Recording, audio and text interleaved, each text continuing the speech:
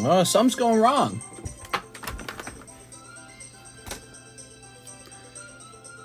Something's not right. Oh, is it coming back?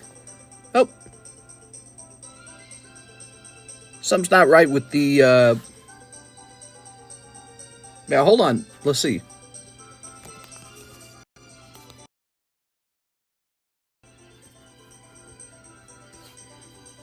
Is that it?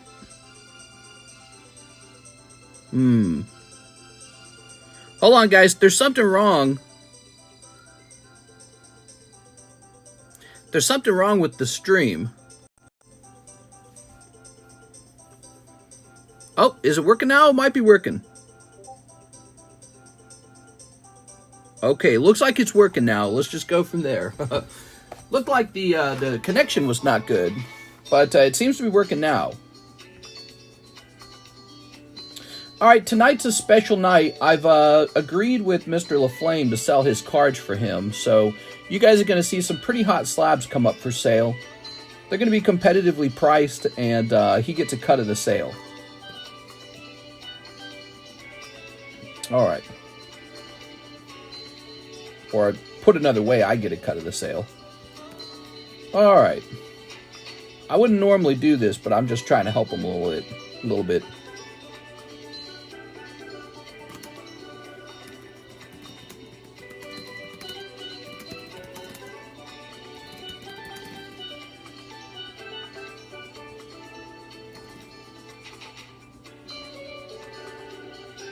All right, flash sale on hot new PSA slabs.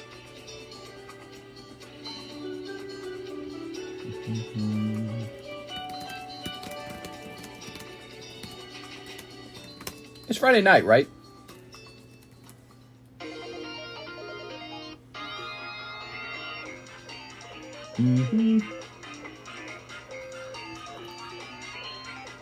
This is Mario Kart music once again. We're in our Mario Kart music era. Let's see what this is. Is this a Jeff Leon order we didn't service? Put this over here. So tonight, guys, we are selling off LaFlame slabs. He just wants them liquidated. That's what he said. And he has agreed to give me a cut. And so I'm motivated to sell them. It's kind of tough because I actually would do better to just sell my own slabs. But at the same time, it's like, well, one of my thoughts is actually you guys might benefit from me selling these slabs. You guys might find something in here that you really like, that he has for sale, that I don't have for sale. And, you know, so maybe I just make a little less money on these slabs, but it's okay. All right, I can tell I'm actually out of penny sleeves. Let me go grab some penny sleeves before we begin. Gotta have penny sleeves.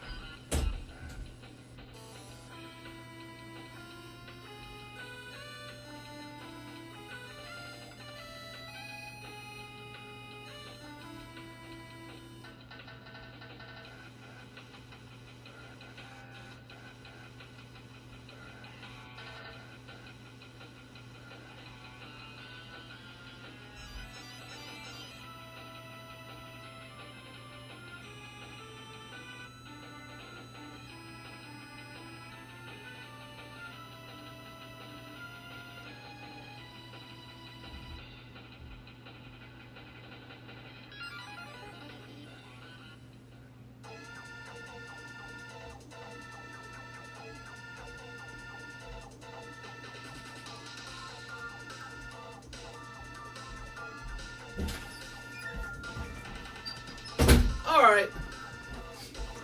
You'd think I'd keep a case of the penny sleeves up with me, but I don't. So I have to run and grab them out of the basement. There we go. Perfect.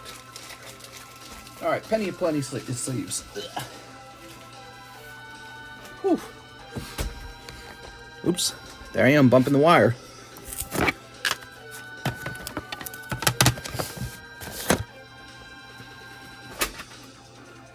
Move this over here. Is he selling the Luffy? The Luffy's the one card he's keeping. He is keeping the Luffy. The card, the best card is the one he wants. All right.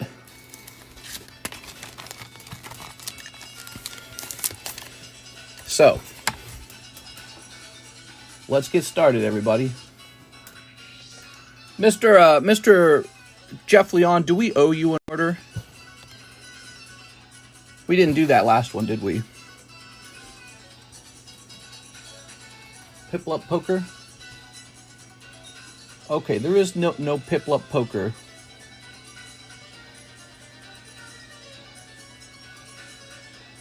All right.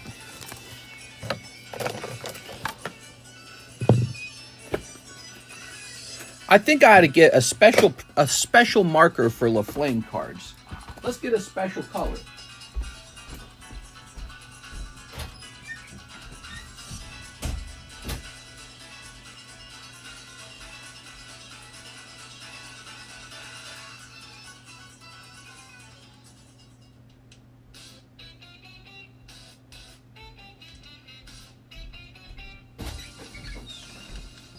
Okay, any card I sell for LaFlame will have a blue marker on it. Whew. Yes, we did not do it. I think you mean no, we did not do it. You gotta trick me. Yes, we did not do it. Okay, there you have Piplup. Here's Snivy.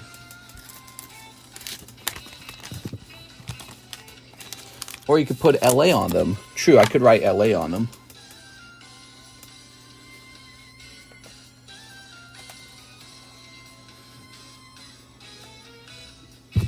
Here's Snivy.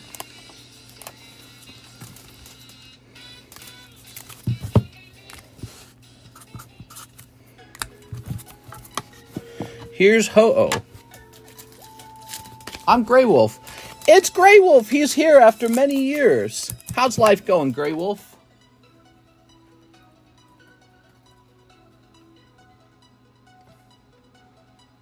Grab this. Oh, that's annoying. What's the number on this? Ace of spades? Let's say ace. Poker ace. Okay. This is a flash sale. Mr. LaFlame's cards gotta go. You'll find they're competitively priced.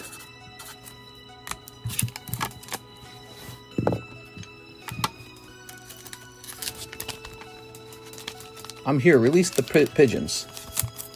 Prices are based off of cheapest buy it now. They'll be slightly under cheapest buy it now. Because this is the first round of pricing. In the first round of pricing, nothing is sold yet. Oops, delete this. Alright, you ready?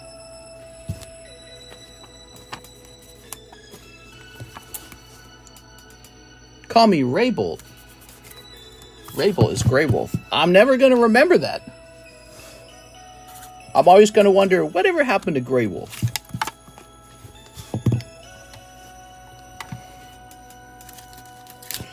Oh, Mewtwo, Ace of Spades.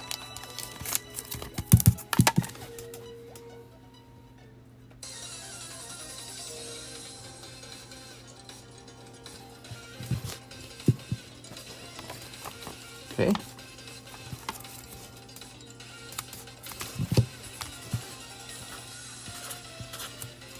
These are good deals, guys. Jump on these cool slabs.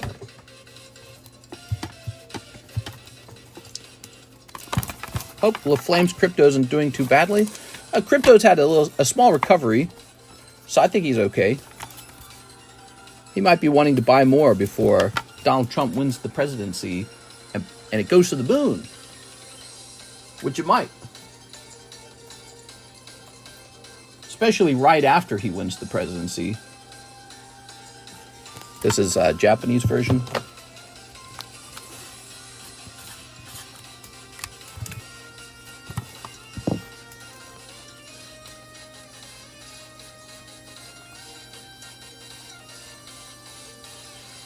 Oops.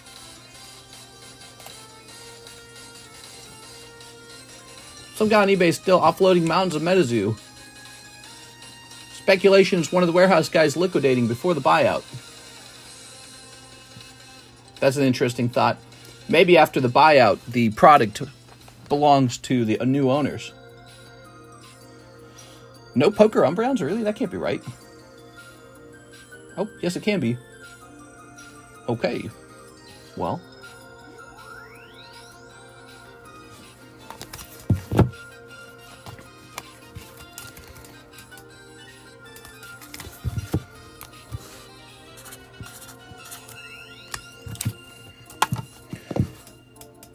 Do you have a Moonbryon?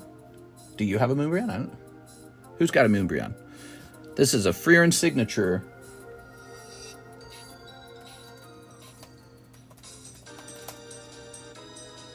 $0.72. I don't know about the price on this one. Oh, we've got a sold price on it. September 17th, $150. Okay, says $150 last sold.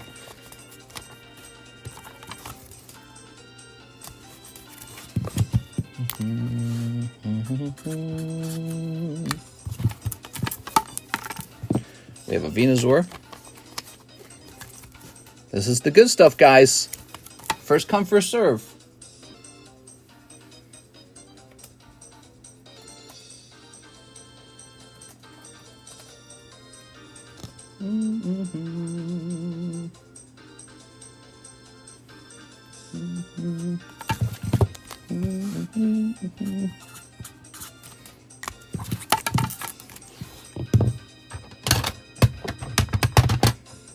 Here's a Dragonite.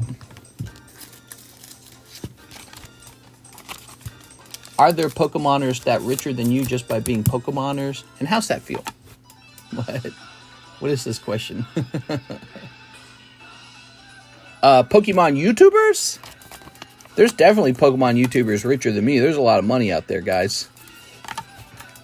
How does it feel? Oh, it makes me mad. I don't know. I don't think about it very often.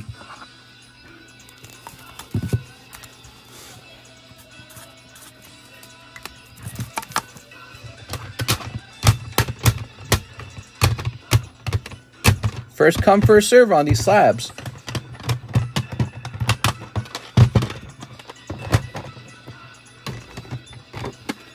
TCC's the richest card opener guy on the internet. No, come on, dude.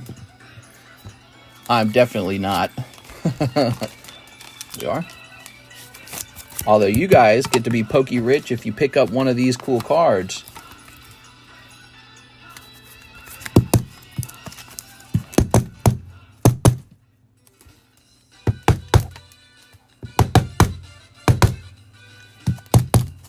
Man, there's a thing where the card gets like stuck up in the clip area.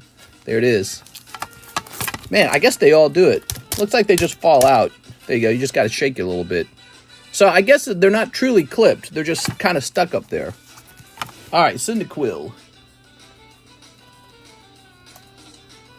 We are a Cyndaquil.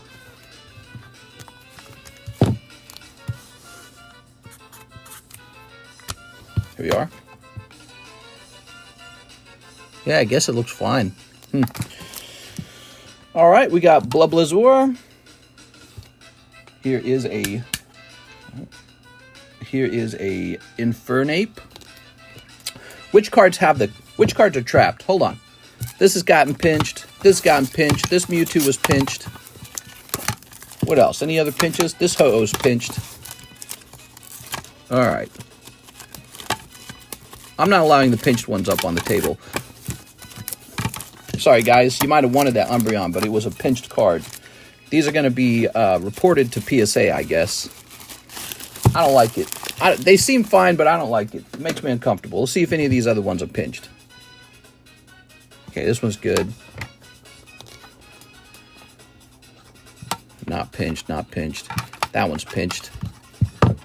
All right, we got some pinched LaFlame poker cards. LaFlame, the pinched ones might need to be reported to PSA. I got some pinched ones too. But I've got them all sitting in a pile. I don't sell them. I prepare to give them to PSA.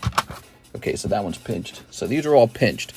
So what'll happen, Mr. LaFlame, is we'll report them to PSA, and I think they have to be sold back to PSA or something. I don't know. All right, so pinched. LaFlame, PSA, claim. That's a lot of work for me to have to bother with. Very annoying. All right, I did not want to have to work on that at all. These were not pinched. These other ones, they're fine. They're not pinched at all, guys. So here is the Gengar, the green Gengar. Not a 10 now. They're not pinched at the bottom. Wait, this one is pinched. Put this in the group. All right, pinched. All right, good. Let's get this Gengar going. You know why we can't try to sell those? Because you guys have to be able to trust me not to care about those kind of things, and I do. That is the bottom line. I do care about those things. So we're going to get those claimed. They appear to be fine, but it doesn't matter. They're going to get claimed no matter what. We're going to contact PSA and say, hey, PSA, this is a problem. You guys fix it. All right, Mr. LaFlame. This is a great card. This Gengar has a high chance of selling, $280. That's $9 cheaper than the cheapest buy it now.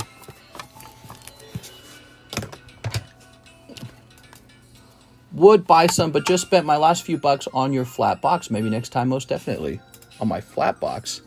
Flat box. What is he talking about? You mean like a book box? Here we are. Here's Squirtle. Okay, Squirtle. Okay. Squirtle going to be $120.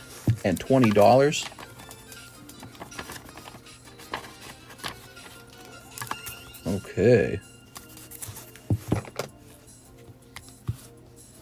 Those were some hard slams to unpitch them. I have the same feeling. I will not sell to you guys a pinched card. No way. So we gotta contact PSA and get it fixed. They look fine when they come undone. When they come out, they seem fine, but I'll leave that up to PSA to determine. They can have them back. I'm not messing with that. No way, dude. All right, and this one is the Poker Bulbasaur for 100. There you got it. Okay, lovely. Okay, now this Charizard. Gosh, I hope they don't pinch. I got other cards going to them. I hope they don't pinch my other poker cards, man. That'd be effing annoying, dude. We got some Charizards up here, guys. Rare Charizard moment. 2 of them. We're going to have to ask full price on the Charizards. No discount on Charizards. He's too popular.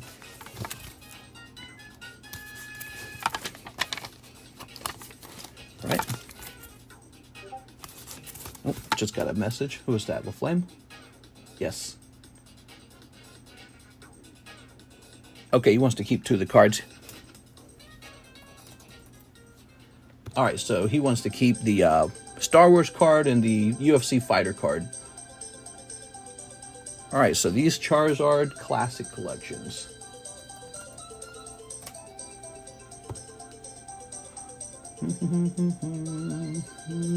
Their number is 003.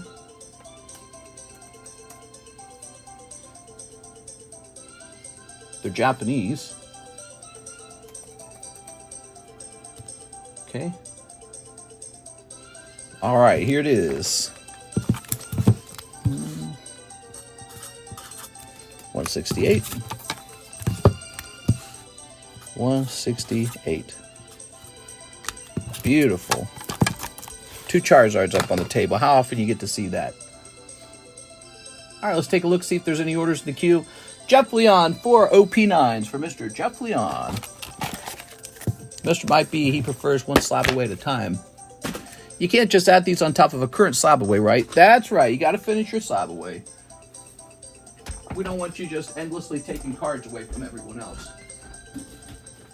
Think of it like this. Somebody who could actually buy the card today, he might have bought it, except you put it into slab away with your other 12 slabs in slab away.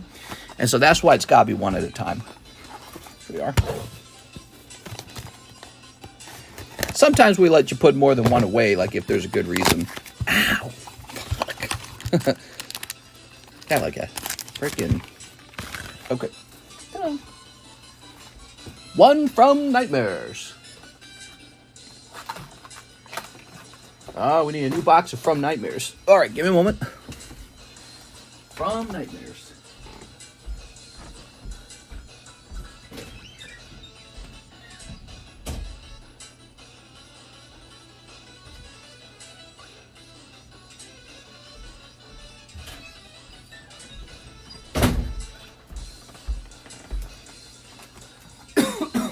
Excuse me. You mean to tell me I can't slab away your whole inventory at the same time? Yeah. PSA did not mark them as Japanese? Yeah, they did. It says JP. JP Japanese. Whew.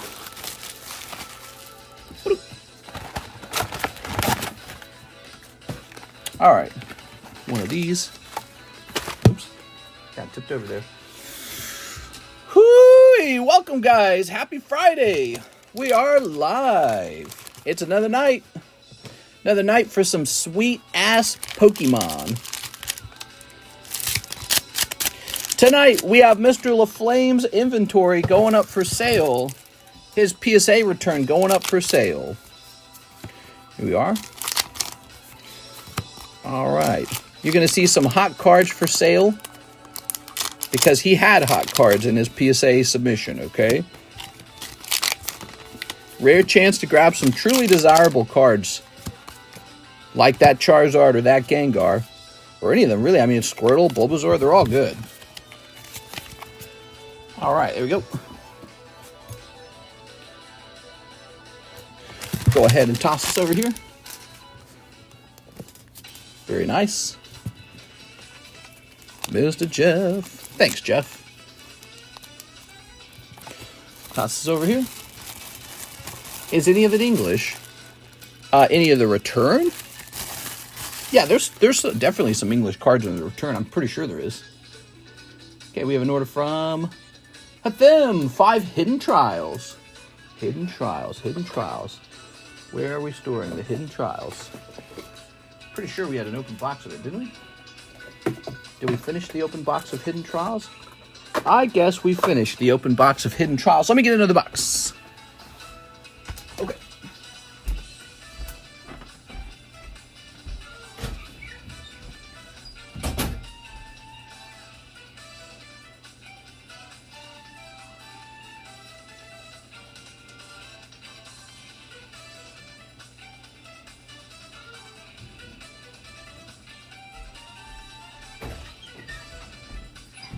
Wow, man, we're low on hidden trials. We're low on From Nightmares. The Final Fantasy cards are doing A-okay in terms of sales. Whew. Karis and I tried to go out to eat tonight. We got to this Italian steakhouse called Domenico's. Real small. They were so busy that there was a 50-minute wait to eat. Whole parking lot completely full. People just sitting there in the lounge. They have a lounge for people to wait in line for their turn. It's a lounge.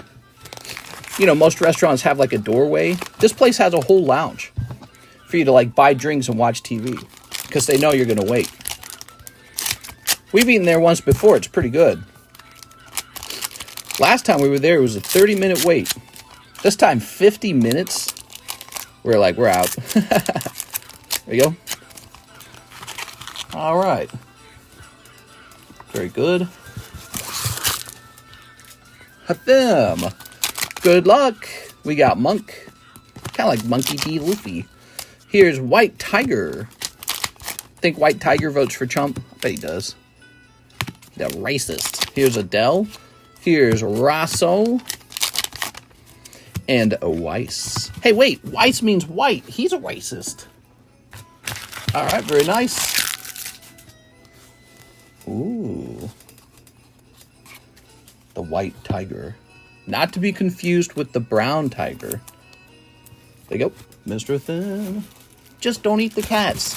They're eating the cat. We might have eaten the cats. We ended up going to a little Chinese buffet down the road. There's a little Chinese buffet. They have delicious chicken skewers. But I was eating them thinking, could these be cat skewers? No way to truly know. Oh, the box has bulk in it. What the fuck? This must have fallen into this. I was just thinking to myself, are we eating the cats? Are we eating the dogs? All right. Do-do-do-dooby, Scooby-Dooby-Dum-Dum. Here's Jigglypuff. Checklist. Tentacruel. Golbat. Growlithe. Wow. All right, that's it for orders. Oh, wait, Jose Dominguez. He says he'll take the Dragonite. Hell yeah, dude. Okay, Dragonite it is. Where's my black marker? Where's my big black marker? We can't be missing that. Where's my marker? Oh my god, dude. All right, let me go get my marker before I have an aneurysm from freaking out.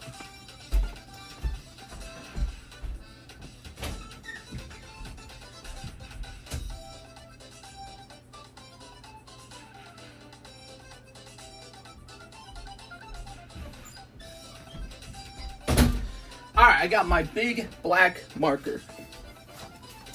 Ugh. Whew. All yours.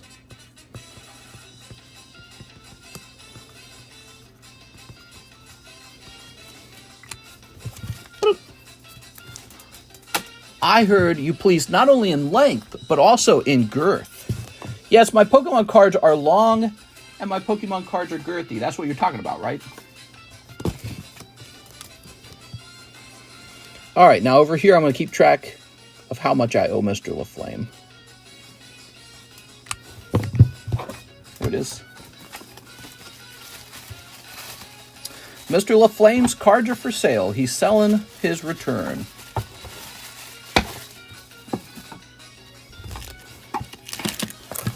Bronzong, Poliwrath, Yellow, Mickey Mouse. I've got a yellow Squirtle. That's pretty impressive.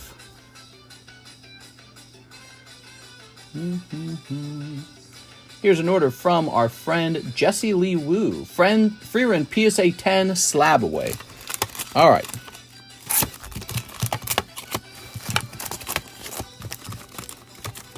This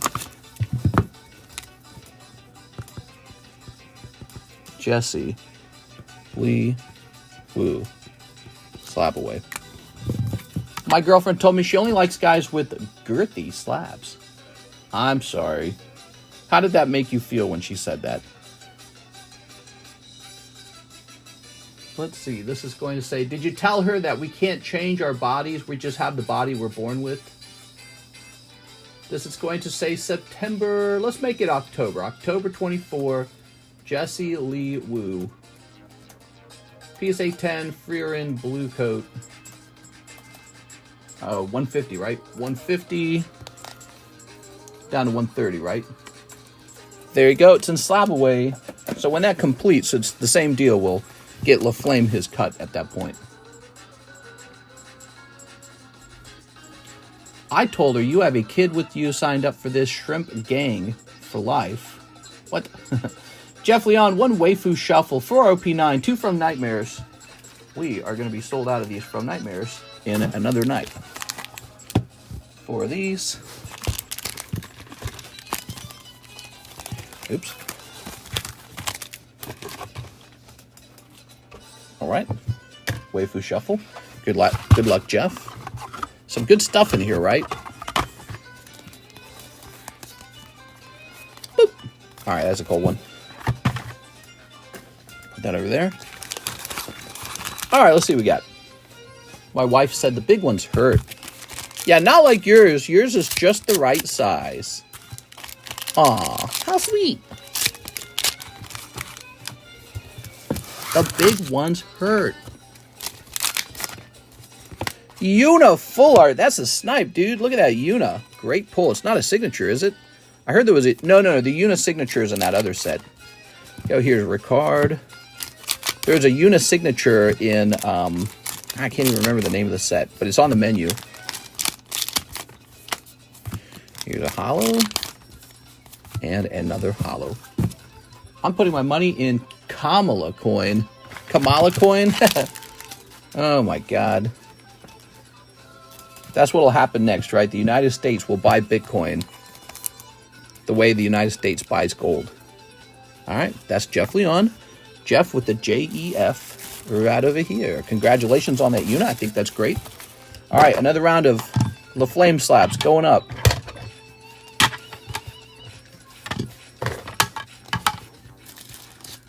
Kaido, One Piece, alt art. Alright, time to snipe. There's no unisignature. Is it a Yuffie signature? I don't remember what signature it is. What am I smoking? Chicken wings. Kaido, alt art, OP5.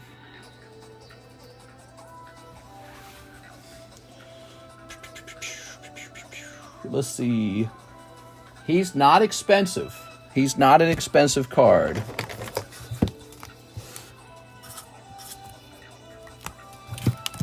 It is Yuffie, she says. Tammy! Tammy's always beating up on me. The One Ring.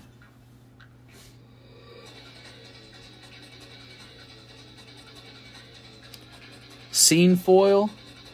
Here it is. Scene foil.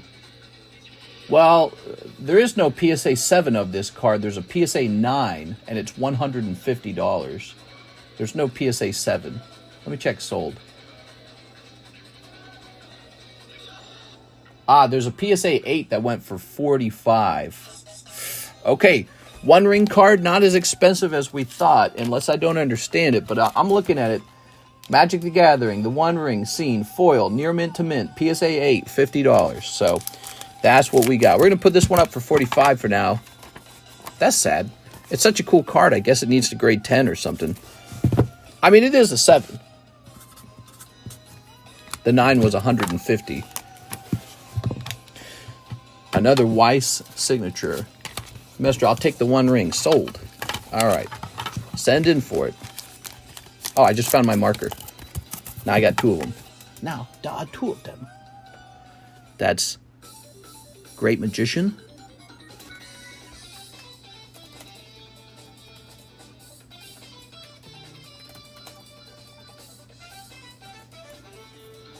Uh-huh.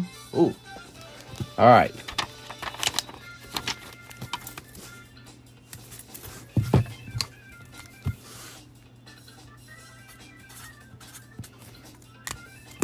It is 165 Great Magician. It's Alicia Brown. How are you, Alicia?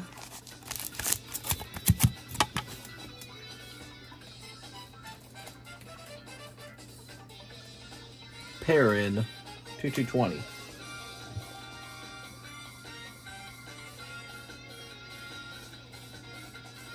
Okay, it looks like the cheapest Perrin is $168. All right, we'll start ours at $165.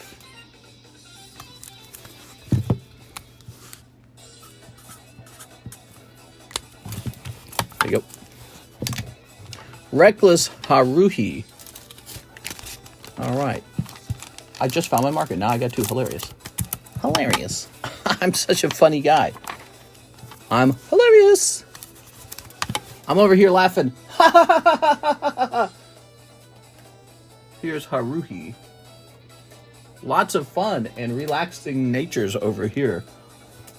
Whoa. This is $324. We'll do $310. Yowza, that I just wouldn't have even known that that was so pricey. Okay, here's Erica's invitation.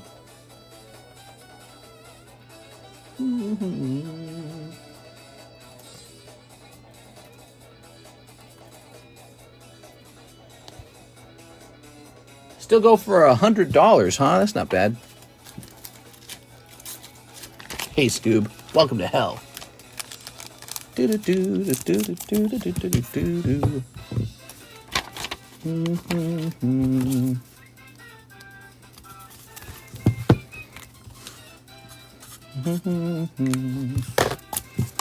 All right. Haruhi is a popular anime, and it's an older Weiss set. You don't know what you're talking about. You think you know what you're talking about? I know what I'm talking about. You don't know what you're talking about. Crazy guy. Jose Dominguez got the one ring. It's sold.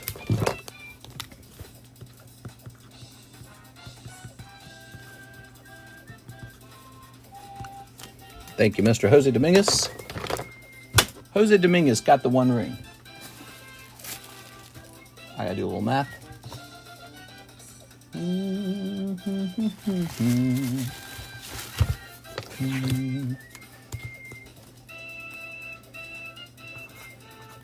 Okay.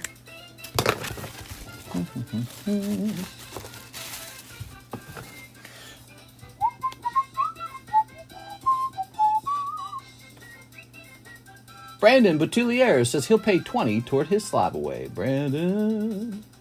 His name is Brandon. This goes to 453. Thank you, Brandon. We have an order now from Mr. Joseph Adalizzi. One top Series 2. 200 for my slab away. Oh, hell yeah. That's a big order, man. Tonight's stream brought to you by Joseph. Okay, Joseph Adalizzi. Neo Genesis boosters goes down. A what? A Neo Genesis booster? Oh, graded 10. Awesome. Yeah, awesome card, man. All right, cool. Now, a top Series 2 pack. Let's go ahead and open this up. Hey, I spent, I think, around $1,000 on Topps Pokemon cards tonight. I acquired something new. I don't want to spoil it. I'll show it off in the future, but I got something you've never seen coming. That guy who was telling me about the rainbow boxes, he and I were talking about stuff. Here we are. So this is it, Series 2. All right, we got Slowpoke. Challenge of the Samurai. Muck. Look how nice these are. No sticking at all. Get these while there's still some left, guys. Oh, you're going to get a special card. I can feel it. Ah, he got the die cut card. That's so cool. Okay, and the last card was Dugong. Now, in these Series 2 packs, they're a little sticky, but only the holo card. The rest of the cards are in really good condition. There we go. Nice. And then here is the holo. Just impossible to get these to grade 10. I don't know what the trick is. If you have to say a prayer to Beelzebub or something, there must be some trick to it. I don't know. Here's this beautiful Rhydon. Any red foils from Rocket Returns available for slab away? We have just one Rocket Returns reverse foil, and it is for sale as a break. Let me pull it out to the front for you. It is. It's Dark Pupitar. When this one finishes, we might start a new one. All right. Other than that, no, I actually kind of hoard those myself. I like them. Joseph Adalizzi. Oh. Ooh, Topps. What's good, fellas? Hey, what's up, fella? Thank you, Joseph. Adalizzi. Roger Gray sent in for the ring slab. I'm sorry, man. Jose Dominguez beat you to it.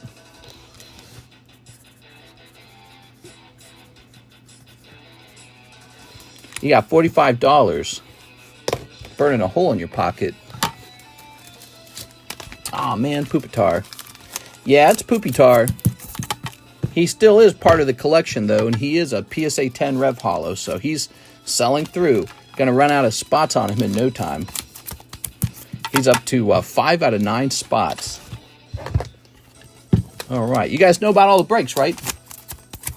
Next time I won't say in chat to put it aside. Sheesh. We've talked about it before. We had like discussions about it.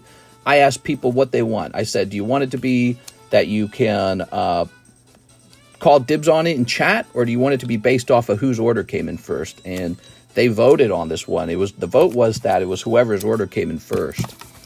All right, lovely. So we got 3 non-pinched slabs here. All right, Mr. Roger Gray. It's still a good idea to do that, by the way. It's still a good idea to call it out. Because the sooner I get it off the table, the less people actually try. All right. Nothing like some high-quality Gengars. All right. Just wait till these Gengars are pushing $1,000. You'll regret not having one. Here we are. Okay, here's Ho-Oh. The only thing keeping those Gengars that cheap is the fact that there's a lot of poker cards being graded right now, and a lot of people still don't know about it. Eventually, there won't be any more to grade. All the sealed decks will be open, and all the Gengars will be out to grade, and the population won't climb anymore, and then the prices will rise. But for now, you get to enjoy them being at the price that they're at. So, this is something we've already priced on this too, right? The Pikachu's the only one we haven't priced.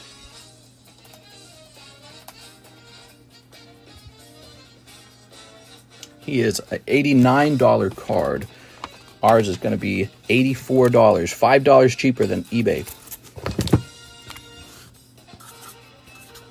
Okay, my prices on these slabs are truly cheaper. These are Mr. LaFlame's cards. He has made a deal with me to sell them for him, and I get a cut of the sale.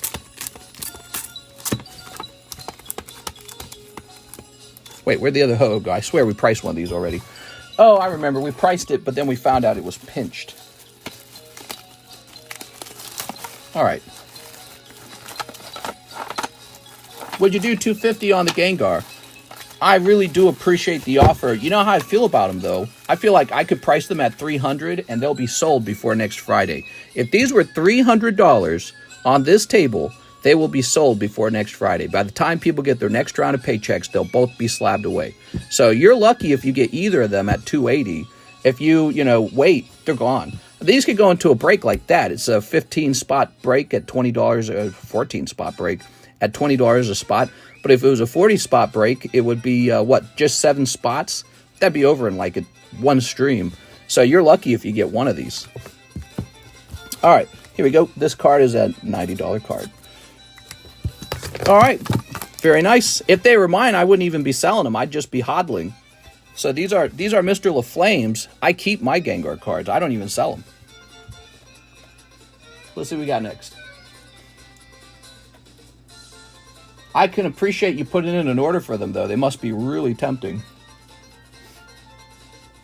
All right, we're just waiting for the next order. You're not in trouble or anything. He said, my apologies. Yeah, you're not in trouble. I'm not offended. People normally do stuff like that. They normally make offers on cards. We do have a nice Gengar break going. Here's the rare candy break. Let's see. The Diglett break. There it is. All right. The Japanese booster break. And then we also have a giveaway tonight for this card right here. Type in TCC to be part of the break. All right. I type in TCC. If you keep your Gengars, why don't you buy LaFlame's Gengars? I suppose I could. Would you like me to do that? All right. Let's see.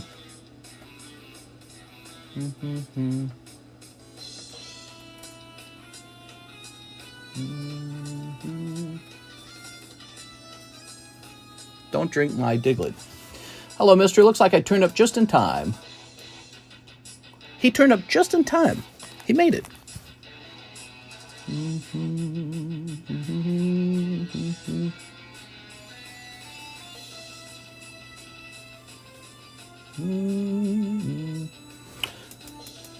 Just showing off what we got for sale in our breaks. We got breaks tonight.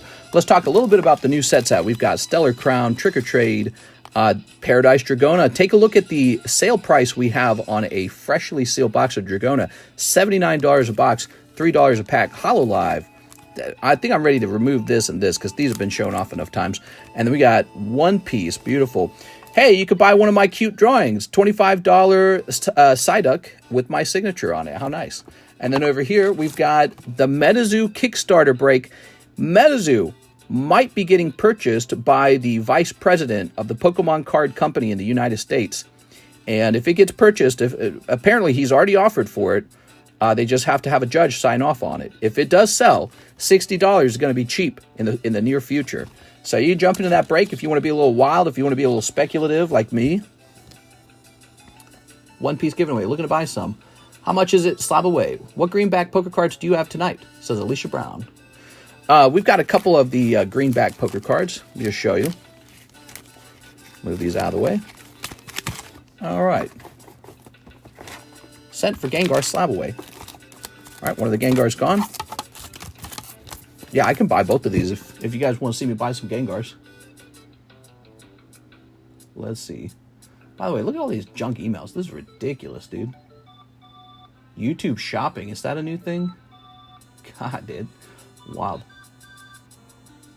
Okay, close this. Close this. Close this. Don't reply. Delete all this. My God, I get so many emails in one day. It's unbearable. Only 24 of those, Gengars. Oh no, MetaZoo. Oh yes, MetaZoo. Welcome back to MetaZoo. I think it would be hilarious if MetaZoo actually came back.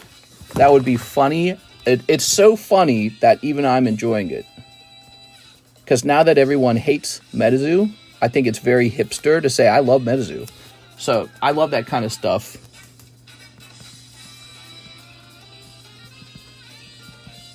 Especially if people's emotions cause them to overvalue or undervalue something.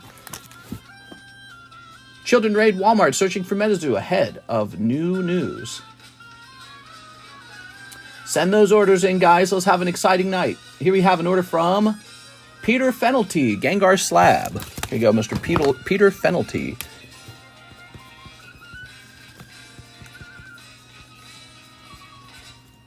Fenalty. SA for Slabway. Did my Slabway get repoed? If so, that's okay. Did it? I don't know if it did. Let me check. Find Cinna. Synapse Shards out again. Do. Says here you had a Lugia and it has $580 left on it. Due in August. So it has not been repoed. You owe $580 on it. You can cancel it.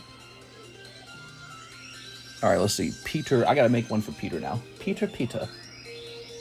Let's see if your feelings changed about it. Let's go ahead and edit this.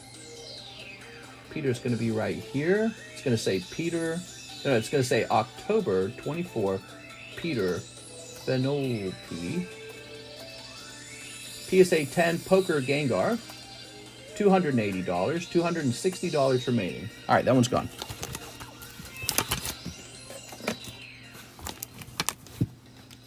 That's Peter File.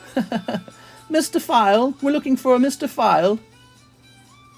Alicia Brown bought the other Gengar. All right, both Gengars accounted for. Remember the one guy who was asking for a discount on it? There you go. All right. Nice one, Alicia. So I got to do a calculation and get it cut. Let's see. All right.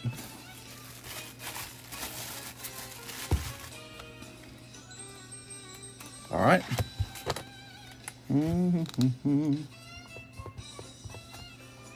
Very good. Leave my pita alone. Roger Gray, $45 going into the store credit bag, okay?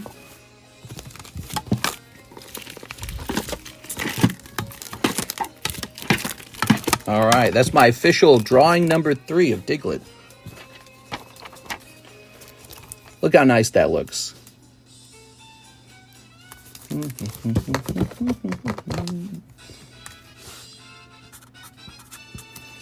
All right. Venusaur 10 green price. Was he not already priced? Was he one of the pinched ones? PSA pinched some of the slabs, so I'm not going to sell them. I'm going to have to claim them. No, he was not one of the pinched ones. Those 2 Mewtwo Ace of Spades were pinched, huh? Go see where he's at. Maybe he's just not here yet. Hold on. Where am I putting all these? Didn't I have them like in boxes? Is this the box? What's this? No, that's My Little Pony. Where did I put them? We didn't finish going through them. Wait, did we already price them? Maybe we already priced them. Oh, we already priced them, didn't we? That's what it was. Ah, here it is. $150. Venusaur, $150. Okay, very good.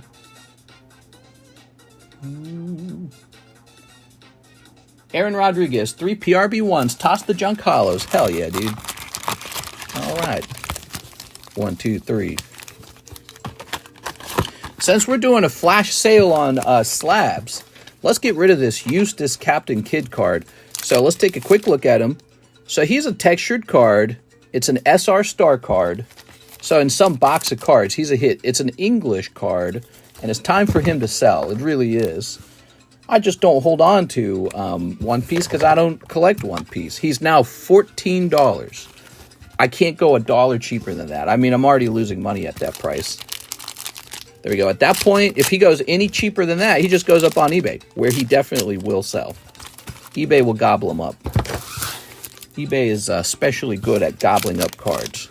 So if you like a good deal on a card, Eustace is 14 bucks. Can I see the Mickey Mouse slab thing you had on the table in the middle, I believe? Yes, sir. Give me a minute. All right.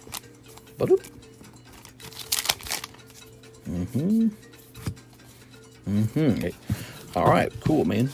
The slab is sold. Mr. Aovic's taking the Eustace. Hey, stand back up. All right. I just can't stand looking at him even. I'm so tired of looking at Eustace Captain Kidd and saying, Eustace Captain Kidd. I don't even know who he is. It's like saying a Digimon name. It might as well be Digimon. I don't know what I'm looking at. It's interesting because when it's a hobby, I don't personally collect that hobby. I become a motivated seller. So that's really interesting. Here's Ampharos. In other words, if you want to buy Pokemon cards on the cheap, maybe talk to baseball guys who got into Pokemon and be like, hey, you want to liquidate your part of your collection that's Pokemon? Because I'm here to buy. Christian Gomez, slap away the Gengar card. You missed it. He's already gone. All right, Christian Gomez.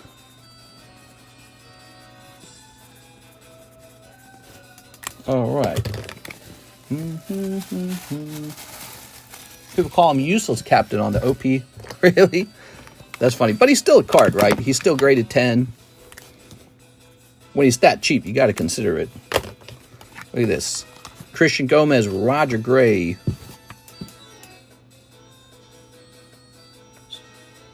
Jesse Lee Wood. I almost said Wood. Jesse Lee Woo. That's going to say, OP Kid, you missed this.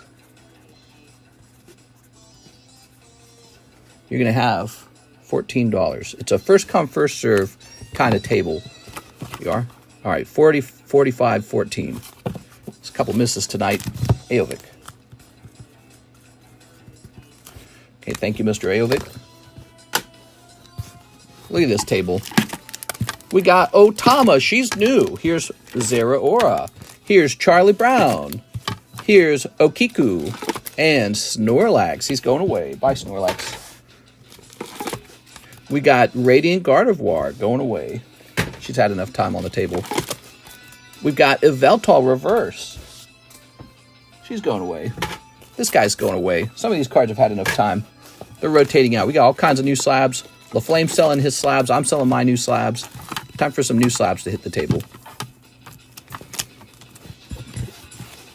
How much was that Snorlax? He was $32, I believe. Great price. Really good looking card. You want to see him up close? So if you're a Snorlax collector and you don't have this one, check it out. He's basically jumping in the sky. Look at that. Let's get that zoom. Oh, come on, man. Look at that design. Looks great. Okay, that's graded 10.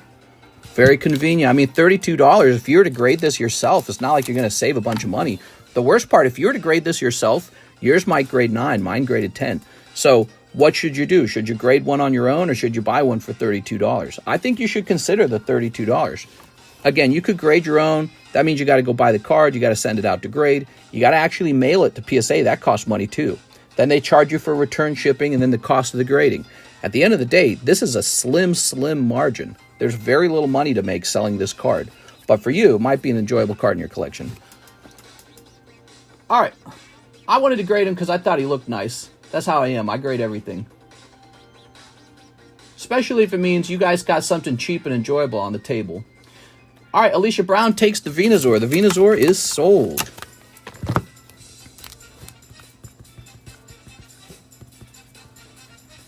There you go, Alicia Brown.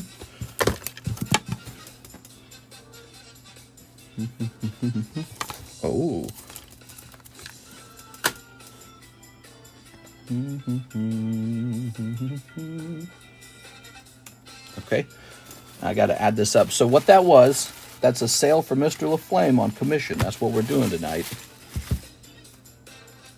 All right. We got to keep track of how much he's owed. Hit the like button. Is LaFlame selling the Gear 5 Luffy? That is one of the few cards that he wants to keep. He wants to keep that one. Which I don't blame him. Can you blame him? By the way, we got this beautiful Luffy in. Have you guys seen this Luffy? So this is promo Luffy. I've got a couple of them.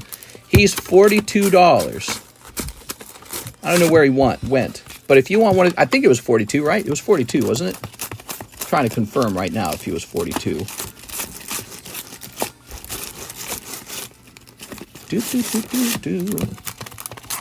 He'll rotate in. I swear he was right here, though. He'll rotate in. I'm gonna confirm his price. Said check description for info how to get these, but I can't find the description on my phone though. Let me show you. Okay, I'm gonna show you. So if you guys want to be a buyer tonight, I'm gonna show you how to participate. Okay, we're gonna open up the YouTube app. All right, we got the YouTube app open. I'm gonna click on my own stream. Oh my God. Okay, we're in the we're close to the chat. I'm gonna close this. There we go. Okay. So here we have it right here, the description. You got to click on the description. There it is. Oh my God, dude. Freaking commercials, man. Ugh. I would disable my commercials. I'm scared if I disable them that PSA will derank my video because not PSA, YouTube, I'm sorry. I'm scared if I disable my ads, YouTube will like hide my video or lower the ranking of it because they don't make any money anymore. So if I were to disable my ads, I think I'd actually lose ranking in the algorithm. That's the only... 24 likes! 24 likes! Why don't we do a giveaway? Where's the likes, guys? Where's the love? This wasn't free. Where's the love? Hit that like button. 24 likes, my cheeks... that's like if I was hanging out with P. Diddy, dude. Those are P. Diddy likes. Yeah, show some real love. But here's the menu anyways. Big menu, PSA grading, I'll send your cards out for $45. Slab away for $40. You can pay a card down over time. $20 goes toward the cards. Look, here is PayPal, ZELLE, CASHAPP, Ethereum. You can pay with crypto, in other words. Shipping is $9. You don't have to ship out for a year. You can actually keep your cards over here. I store them right here on the table. So all the cards are here on the table. Everyone's cards are here. But you can ship out when you want. You can ship out next month if you want to. And in the meantime, you can keep adding stuff to your, order. So you can have a whole bunch of cards when you ship out. Cool stuff. The random singles. Can we zoom on this? We can't zoom, huh? All right. 130 viewers, 24 likes. Man, where's the love? All right. I thought this was a summer of love. What happened? So that's Alicia.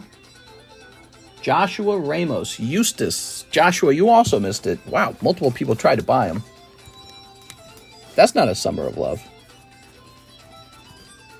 Where's the joy? There we go.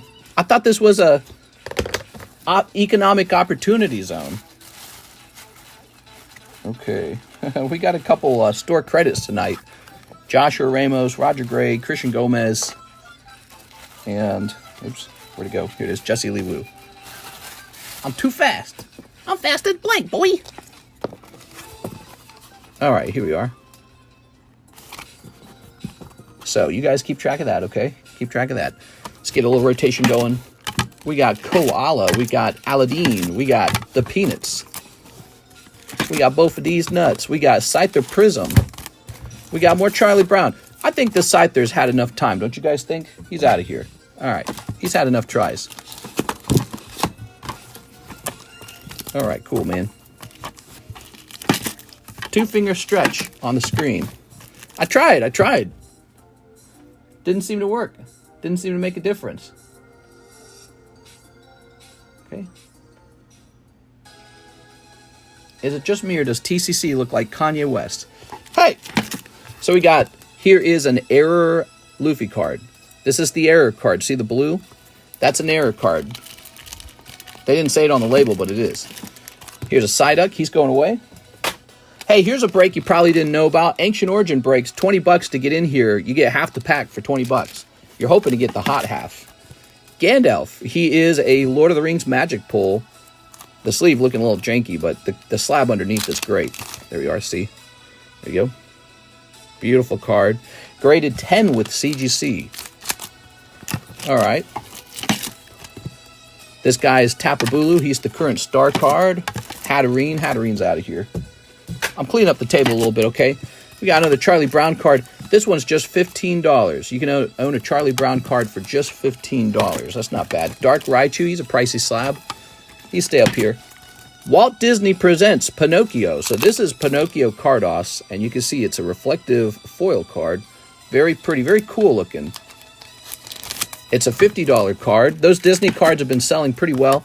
That's Monkey D. Luffy. Now, that's Mr. LaFlame's Monkey D. Luffy. He's not selling it. I'm just showing it off. That's all I'm doing. He's celebrating, pulling that one card. We got a Patrick and SpongeBob. This is officially printed by the Topps Company. So this is from 2009. It's pretty old now. SpongeBob, I think, is an absolutely valuable brand. Super cool. Any breaks for vintage packs? Yes, sir. We got a break for vintage pack right here. $29 buy-in. Let's take a quick look and see how many spots are in there already. 1, 2, 3, 4. There's 4 spots in this vintage pack break already. We need 6 more. What's your consignment rate to help sell slabs? I don't have a set rate. Mr. LaFlame and I worked out a deal. I honestly am not a huge fan of doing, selling other people's cards, but I wanted to help LaFlame because, he was a big customer, and I don't mind helping big customers with little stuff like that, So he's also keeping this. LaFlame didn't want to sell this. Where are those LaFlame's resale slabs? Yes. Well, I think we just busted through the 10s, didn't we? I think those were all the 10s. He wanted to keep this. He wanted to keep another one. But you can always reach out and negotiate a deal with me, I guess, if you want me to do the same thing for you. All right, LaFlame. Put that over there. Now, what we got here? We've got Samwise the Stout-Hearted got a 9. So we got 9s now. We don't got any more 10s. There we go. Is that it? Like, do we have any other 10s? Let me just look around. I think we already put all the 10s up on the table. Yeah, these are like 4s, 8s. How about in here? Yeah, that was it. You guys just saw all the 10s. The 10s are already up on the table. They're already selling through. You can sell 10s all day long. That's why. People love 10s. Like this. Classic Collection Charizard. $168. That's my Psyduck. Rayquaza. He's coming down. Bye, Psyduck. All right, bye, Rayquaza. Ooh, this one's mine, actually. I don't have a price for that yet. I need to price that one. Somebody want to know about it. Here we go. We got Raikou Gold. 65 bucks. I'll ask on Instagram. Sure. I heard Louis Sutton bought most of Diddy Baby Oil. Are we still beating up on Louis? Louis is this. He has some staying power on this channel. All right, Samwise. Samwise the Stinky-Hearted. You ready? Let's see what Samwise goes for.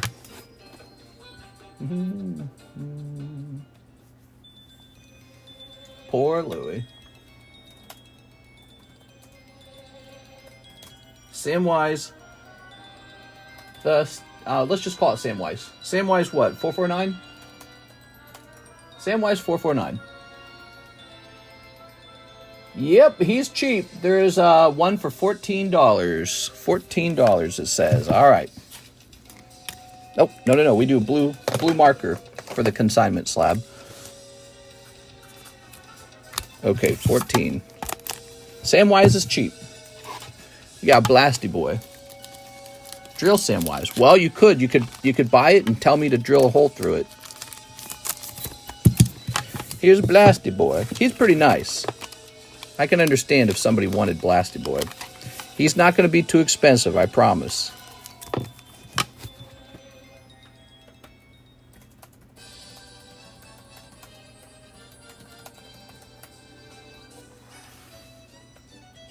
Okay, I heard Louis sold most of the oil to Diddy. Oh, that's how he got all that oil. That makes so much sense. Let's see. This is going to be $38.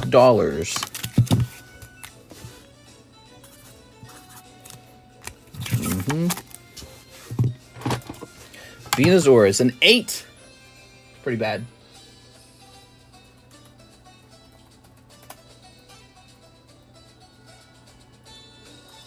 Selling these lower grades is not really fun or worth the time. It almost feels like the higher grades, you know, they make sense, but these lower grades just, they eat up time. Oil wrestling is not new. Yeah, wrestling. Whatever you say. Wrestling, guys. They're just wrestling. Here's a big one. All right, we got the Umbreon VMAX. He's a 9, though.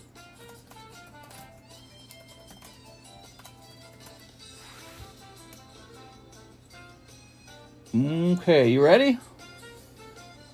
$888. $888. We want this one sold faster than eBay. We want them to go.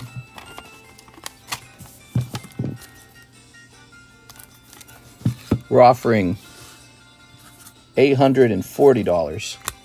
$840. That's a better price than eBay.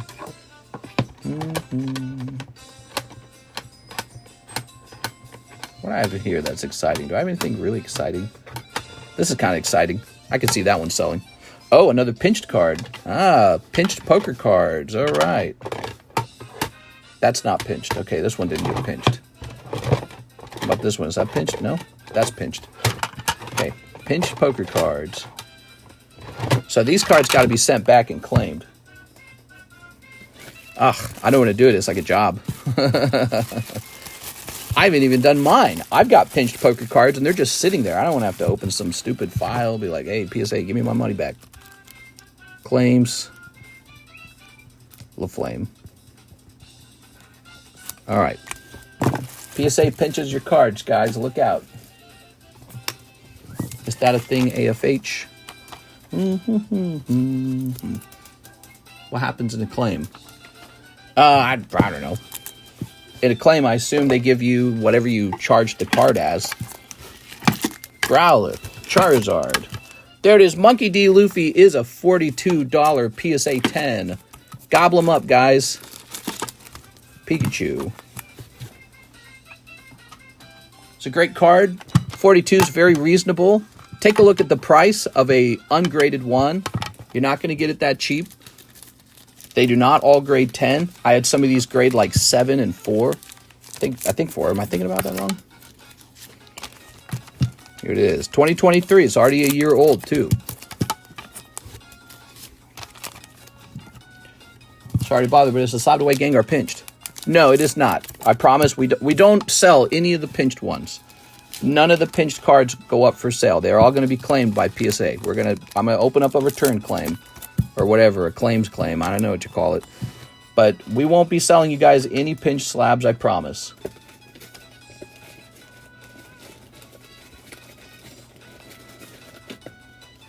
Minister, cancel my order. Can you save me a store credit? I tried slabbing the Umbreon. Oh, I see. You had a lot, kind of a impulse feeling, and then maybe you realized like a minute later you don't want it. We could do that. We can give you store credit. What's pinched means? It means it's pinched. You know, like on St. Patrick's Day. And it goes, squee! I understand, Mr. Hammam. Especially when things move so fast on that table.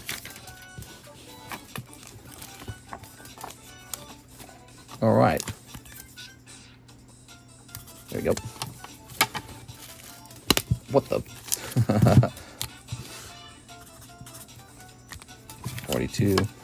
How hot is this, guys? Look at this. Oh, my God.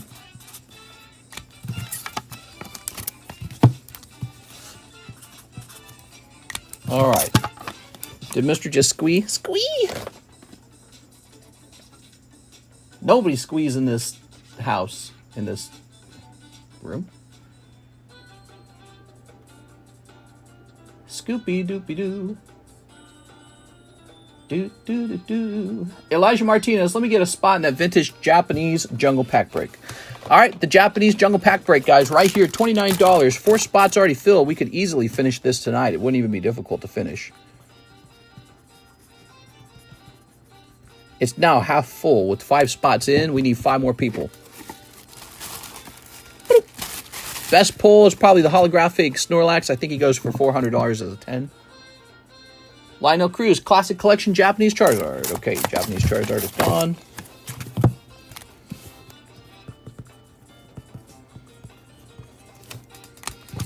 Lionel.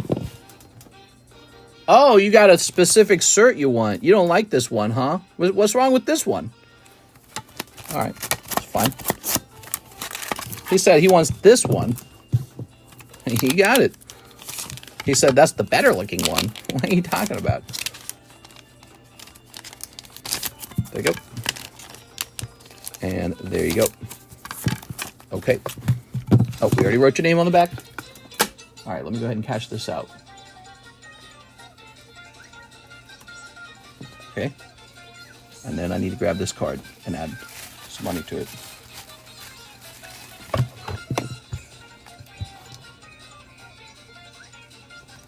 Okay. Squee, they stepped on a Stiglet. He did it again. Squee! CGC return when? I got a CGC return coming in soon. Charmander. Ekans. Piplup. I live paycheck to fucking paycheck. I've only been to 8 countries.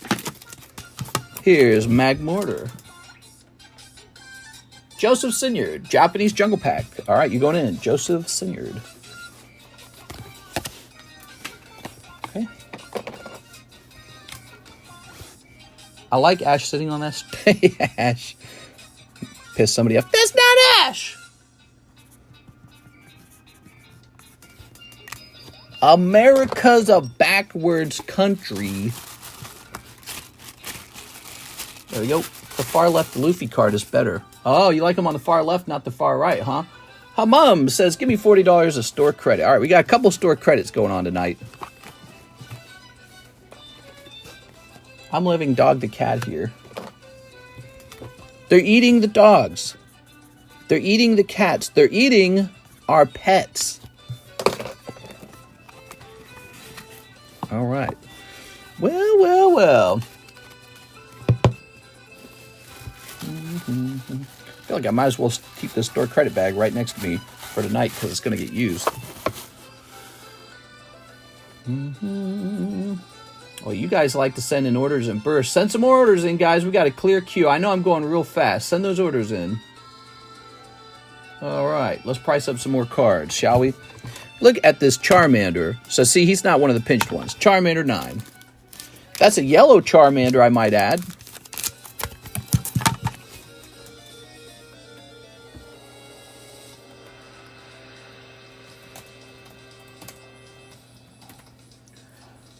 All right, there is a Poke Charmander.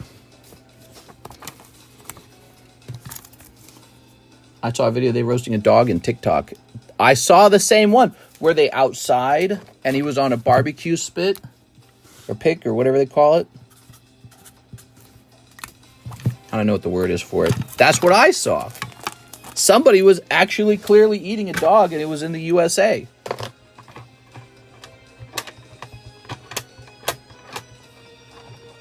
Yes, mister.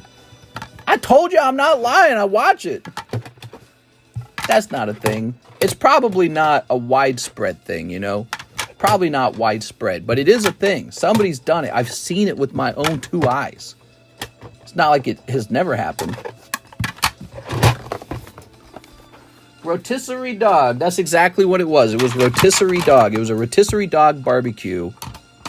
And the wife and the husband were recording it going, is that a dog? Oh my God. You get them free from the Humane Society. Oh, that's dark, dude. Come on. Yeah, we'd love to adopt another dog. Haven't you adopted like 9 dogs? Oh, we just love dogs. Really love them. That's dark. Sonic. Prison? Oh, you gotta say Sonic the Hedgehog. The Hedgehog. All right.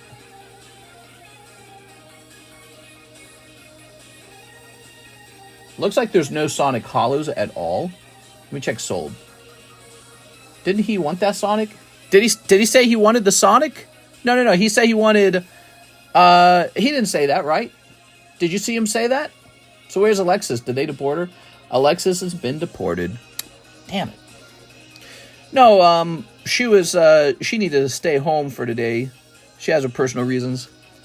Did the dog have an apple in his mouth? No, but it might as well have. He didn't say he wanted that. He wanted the Boss Nass, and he wanted the UFC fighter card. All right, you ready? So we're going to start this one at $200 based on sold prices. Based on sold prices. There's none of these for sale right now. All right. Oh, that is a pinched card. That's a pinched Pikachu. He's going back. It's kind of like in India, they don't eat beef. Cow. There we go. Yeah, I don't eat beef either. Yeah, I do. I left my drink over there. That's why I'm so freaking thirsty. I live paycheck to blanking paycheck. That was it.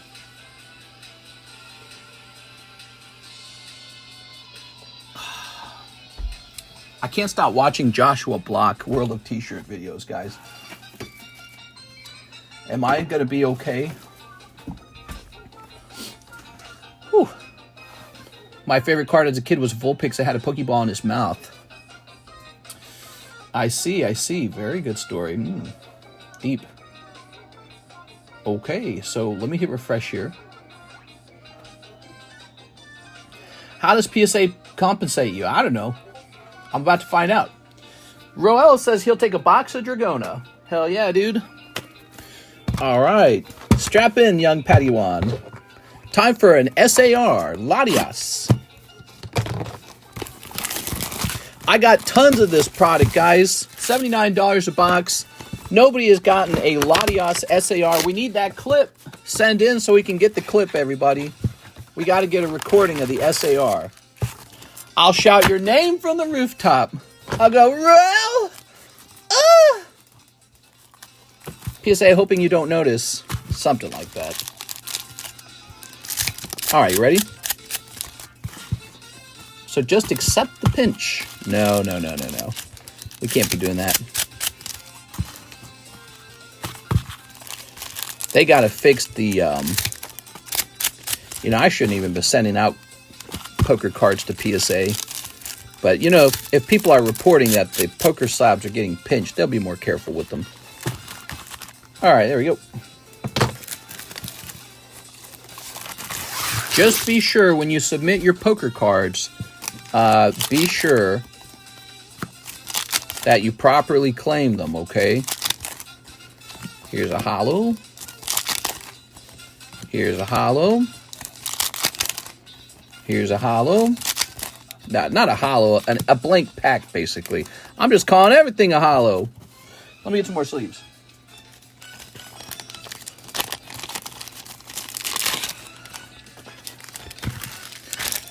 All right, guys, we're not done pricing up LaFlame slabs. Don't go anywhere. I've also got my slabs. You guys know that?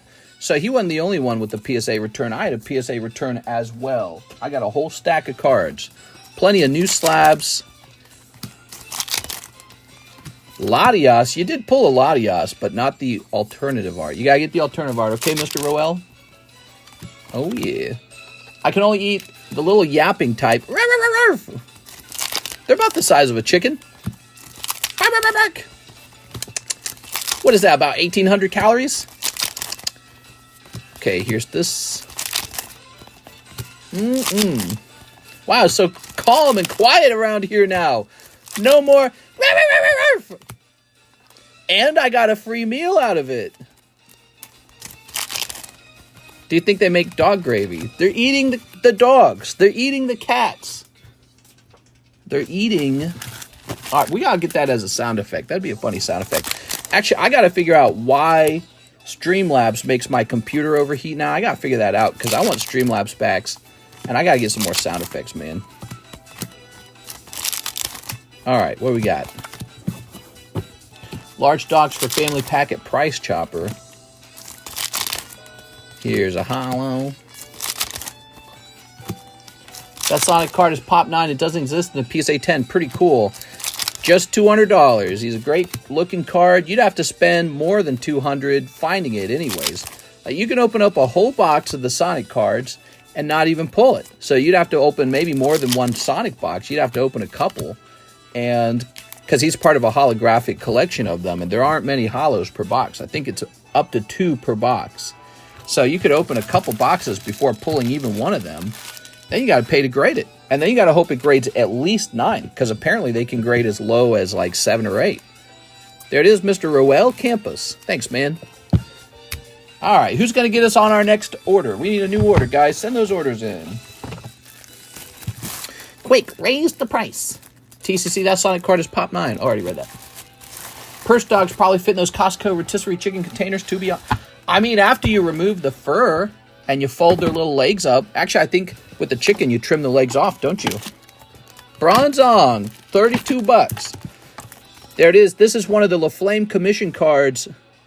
That is a golden Freerin signature. I don't know if that's Freerin. Is that Freerin? Looks like Siri or something. All right. Great Magician Siri. Tentacruel 10. Charizard 10. Here's another LaFlame commission card. Yuta, $100. $100.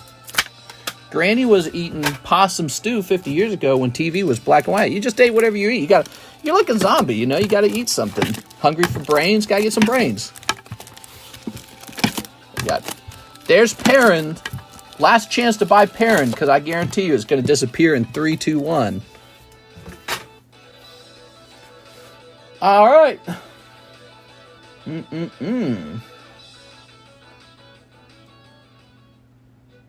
Clicking on this. Next up, we got Taihua, Slabway, Sonic, and Tails Prism. It's gone.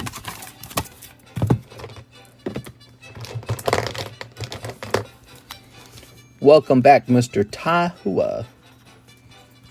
We're starting up some new Slabways tonight. Obviously, the return has been pretty popular.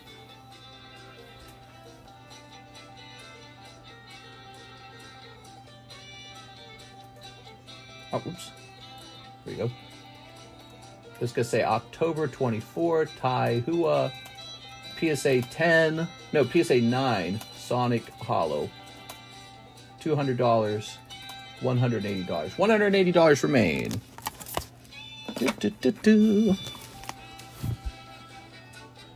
Okay, let's see. Let's see. That's Taihua. Here's Riley Walter Kretowicz. Haha, Kretowicz. What's up, Mr. Riley? He wants 10 of the trick or trade. I'm new. All right, sounds good. Mr. Riley Auto Parts. We got 3 here. 3, 4, 5, 6, 7, 8, 9, 10. All right, bonus pack for your first time over here, okay? Was on the fence about Sonic. Guess my decision is made now.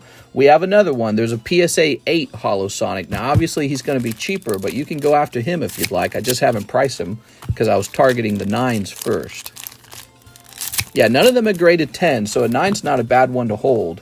They're just not going to grade 10 because of the nature of the card. Riley. Pikachu. Pika! Okay, Pikachu. We've got Fluttermane. Oh, Flutter's in the name, dude. Mimikyu. Ooh. All right.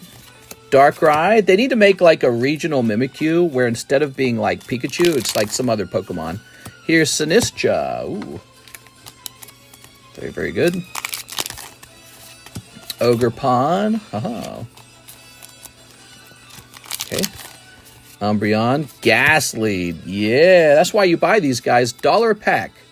$1 a pack. You pick up a nice Gengar Holo. Okay. We got Ogerpon. I'm not going to sleeve up every Ogerpon. Screw this Ogerpon. Here's Munkidori. Here's Pheasantipity. Dippity-doo-dah, zippity-yay. Here's Okidogi. All right, there you go. I was on the fence about that Sonic. Sometimes you got to think fast if you really want a card because somebody else is looking at it the same way. Especially on a night like this. You know why? It's a Friday night, and this is a fresh return. Nobody has picked through it. These are all the best ones. And that's what happens. The very most popular slabs get picked right away. All right, Riley, new bag, obviously. Let's get him a new bag. Pulling a nice Gengar. He got all those cards. Okay, there we go. You're going to be in the RI box. Those are pretty full boxes. Let's get the other marker. I almost got too pointy of a tip. Okay, we want the blunted tip. Riley. Walter. Cronkite. Kedwix. I knew you were new the moment I struggled to say your name because that doesn't happen twice. Eventually, I got your name down. Thank you very much. Nice to meet you. Ho-Oh, 90 bucks from the Golden Collection. Nice. That's the rare candy break with Charizard for 40 bucks. Here's a PSA 9 Rev Holo Charizard Evolutions. So this is Queen Amidala from the brand new Topps Chrome Ruby Sapphire collection, and you'll notice it's a 1 in 20 or 11 in 25 card. Basically 1 out of 25, right? It's the same idea. So she's a rare numbered card. Here's the Bandai starters: Carddass, Kratovic. I knew that. Kratovic. Easy. All right, Roel Campos. One more box. One more box. There we go. Oh, yeah. LaFlame's cards have spiced up your table. That's good. I'm glad to hear that you like the spiced melange. What happens is anytime we get a PSA return, the table's spicier, but then we run low until the next PSA return, and people kind of pick and choose, and, you know, they go, I guess I'll take this, or I'll take that. Haven't watched the last few streams. Are you stocking MetaZoo now that they are being bought?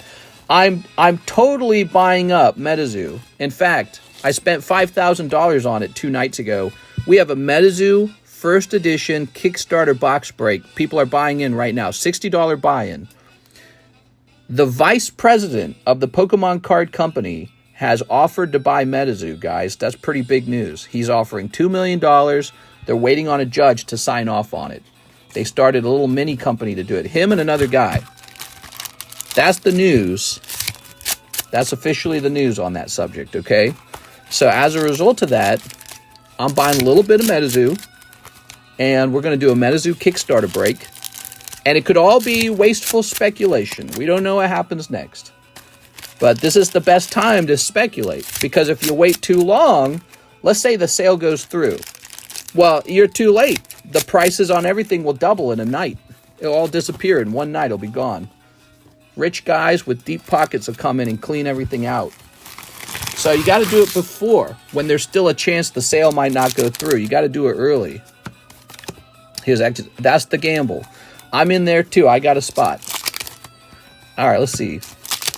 What do we got? Oh, so, you know, it might be the case that the previous owner, Mike Waddell, did not run it very well. But, you know, if there's a new buyer coming in, they might run it very, very well. It's all a gamble. It's all speculating. All right, here we are. Black Kyurem. One thing's true about MetaZoo, though. We all know its name. Everybody knows the name MetaZoo right now. So that's one valuable thing it's got going for it. So Flagon. Is there an Altart Flygon in this set? There should be. If there's no Altart Flygon, I'm going to be sad. All right, here's a holo. Kickstarter already started. I don't have the boxes yet. They're being shipped to me. But yeah, you can buy in right now for 60 bucks. Here we are. That price is... That $60 price can change. I can change it right now to 100. So I'm watching the prices on the market all the time. So if you want to jump in sooner than later, do that. Don't assume I'm going to keep it at 60. If news comes out, they say, yep, it's sold. That price jumps right away. How could the sale not go through if it went bankrupt? So apparently they have to have a judge sign off on it, probably because MetaZoo owed people money, and so those people are entitled to the money when the thing sells. And I think a judge is there to make sure they don't undersell the business. So the judge has to agree it's worth $2 million, I think. I'm not an expert at these things. I'm just a speculator. All right. I'm a gambling man. I like to gamble. I like to, not in the casino, though. I like to buy cards and bet on them going up or down. So, there we go. All right, Mr. Campos. Round number... What was the hit? I don't even remember what the hit was. Oh, my God. It was a dude. And we were hoping for a second hit. Oh, brother, dude. You got a guy, Fu. I'm sorry, man. You should put in a bid for MetaZoo. $2.5 million. Yeah, right here. MetaZoo is in Chapter 7 bankruptcy, and the court is handling the liquidation. There you go. So the court is involved in making sure that the outstanding vendors, warehouse guys, artists, whoever, producers, get their cut of the sale and making sure that it doesn't undersell for a quick sell. So a judge has to sign off on it. And if he does, and this previous president of the vice president of this Pokemon card company acquires it along with this other rich, apparently some rich guy who loves to collect cards, if they acquire it and they do a good job with it, it could be a Hail Mary pass or a moonshot, but maybe MetaZoo has a comeback. If MetaZoo makes a comeback, this is way underpriced. Now, if it doesn't have a comeback or it never sells, well, then we're just effing around with $60. You know, you lose $60. I can lose $60. Can you lose $60? I can lose $60. So, you know, on the downside, I might lose $60. On the upside, maybe it would double. So maybe I could gain $120. You never know. The downside's looking not that bad, and the upside's looking attractive. But it's all based on whether it goes through. So you're welcome to speculate with me in a very public break. I also think it'll be very silly to host a stream, MetaZoo Kickstarter box break. I think that'd be very funny. People like to see new things. All right, we got Isaac. This should finish paying off my Slow King. All right, Mr. Isaac. What's he got to say? That's correct, Mr. Isaac. I gave you a store credit on it. Well, not a store credit. I gave you like a coupon on it. I appreciate your patience with me on that card, Mr. Isaac. It's funny, it was there the whole time. All right, let's go find it. Did I not even write it back down? Oh my God, I don't even think I wrote it back down into the channel. Let me go grab it. Should be in here, right? Isaac, I don't know how things got so messy with that particular slab. Here it is, Isaac. Oop, Isaac Zamora. Uh-huh. All yours, man. Thank you so much. Beautiful. Okay. Perfect. Perfect. We need another order, guys. We're out of orders. That means it's time to price up some slabs. I think a lot of people are waiting for these. I would stain that card so fast. Just don't send MetaZoo cards to PSA. Why not? What does PSA do? Where's the mods? Why are you asking for the mods? I don't see anything. Let me get out of top messages. Let me see all messages. I don't see anybody saying anything that they're not supposed to say. All right. Or are you just saying there's no mods right now? You don't visibly see mods? Yeah, mods. Sign in. News team. Assemble.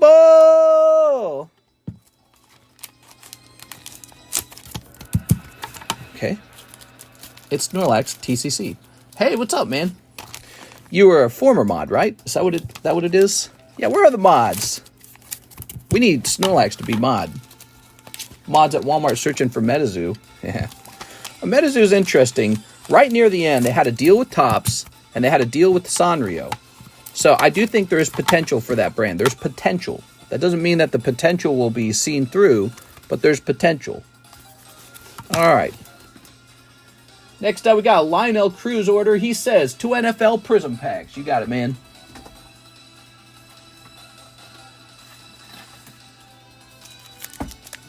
The mod assemble yell made me emotional. I'm in a glass cage of emotion. The bad man punted Baxter. All right, Lionel Cruz. This burrito is filling. This burrito is good, but it is filling. Here's Cowboys, Dolphins, 49ers, and hey, you got a Prism Travis Kelce. That's cool, man. All right, look at that. He's been in the news lately. Him and that other guy. There you go. What's his name? The quarterback for the Chiefs. Ta-da! I can see his face in my mind, but I don't remember his name. I should know this. I live in Missouri. Okay, there you go. Travis likes Trump. I think most men with lots of testosterone do not prefer Kamala. They go, I don't know about Kamala. I'm going to go after Trump. There you go. Here's Juju Smith. Here's Kylan Granson. And here's Khalil. I could be wrong about that. Maybe high T men prefer Kamala Harris. I just don't think that's what it's going to be. I don't think that's how it is. There you go. The card numbered. Wait, this is a numbered one? Wait, did I miss it? This is a numbered card? Hold on. I didn't see it numbered. Nah, you're lying, dude. Nah, there's no number on it.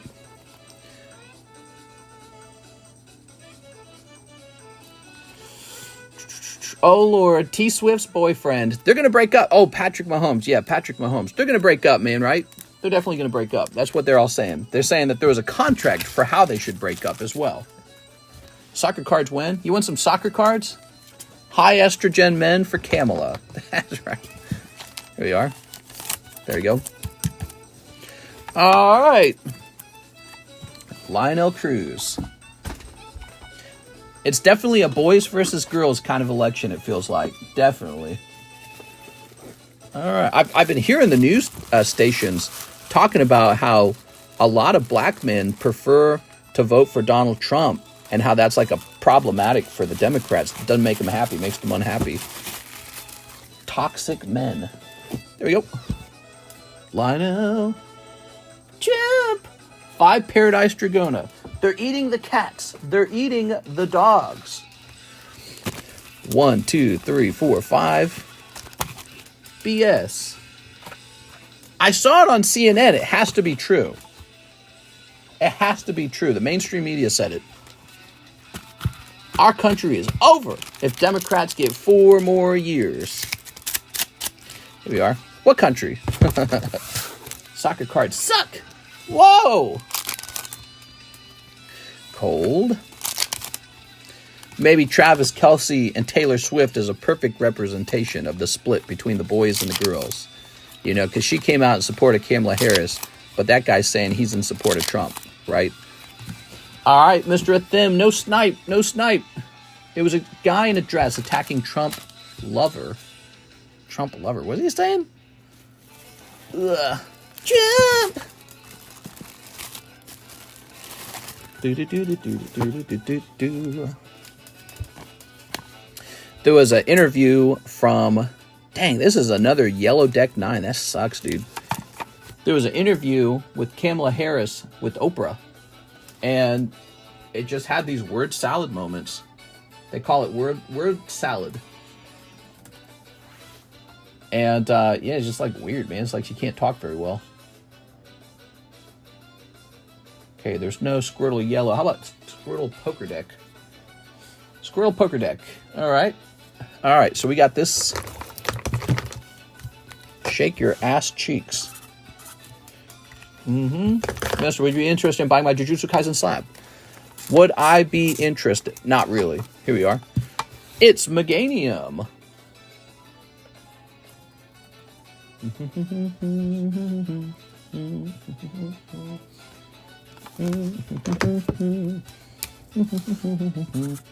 This blue marker means it's a LaFlame slab sold on commission.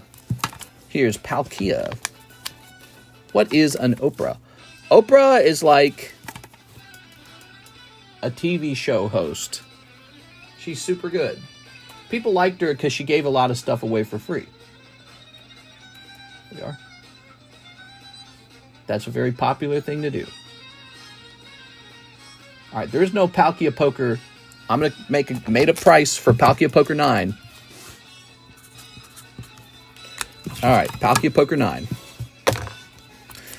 Movie edition. Farewell. Save us Trump Strike Eye. Food and Pokies instead of just food. Hand sanitizer. 2 times the cost. What is this? PSA 9. Tops. Movie. Farewell. All right. There is one for $80. I don't think it's going to sell, though. I'm going to put this one for $65. $80. I got PSA 10s that won't sell for $85. There's a Charizard. Okay, Charizard 9. He'll be pretty easy, I think.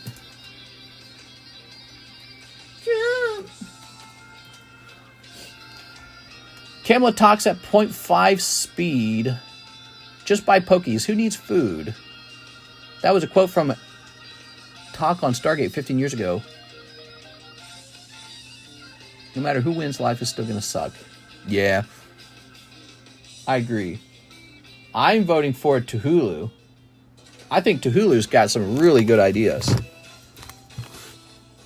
For example, the end of all life. The destruction of the universe. No other candidate on this stage has offered this. All right, here's Eevee. Is it Tuhulu or Kuhulu? Like with the C. All right. Eevee. Oh, there's Poker. I'm tired of these empty promises from other candidates. Kuhulu doesn't mess around. All right. I'm back on another live stream. It's Ralphina. The fully grown adult. All right, guys, some new slabs. Ba-bam, ba-bing, ba-boom.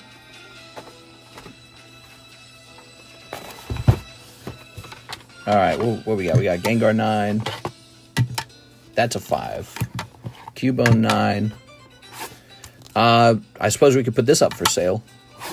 This is a nice one. Let me just pull this out. Pinched. This is pinched. Okay. Pinched. Okay. Pinched. Pinched. Okay. How much for that Ivysaur? Well, it's PSA 5. How about 15 bucks? All right, so he said he wanted to keep this Boss Nass card.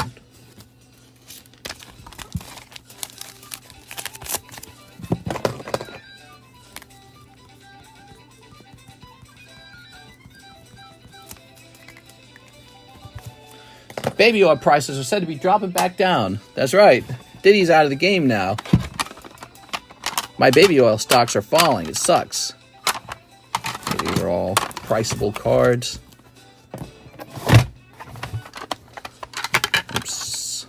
8, 6, 9. All right. Put these in this box here. So these are all pinched. Like your mama's bottom when your daddy in the room. Oh my. Gerald. Your mother, a sexual creature. Where do you think you came from? How much was it for a pre-grade? All right, so pre-grades in the secret menu. I highly recommend them. Pre-grade is $5 for 10 cards. So that's a lot of cards. 5 for 10. It's really not that expensive. It's like 50 cents a card at that price. Not even $1 per card to get a pre-grade. Think about how much money that's going to save you in the long run. All right, there we go. Let's see some orders. Let's see some orders. We got any orders? Yeah, we got an order. What Mr. say about our mamas? I said Joe Mama. Taihua, PSA 9 tops Charizard. Taihua, you got it.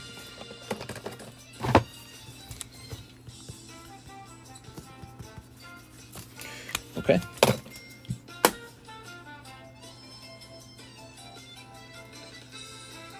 All right. Oh, that's right. Put it over here, didn't I? PSA took their sweet time with this order and pinched half the cards. They did it to me, too.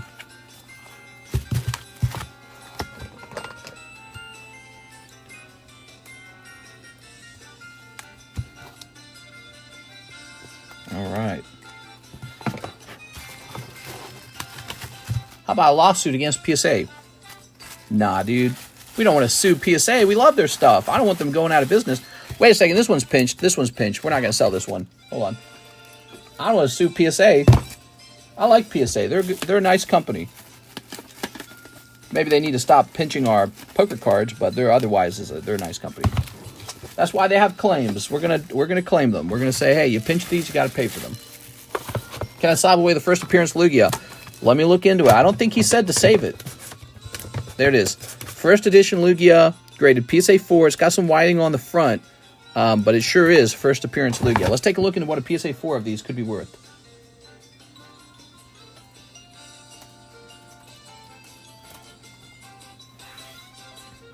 Mr. going full AGS. What's AGS? You mean the grading company AGS? So it's a PSA 5 for 2,400. 2,400 for a PSA 5. Let me check sold. Oh, we've got the perfect example. On September 17th, a PSA 4 Lugia sold for $860. We have a last sold price of $860. Now, I'm not willing to match that price because there are no more PSA 4s for sale, and the PSA 5 is $2.4 thousand. So instead of $860, we're going to add 15%, and it's going to be $989. $989. So you pay 15% more for the next one because there's not one of these for sale. There it is. First appearance Lugia. If you didn't know this, a box of Topps first movie just sold for like $5K. There you go. All right, that's a pretty cool one actually to have up on the table. You want to see that in the middle? That's a pretty cool one. Almost as cool as my $75 Diglett drawing with my signature in the red swirl. But, you know, he'll get there one day. Almost as cool. Who's next? Mr. Campos says, I'd like a pre-grade. All right, Mr. Campos, let's get him that pre-grade, guys.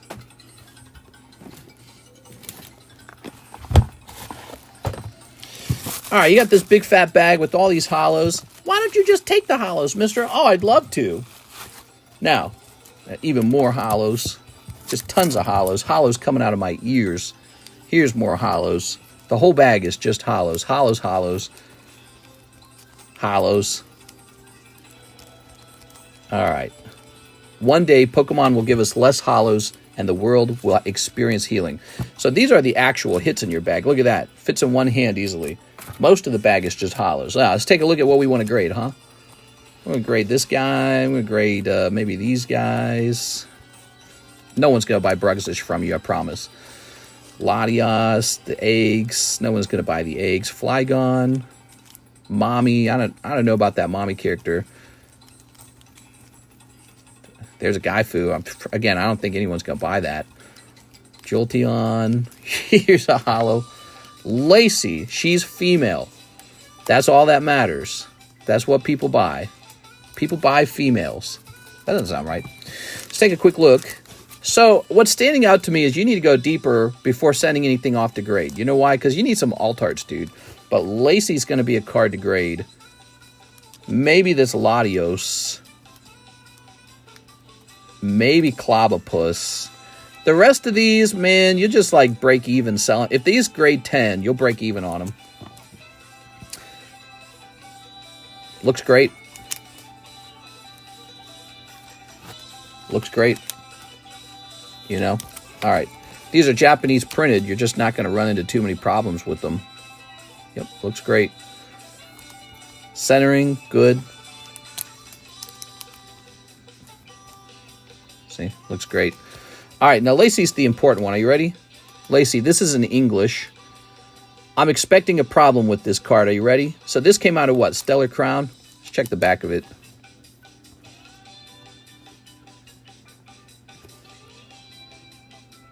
Yeah, print line going right here. You want to see? Watch this.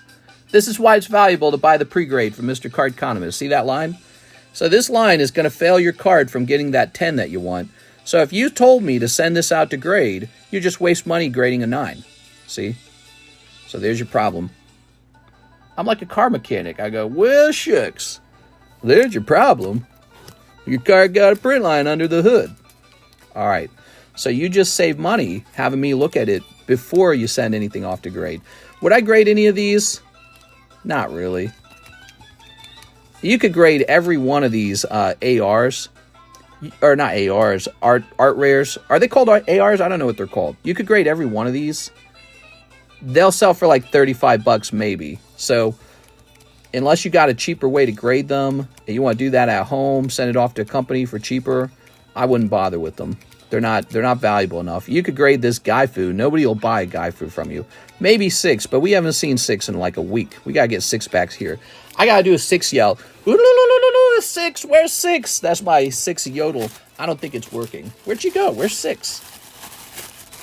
6 used to come in here and flirt with me all night. She would be like, squeak. Now she's missing. You know what happened, guys? Not enough free ones for 6. That's just how it is. You guys didn't give her any free ones. She's not here anymore. You lost her. All right. Mr. Roel. All right. 2 baggies. One of them's all holos. It's going to make you so much money. Oh, wait. Where's my fat tip marker? 6 on vacation with Gordy. She might be on vacation with Gordy.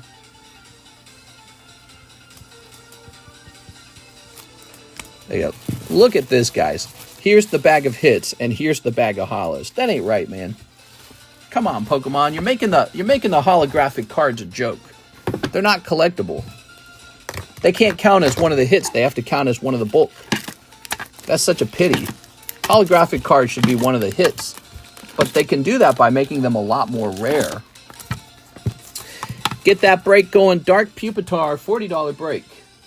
All right, thank you so much for the pre-grade. Jack Gray, 5 Paradise Dragon, 1 Holo Shuffle. 1 Holo Shuffle. Oh, these. Yeah, good luck, man. Gordy finally proposed they're on a honeymoon. All right. And then after their honeymoon, 6 voted for Donald Trump because her husband told her to. 5 Paradise Dragona. She's not even here to defend her from this. 1, 2, 3, 4, 5. We're all making fun of her. She's not even here to slap us back. All right, you ready? 6 is definitely in rehab. What? Wait, is 6 here? She's not here. Hello, I was wondering if my $1 payment went through. It was through ZELLE. I wanted to buy a Metazoo, but my PayPal not working. Stephen Young. Let me check, Stephen. Yes, sir. Yes, sir. It did work. Stephen Young, $1. There you are. Yes, it did work. There we go. Gordy would be against Camilla. She hates rock-type Pokemon. There you are. Oh, what a snipe. You got a snipe out of the Paradise Dragona. All right, very good. You got to snipe anyways. Cold. Cobalion. Cold. 6 got smart. Crisscross your legs. Applesauce. What? Mr. Jack. Whoa, Jack is jacked. Jack told me he's a huge Trumpy. He wears the red hat when he goes to the gas station. There you go. Very nice. Mr. Jack. Mr. Jack. Ever since he got on that trend. Paul Newman says shipping. Mr. Paul, you got it, Mr. Paul. Can we get some shipping for Paul? Peter. Patrick. Pirate Enjoyer. Where are you, Paul? Here's a Paul Meave. Here's a Pat Gibbs. And here is Paul Newman. All right, Mr. Paul. That's like the 10th Alicia. 10th. What, are you saying you can count? I don't believe it. This guy says he can count. I think he's lying.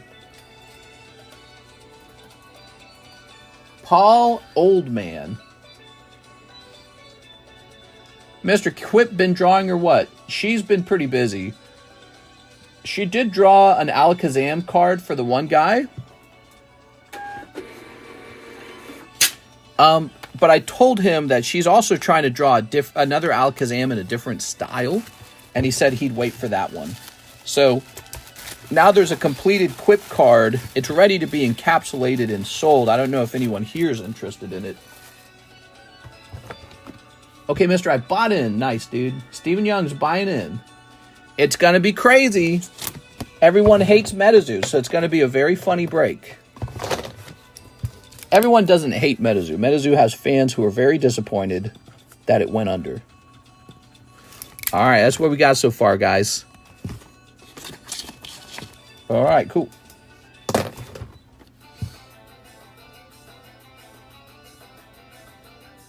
Okay, grab this.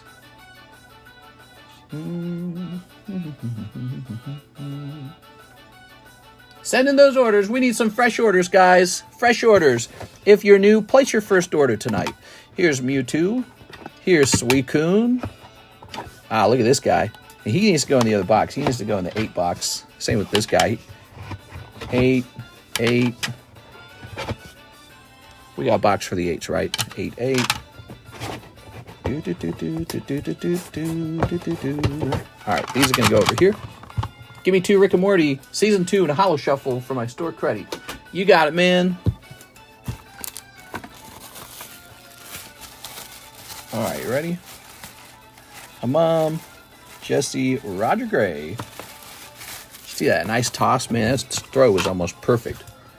2 Rick and Morty, 1 Holo Shuffle.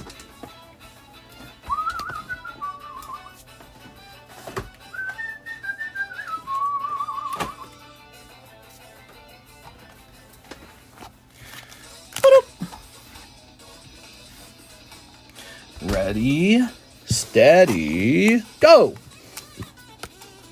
Do do do do do do. All right.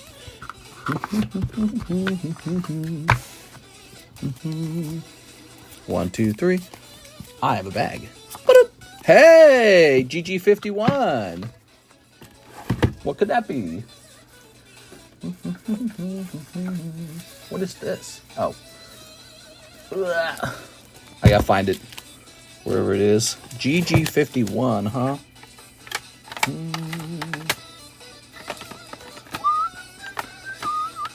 Oh. Very good. Your $5 turns into $20. How about that? Cash me outside.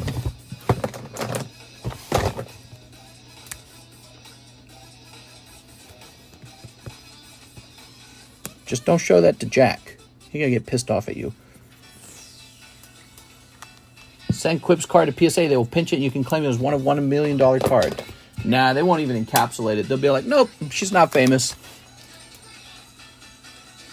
That's how mean they are. Can you believe anyone could be so mean? All right. Snipping that. Good luck to Roger Gray. Roger Gray. Mr. Roger. We got Unity TV. A man of many talents. What is this? Xenobeth? What? What the hell is that? Take that back. You did not think that about me, Beth. Beth knows best. What? Okay. I don't remember that episode. Mofos at PSA don't recognize fine art. I know. Get swifty. And there's important member. It's funny he was getting his weenie replaced because they chopped it off or something, right? They are. Okay, okay. Oh. Rick and Morty. These cards don't sell super fast, but they do sell, just like the South Park cards. Every now and then, someone's like, I want some Rick and Morty, I want some South Park, I want some Family Guy, I want some The Simpsons. All right, what we got here? So pack number 2, we got Jerry Burry, where you leave your Jerrys for a while. Personal Space. All right, tearing his skin off his face. And there we go. Crimes Rick Sanchez is wanted for. Possession of narcotics. Oh my God. It's a die cut card. Luckily, it's super difficult to put into a sleeve. Oh my Dear God, dude. I love the sketch cards. I love the sketch cards. We love the same thing. There you go. Ah, wide sleeves to the rescue. I love the wide sleeves. That's what I love. Okay. Personal space. Here's Beta 7 arrives and bad memories. Oh my God. So those are Rick and Morty cards. If you guys want to collect or open some Rick and Morty cards, it's on the menu. Give them a try. We also have Rick and Morty Season 1. You can pull sketch cards out. You can pull signature cards out. There's a lot of fun holographic cards too. I think there's numbered cards in them too. Actually, there are. I know there are. We've seen them. The Xenobeth is a cool card. All right. How's the Jungle Break looking? It's moving slow. It always moves a little bit slow, but it moves a little bit at a time all the time. So, Roger.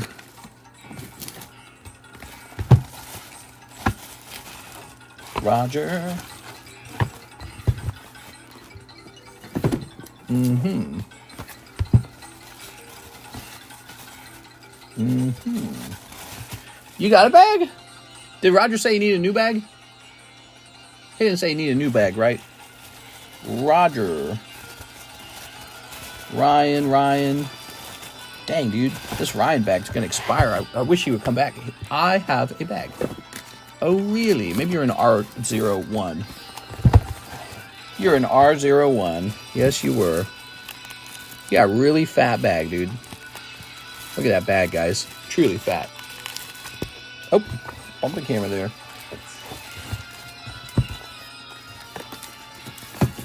All right.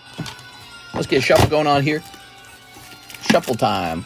Ampharos, 40 bucks for 10. Bye, Ampharos. Otama. She's a girl character with an apple. Monkey D. Luffy, Awakening New Era. The giveaway card. Time to hand some spots out. There's the checklist. And there is Queen of Spades, Charmeleon. Okay. We're going to roll it. Roll it.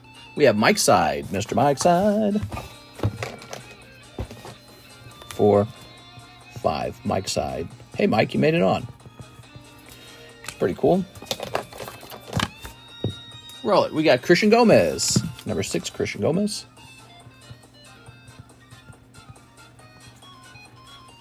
All right.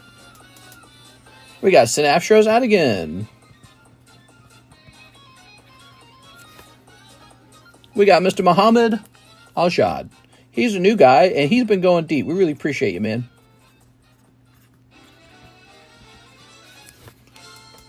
We got J-Dog.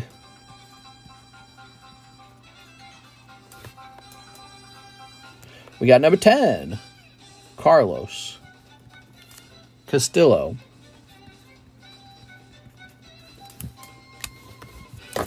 Okay, we got 10 people on that list. The list finishes at 20 people. Keep typing in TCC if you want to be part of the giveaway. Hey, let's take a quick look at our subscribe count, guys. Did you know we're actually on our final stretch to 100,000 subscribers? We are almost there. It's taken a while, but we have been moving at a steady pace. Yes, sir, at 90,466. 90,466 subscribers. Smash that subscribe button. When we reach 100,000 subscribers, that will trigger a $5,000 giveaway, and you just have to be here. You don't have to be like a member or like a customer or anything like that. So all you got to do is be here, and you'll be part of that giveaway. Okay. So be sure to smash the subscribe. Get your girlfriend's boyfriend to smash that subscribe button as well. Let's get to 10,000 as fast as we can. 10,000 new subs, that is. We got to get to 100,000. I want that silver play button. All right, you guys know that. I've been saying it all week. You'll be hearing me say it all the way up until we hit 100,000 because we are so close. I can taste it. I can taste it.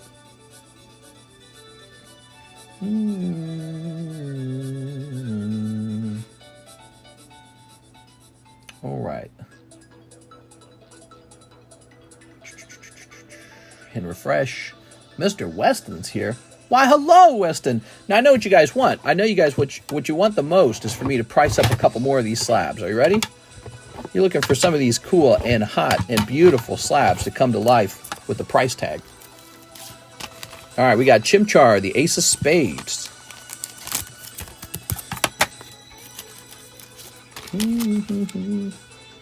Aerodactyl. Oops. I will smash everything around me for 5K. Tonight's stream may seem a little slow in terms of pack opening, but it's actually been a very good night. What's going on is people are spending their money on the slabs, and I can process a slab order in like 2 seconds. So in terms of money spent, we're doing great. There's just not as much to watch. But watching them get priced up, I think, is some of the fun. So we got this Mewtwo. Let's get started. Yeah, in terms of sales, we're doing pretty well. This is going to be Mewtwo Poker.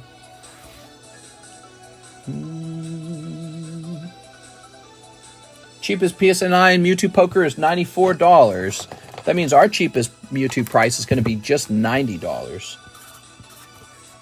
Nice.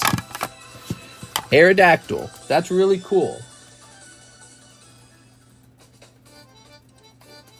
Sandstorm Aerodactyl. There is one for sale. It's $128. You know what that means? Ours is going to be $120. You save $8 buying with us. Plus, you pay no taxes. There's no eBay taxes over here. Your real savings are higher than $8. Here's Chimchar. Most people, when they shop on eBay, if you check out, I know for a fact you're paying those eBay taxes. You don't pay that over here. Unless I specifically price it in. I've done that before for some cards. Chimchar 9, $35. Checklist, Lord of the Rings. I live paycheck to... I just broke my window by throwing a TV unit. Is that bad? No, you didn't. You're lying. If you're telling the truth, share a picture of it on Discord, okay? Show us a picture in Gen Chat.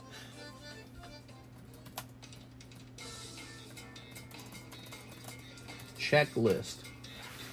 Free Central Air. Yeah, something like that. All right. There is no checklist for sale as a PSA 9. Did I look it up right? There's one for... There's a different one for $225. That's not right. PSA 9 Topps Lord of the Rings checklist. Let's try logo. Nope, no logo. Okay. So the price on this, I don't know. To be honest, let me try seeing if we can find it in a different, we'll call this checklist, different grade. Here we are. Okay, so we have a PSA 10 version of this card for $135. So if the PSA 10 is $135, we're gonna do half that. We're gonna do $70. Okay, checklist, $70. Buy it up. And here is our Suicune. Now, this is special. This one's from 2007, and it's Cracked Ice Suicune. I also think it's a promo that we got strictly out of the Suicune tin. So this should be pretty low pop. I mean, there shouldn't be a million of them, but let's see. I love this song. What is this called? This is called Snowland.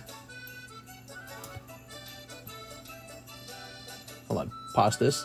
Let's play some Snowland, but have it be extended.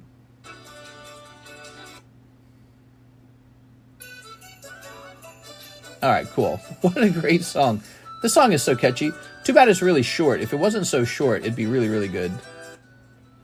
Turn that down a little bit. Nah, my windows are okay, law. He was tricking us. Cracked Ice Suicune 2007.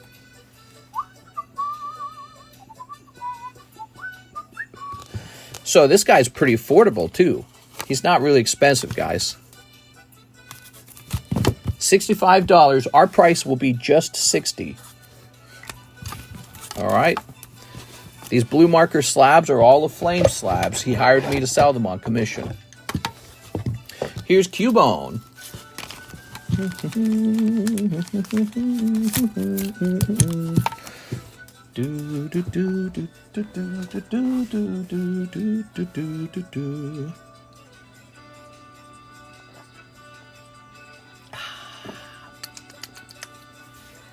what do you charge?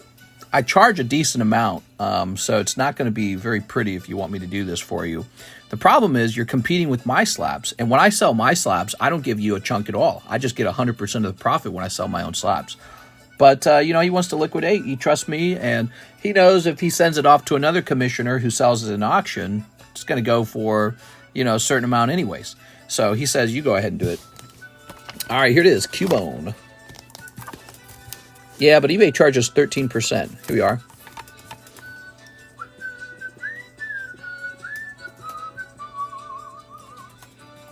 That's another thing. He can't easily do eBay as well because he's in France. So there's a lot of shipping charges involved there. He will have shipping charges playing against him. That is Cubone for $50. Okay. And then Gengar. So this is convenient for him. I'm in the United States, and so I'm able to liquidate at a price where the shipping isn't a problem. Another thing that would have been tough for him, when I send these in, when I ship them into him, he would have to pay an import fee on them. So he don't want to pay that import fee. So right off the bat, he's avoiding that import fee when he imports them to his home. So that's all of this is kind of smart, having me do it for him. All right, Gengar.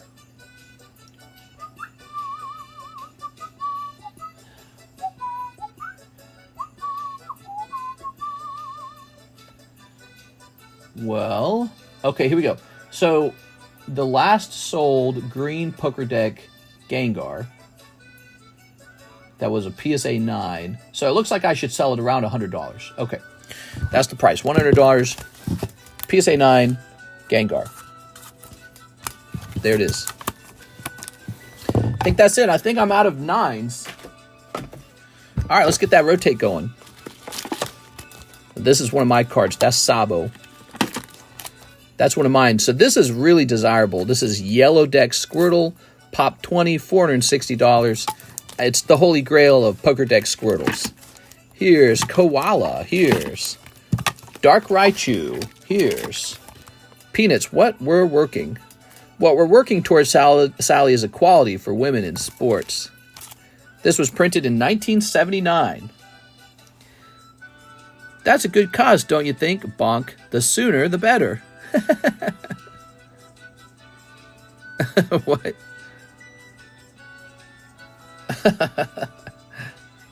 All right. That's a little bit of a political cartoon. It's fun. The sooner, the better.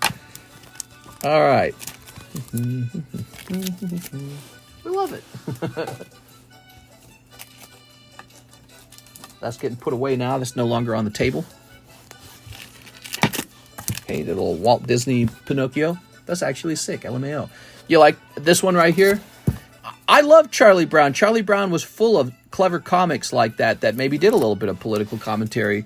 Yeah, it's nerdy stuff, but it's fun. And I read those as a child. And sometimes the humor was just about the nature of children versus adults. Sometimes the humor was just visual, you know, like Snoopy being cute, the nature of pets. Sometimes it was about relationships like love or family. And but then occasionally it would be social commentary, and it was good stuff. So in the social commentary here, you got these two girls talking about equality for women, and she gets violently hit in the head with a football, and she's like, "Yeah, it's great. It's great being a man." That's how I interpret it. Maybe you interpret it differently. All right, the sooner the better. Okay, let's see what we got next. Do you still have the PSA 10 Beedrill Yellow Poker card? I think I do. Here's Kip F, box of Hidden Trials. All right, so I do have another box of that. Kip F, this is my last sealed box of Hidden Trials, and then I got to get more, okay? After that, we have an open box of Hidden Trials, and I think it has like 34 packs left in it or something like that. It's almost a full box. You're younger than me, so what in the blank are you talking about reading Peanuts? Oh, I was a huge fan of comic books. When I was a kid, I read Calvin and Hobbes to death, dude. I read all the Charlie Browns, even the oldest ones, where they all looked funny. I read Foxtrot was another one I loved. I loved Dilbert. There was a comic called Kathy. I don't know if you guys remember that one. I did read Garfield, but, you know, even as a kid, I didn't consider the Garfield comics good enough because they were just sort of like slapstick humor, kind of like Family Guy style. So I didn't like Garfield as much because it wasn't clever. But I loved all the other ones. And I would get the comic books from the library. We were a large family of 11 children, really poor, but going to the library was free. So we went to the library all the time as kids. And I would rent all the comic books. There were these big comic book section, you know, and they came in these pretty books with cool covers, and they had tons of Charlie Brown. I'd rent all of it, and I'd read it all day. Didn't matter what I was doing. I could have been sleeping, pooping, eating, whatever I was doing, laying in bed, laying on the couch. I'd read those comics all day. Maybe back then, that was like my version of entertaining myself. No TikTok, right? No YouTube Shorts, no Instagram Reels. So back then, you entertained yourself with something like reading a comic book. Did you read Calvin and Hobbes? I read Calvin and Hobbes a million times. A million times. I know every single one of the Calvin and Hobbes, every single one of the comic strips. I read them a bazillion times. I love them. I love them. When I was younger, I didn't truly understand some of the deeper humor. Like, sometimes I think I grasped it, but I just enjoyed the playful nature of the cartoons and the playful nature of the kid. You know, there was a lot of Calvin and Hobbes problems that involved simple problems, right? Like, he didn't like girls. Ew, they have cooties, stuff like that. But as I got older, I started to appreciate them for their kind of like the stimulating ideas, their depth, right? They're kind of thoughtful. And so there was often two meanings in the comics. So he would write a comic, it was two meanings, one for the kid to read and one for the adult to read. It was incredible, man. It was so good. What a pity that he didn't turn them into something more. You know, he didn't like the idea of merchandising them or anything like that. Huge mistake. He absolutely should have. He's too pure for that, right? But you got to let the businessmen do their thing sometimes because it's good for getting your high quality work out there. So we got Charlie Brown movies, but we never got Calvin and Hobbes movies, and we probably should have. He probably should have just fought to have it done in a really artistic way and been in charge of it more. But he didn't let it happen, and it's just sad. Asura. Bill Watterson is very much against capitalism. He was worried that they would sort of like gut his beloved project, that they would turn it into this sort of like, I don't know, product, and he didn't want it to be a product. But that's the thing, everything's a product. In the end, everything is a product. If you want to make good art, you got to learn how to sell the good art, you know, and he just didn't want that. I think it was a mistake, you know. I think it's a sort of stubbornness that is not a good thing. Here we are. Let's see. Like, even a Catholic church will have a gift shop if it's a really big Catholic church, right? You go into like a big cathedral, don't worry, they got a gift shop. You know what I'm saying? So, he's still very against capitalism. He used to sneak into local bookshops and sign the books, but then people caught on and started scalping them. That's just the nature. It's just, all artists want to be like pure, you know, they don't want to be about the money, but you got to be about the money a little bit. You got to be about the money a little bit. I'm too good for money. No, you're not. Come on, man. All right, here we go. Yeah, just fight for artistic freedom and licensing. Exactly. He should have done it. He should have done it his own way. He should have overwatched it. Overseen how it gets done. And he could have made sure that it was to a certain kind of quality or taste or feel that was very good. But, you know, growing up, the Charlie Brown videos were like, that was my culture. You know, having stuff like that in my life was culture. And by saying I won't commercialize my product into TV shows and movies, he deprived more people of that opportunity to experience that. It's the same for like TV shows and movies. Like, how about The Snowman? Have you guys watched The Snowman? I love that children's movie. It was not originally a movie or a story or a TV show, but it was produced into one, and it literally makes Christmas. It creates Christmas. You know, it's culture. You got to let go of this feeling that you're commercializing it, and you got to accept that what you're doing is you're making culture. And he had the opportunity to do that, and he threw it away. Maybe he just didn't feel up to it. Maybe he didn't feel like he had the guts for it. You know what I mean? I don't know. If it had been my product, I'd have merchandised it all day long. I'd have done it all day. And that's what the Charlie Brown guy did. Charles Schultz, and good for him for doing it, because as a result, we got all those TV shows, we got all the Charlie Brown movies, we got so much Charlie Brown, and it's a great thing. I really enjoy it. Yeah, watch that every Christmas with my kids. The Charlie Brown Christmas is a classic. Not only is it a classic, look at all the music that the TV shows and the movies produced. There's all the great Charlie Brown songs, right? Linus and Lucy. Those would have never existed unless he decided to commercialize and make a TV show and a movie. So because he decided to go that direction with Charlie Brown, we got all this other great art. So again, Calvin and Hobbes, I think, big missed opportunity, big mistake. He strikes me as a type. I know what he's like, because you know who reminds me of him a little bit? My wife's a little bit like him. My wife's got that. There's a certain kind of people that have like a feel where they're just like too pure or something like that. You know what I mean? Like they're too innocent almost. They couldn't hurt a fly, and they like to think. They like to. They're not very egotistical. They just enjoy maybe like philosophy for its own sake, maybe like science and data for its own sake.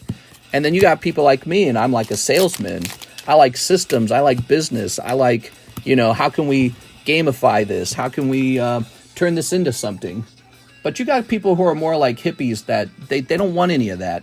But they need someone like me to come around and be like, all right, we got to do something with what you've created. And so he created those comics, and that's all it stayed, and it shouldn't have stayed that way. Calvin and Hobbes was one of the best. Calvin, if there was one comic strip that was maybe better than the Charlie Brown comic strips, it was Calvin and Hobbes. So huge missed opportunity not turning it into something more. Man, it's mediocre at best. Who is? Yeah, watch that every Christmas. I meant the snowman. Oh, the snowman. Love the snowman. Walking Through the Air. Love that song. Yeah, the snowman. I love stories like the snowman.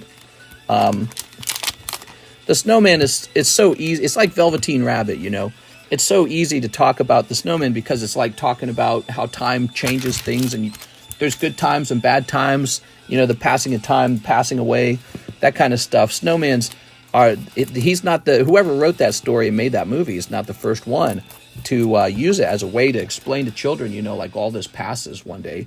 Your parents grow old and die. The people grow old and die. So yeah, Velveteen Rabbit had a little bit of talk about, illness. I think Velveteen Rabbit was about illness. And I love stories like that. They were really meaningful to me as a child. I think when children watch nothing but Teletubbies, Caillou, and Barney the Dinosaur, or whatever stupid effing stuff they have now, it's a huge disservice to children. You have to introduce children to stressful ideas in TV shows. Something a little scary, something really sad, something that, it's hard for the child to grapple with. But, it helps them because it stretches out their mental ability to withstand things. And we talk about how everyone's a snowflake these days. I think they are a little bit, though. And I think part of it is because they're surrounded by TV shows and movies where it's like, there's just nothing sad about it. It's all smiles and happy and I love you, and there's no conflict, and it's like, get all the conflict out of it. It's like a food. There's no fiber in it anymore. They removed all the fiber from food. Well, they did that with TV shows and with movies for children. They removed all the fiber. And so now what you're left with is like this, cannibalized version of what a story is meant to be. Stories, the reason we tell them is because they're meant to help you think. They're meant to help you learn and transform. And nowadays it's just sort of like, I don't know, a couple memes, couple laughs, and that's it, and then get out of here. Don't worry, buy our merchandise or whatever at the end of it. It's just, there's no depth to it all anymore. It's not even that good. People don't even like to watch movies as much. I mean, no, it's the other way around.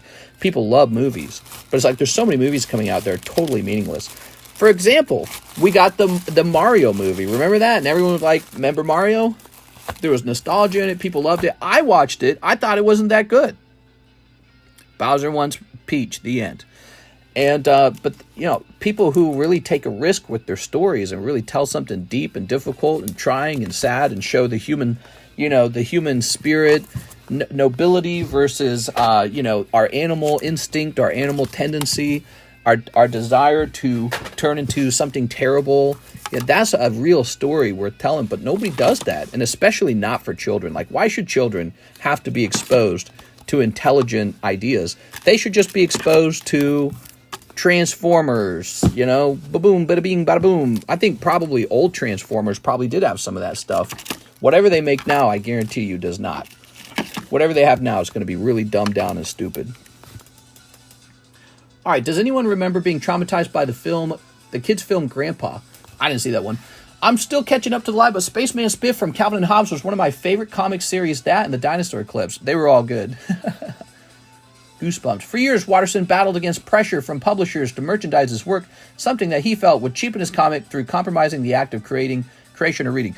He absolutely wrong. He's just stubborn. He was a hippie. He was a hippie, and he stuck to his hippie ways, and it was a loss of culture for society as a result. And he just didn't want to accept it, but it's just true. All right, Tai Hua, he's taking the Aerodactyl. Here you go, Tai Hua.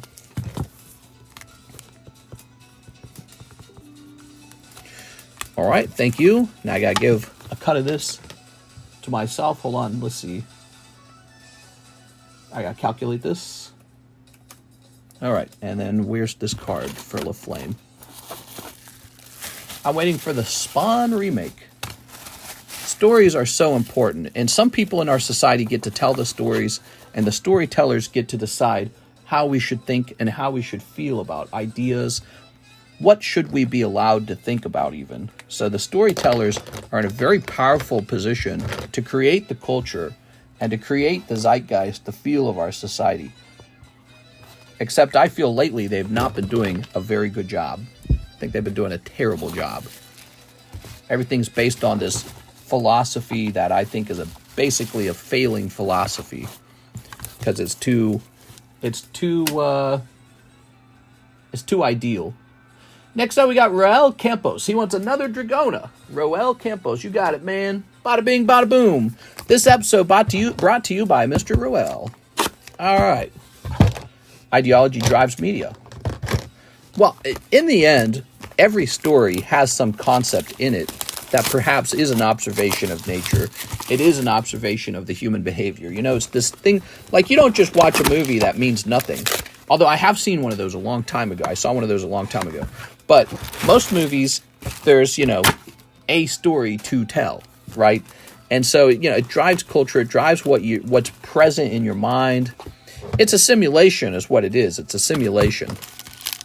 That's what storytelling is. It's a simulation, kind of like a roller coaster ride simulation, but not about going up and down in 70 miles an hour. It's a simulation that teaches you about what could be, who you are, who could you become. What happened to this guy over here? Why did he make a mistake? What did he do right? How did he grow? How did his relationships thrive?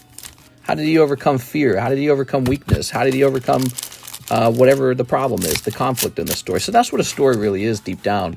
It's a simulation. You're living the life of somebody else. You're Harry Potter, an orphan who's lost his mom and his dad. He's down on his luck, but you're a wizard, Harry. You go to the school, and Draco Malfoy beats you up, but you make some good friends. And then it turns out there's the Dark Lord. He's basically Hitler because he doesn't like the Mudbloods, and you got to defeat him somehow. You don't know how to defeat him because you're not strong enough, but you do eventually defeat him with the power of love and the power of friendship. So that's what a story is. It's a simulation. You're simulating an experience for another human, and that human sits through the experience, and they go, wow, now I'm coming out with thoughts and ideas about the way things are and the ways things... Oh, my God, you pull Latias. Let's see if it's a double hit box, okay? You come out of that simulation with new ideas, new thoughts, new feelings, new conclusions. You conclude things because of a story. A story is sometimes such a convincing simulation that you might come out and say, you know what, I am a feminist. Or you come out and you say, you know what, screw women. I think all women suck. So, and podcasters, alpha male podcasters like myself, since this is an alpha male podcast, yo, Latias, they don't create the simulation. They just tell you directly how to think. So, a priest, a preacher, they just tell you directly how to think. They say, this good, that bad. A story doesn't do that directly, but it does preach to you. It does it in a subtle way, where you're going through someone else's experience and you're coming out with conclusions. And that's why Frodo and Sam were good old boys or whatever, right? Here we are. All right, beautiful. New returns. That's right. We got all kinds of new slabs. I feel like instead of the story, Hollywood tries to tell their story. Well, what's going on is Hollywood's putting you through a simulation that you don't relate to. And they're feeding you ideas in that simulation that you think are wrong. That doesn't, there's like something off about it. You're like, well, I don't think that would happen. We are. Oh, yeah. The simulation's not very good. You see through the cracks. There's cracks in the simulation. You go, nah, this would never happen. It's a great example. The TV show Ozark, Netflix. By the end of Ozark, the drug cartel boss is like some aunt, some lady. And I'm thinking, you're telling me this deadly cartel full of these, high testosterone men who will just kill anyone they got to kill. They'll do anything. They don't believe in laws. They don't believe in any of that stuff. They're all going to take orders from some lady. No, they're not. Especially they're not going to take orders from some old lady. It's just not how it works. It's just not how the world works. So, that's the simulation. Is this story is occurring, and I'm looking through the cracks. I'm going, this would never work. This would never happen. One of those guys is ambitious. He would kill her and say, I'm the leader. You'll do what I say. My ideas are the best ideas, and she's dead because I killed her, because there are no rules in the cartel. It's the strongest man wins. So, this idea that this story went on really is existing in the mind of some sort of just a sheet of goals by the writers that say, well, in this story, all the women are strong and all the men are effeminate and weak. And so, you got the blonde, curly-haired girl is strong, the mom is strong, the sister is strong, but the dad's an idiot, the brother's an idiot, the former cartel boss is an idiot, he's in jail. All the men are idiots. They all got their peepees cut off, but all the women are very strong. The story ends with the cartel boss lady shooting whatever her name was, Beth. I don't remember her name actually. The curly blonde-haired girl gets shot. The end. And it's just like, I don't know, dude. It's so hard to believe that the whole story would be about how cucked all the men are and how powerful and strong all the women are. And what's even the point of the narrative? Like, what was the growth of the characters? What was the point of it? There was only one point to it. The point was that you didn't expect for the cartel to be ran by a woman. They built up her son was like this interesting character that they had introduced, right? They'd introduced a new cartel boss. He was young. He was overly ambitious and overly risk-taking, which is a problem, right? He was stirring the pot. He was causing all these problems. That was the first half of the last season. Then they just get rid of him and say, actually, the new leader is a woman. And I thought to myself immediately, like, this is just somebody's political goals being pushed into, like, propaganda being pushed into the story. It doesn't add up at all. There's no reason for it. All right, there was also the healthcare CEO later, strong woman, right? She was talking to the mom and the sister and all that. So it was just all about women being in power. The whole last season was just women in power. And the men were just, like, peepee-less off to the side. You didn't even need them. You just throw them all away. So, yeah, it felt very weak. Like in the form of like being an interesting simulation, being an interesting story, being a story where there's some need for this to happen, like some kind of character growth emerges from this, and you go, oh, that's very fascinating. They didn't need to do that. They just wanted to do it because it's on a list of goals for them to do it, and it's lots of storytelling's turned into that. That's why Ubisoft Games is going under, man. Ubisoft Games gonna go under because they don't know how to tell a story properly. They don't know how to sell to people a simulation that they want to be in, which is a video game's also a simulation. They don't know how to sell to people a simulation that they want to be in because they're not doing that anymore. Here we are. So their games are flopping hard. The Star Wars Outlaw flopped. The next flop will be the Assassin's Creed, and then they will just get rid of their CEO or something. I don't know. They probably learned their viewer base was mostly housewives. Possibly. I don't think that's true. That show had critical success on Netflix, even surpassing Stranger Things. I think that suggests everyone, men and women, were watching it. But let's see. Latias, new returns? I feel like instead of the story, Hollywood tries to tell their story. Mister, you like the movie A Scanner Darkly. A Scanner Darkly? I've never heard of that one. Here's Gandalf. Raikou, PSA 10. The Mega Break. The Gengar Break with 11 spots. And Okiku. Gandalf's off the table. Bye, Gandalf. All right. Next up, we got Giovanni Benahan. $100 towards Slabway, $20 to extend 6 months. Whoa! All right, you got it, Mr. Giovanni. So this will now say May 25. May 25. And your card goes down to 600. Oh, that's where the Articuno is. I couldn't figure out where the Articuno is. We were looking for that. All right, very cool. Who's next? So we are currently out of orders. It's only 2:19 in the morning. I kind of started early today. How long have we been streaming? 2 hours and 35 minutes. I'm just going to keep going. I'll hang out with you guys as much as you want. Has Keanu Reeves and Robert Downey Jr. Two people I don't like watching. Let me show you guys how to place an order in case you're new. If you are new and place a $20 minimum order, I'll get you a free slab tonight.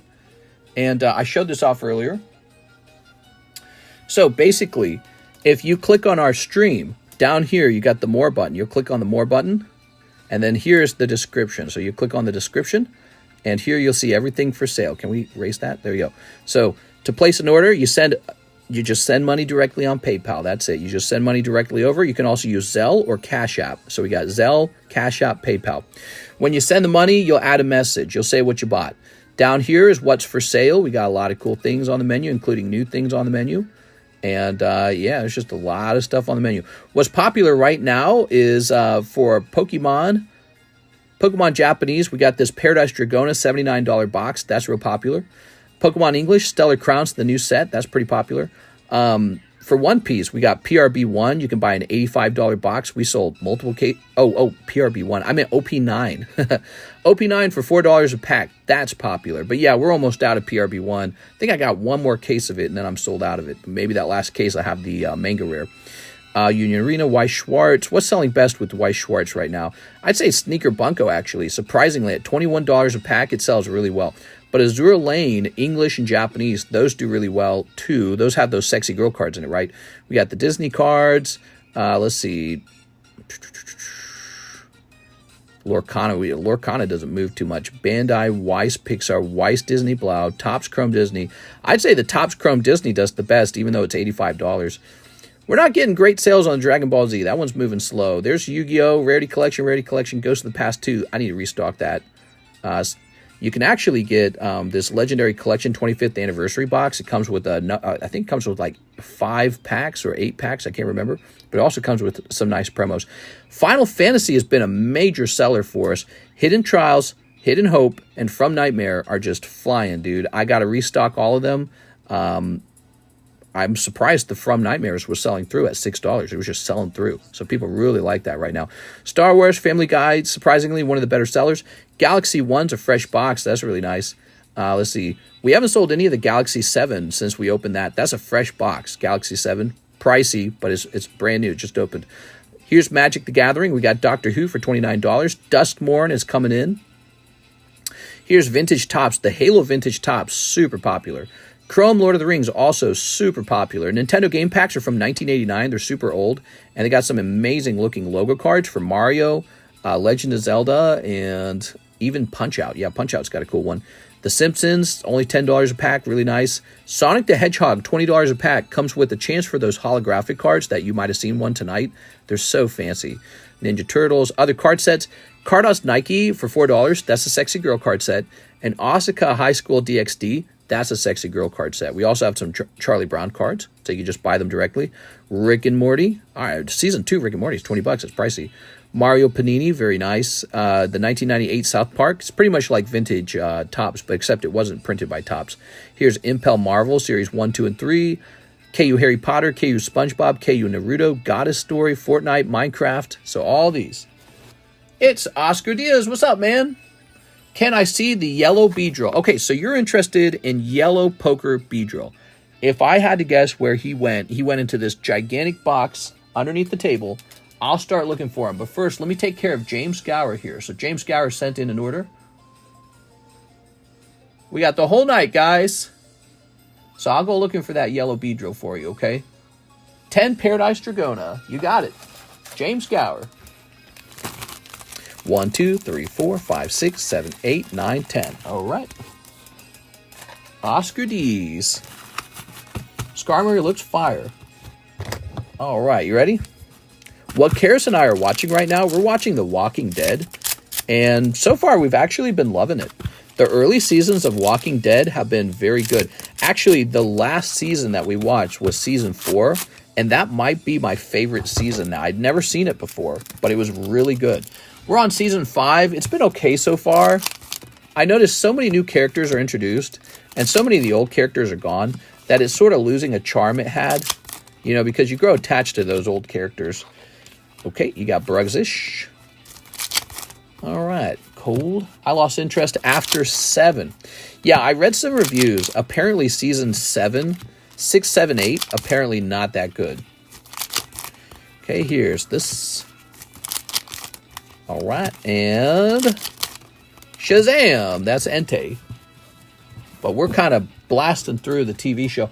What we're doing is if a scene is ever too boring, we just fast forward it. Isn't that wild? So we just fast forward through the boring scenes. And it works. It works. There's so much fluff, so much filler. You can actually fast forward some scenes, and it works. James Gar, if you're just arriving tonight, one of the things going on tonight, I got a bunch of LaFlame slabs priced up on the table. They are the ones with the blue ink. So he's agreed to let me sell his cards on commission. So that's what we're doing with those. James Gower, they're brand new. They just got graded. They're just back from PSA. People have been snatching them up. If you're showing up later, you've already missed some of the cool ones, but there's still plenty of the cool ones left. Like this Raiku's actually still really neat. There we go. All right, there were 2 Gengars. They just, boom, they were gone like that. All right, what we got?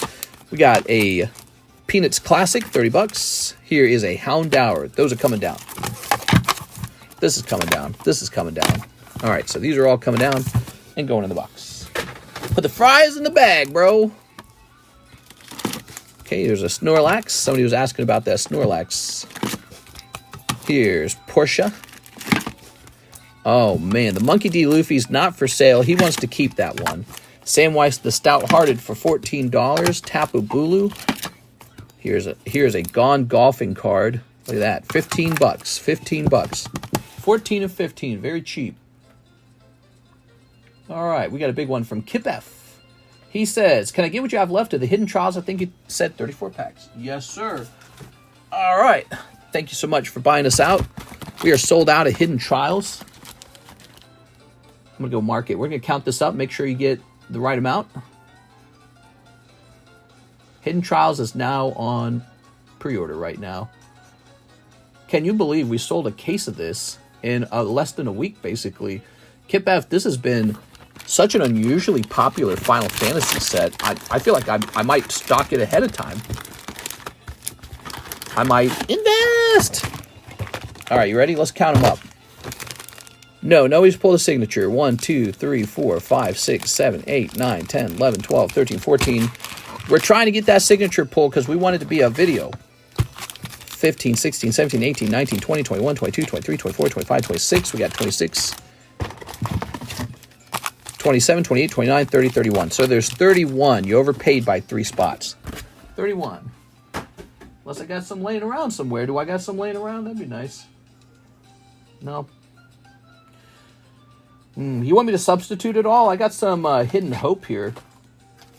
I can substitute some. Well, no, I can't. I mean, I'm almost sold out of the other one too, so I can't really substitute those. Everyone wants that Lightning. Yeah, Lightning, man. Lightning's hot, man. Let's see.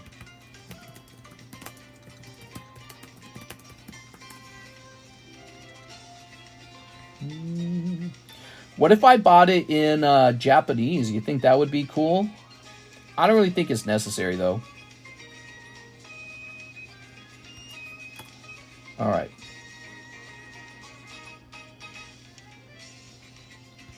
And just like that, we have 2 cases coming.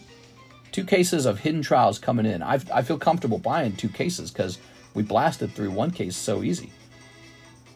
All right.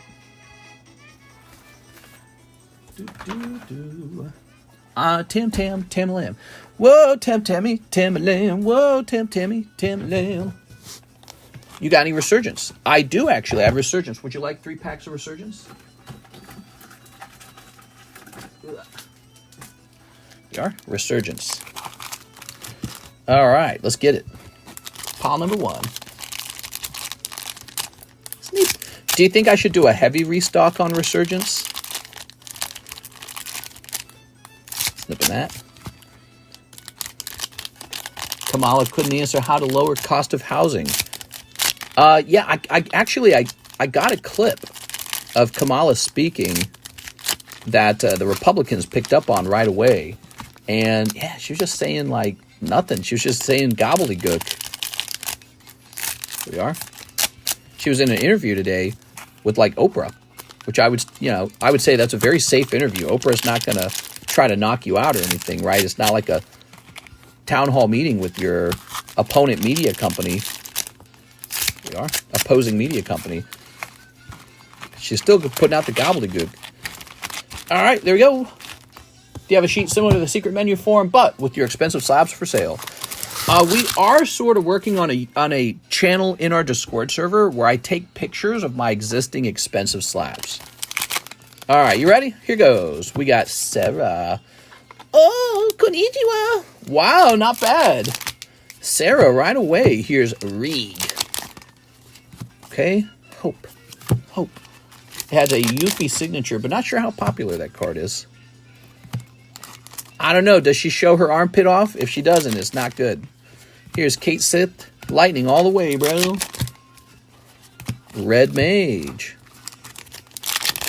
Here's Estinian. Here's Tataru. Soldier Candidate. Luso. Nalapa. Woo! The graphic novel comic is so much better, and from what spoilers I've read from the end of the show, I'd say the original has a much superior ending as well. What are you talking about? You talking about walking alive? How are you planning on fixing the economy? Kamala West, Philadelphia, born and raised on a playground where I would spend most of my days, chilled out back and lax acting all cool.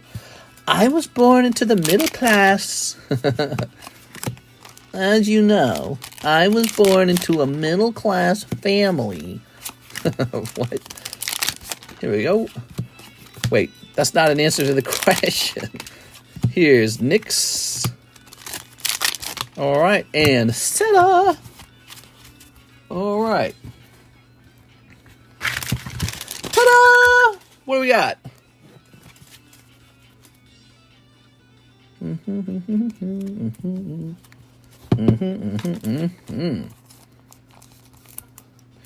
Ta-da! Mother's friend, small business owner. My mother's friend. There we go. Stephen Young, you're too much. All right, here goes. Da-da-da-da-da. Sneep. All right. She gonna win in a landslide. Two-headed dragon. Here's Salamander. Okay, Salamander. If she wins in a landslide, I'm going to apply for that $50,000 for small businesses. There we go. And then, Karis and I are going to divorce, and Karis is going to buy a home as a new home buyer. Oh. But we're not really divorced. Wink, wink, wink. You know what I'm saying? All right. Have you ever pulled a signed Final Fantasy card before? Long time ago we did. We pulled the Cloud signature before. It's so good. So good. All right. Oh. Wee wee. You look too white, mister. You'll never get that grant. Hey! My grandmother was Filipino. I'm quarter Filipino. I'm a minority. You can take your white male privilege and stick it up your... I don't know. Your Trumpy hat. Trumpy. What up? I live paycheck to fucking paycheck. Walking Dead graphic novel. Ooh. Do they show boobs in the novel? Here's Jack. Man, how about Maggie, dude? Woo! And her sneaky Asian boyfriend. Holy. Although I feel like Glenn kind of fell off. You know, in the last couple seasons, it feels like Glenn has not had a very important role. It's almost like they're signaling that he's definitely going to die. The important roles have gone to Rick pretty clearly, and the other guy, Daryl. They get all the important storyline. Okay, you got King. He's the king. Graphic novel was much better. All right, here's Arden. Lael. Blurg. Ugh. How about that pick of Trump and Diddy and Lady Trump in the club? Lady Trump. You think Diddy done diddling? Diddy didn't do it. Warrior of Light. Here's Silver Dragon. He was a rich businessman. He had to do business with everybody. Here's Alpha Nod. Young Raphael. Rahal, I mean. And Alice. All right. Whew. Was he actually in the Diddy Club? Oh, no. First Epstein, now Diddy. Jump! He's oppressed. Yeah. I'm so tired of all the oppression. Can you guys decenter your whiteness? Thank you. And no white crying around me. You try to manipulate with your white tears. Not in this Pokemon card stream. A was supposed to be killed by the random arrow to the eye. But the show filled in a random fat lady. They then realized they goofed and just piled him into Glendeath. Oh. Hey! Stop spoiling! I haven't gotten to that part. Stop spoiling. Great. If I remember right, oh yeah, they show some boobs. Boobs? Well, now I'm really interested. Wow. Boobs. Wow. I love this show. Wait, seriously? All right, what do we got? Disney 100. Blastoise 9. The King Monkey D. Luffy. That's Umbreon 9. And here's I will show you my bank account. There we go. Girls don't want to see the world anymore. They want to know that you're not a broke boy. We a brokey? They want to see your Charizard collection. Todd Peters XY Breakthrough. Todd. Oh, my. Mr. Todd. He said, get me an XY Breakthrough. Boobs are hot. Need a Trump, fat Trump. I think it would be funny if there was like a Trump saving the cat emoji. Okay, you ready? Mischievous, Skiddo, Ralts, Noibat, Magnemite, and Ralts, and Octillery. Nice, dude. All right, look at that. Doo-doo. Don't rig the pack. Too big to rig. Mr. Todd. Mischievous. Jinx, you were totally right with your statement, though. I'm here to purchase a flash during the sale. How long do you show your man boobs for during the flash? What? What are you talking about, bro? All right, Todd Peters. Grabbing this. Do you ever buy back big hits? It's possible. I've done that before. Usually, especially if it's a card I wanted. So, like, if you pulled XY Dialga from Phantom Forces, you know, the silver one, and he graded 10, and you said, why don't you buy him from me? I might buy him, because I'd be like, well, we pulled it here on this table, so it's a pretty special card, and I'll buy back.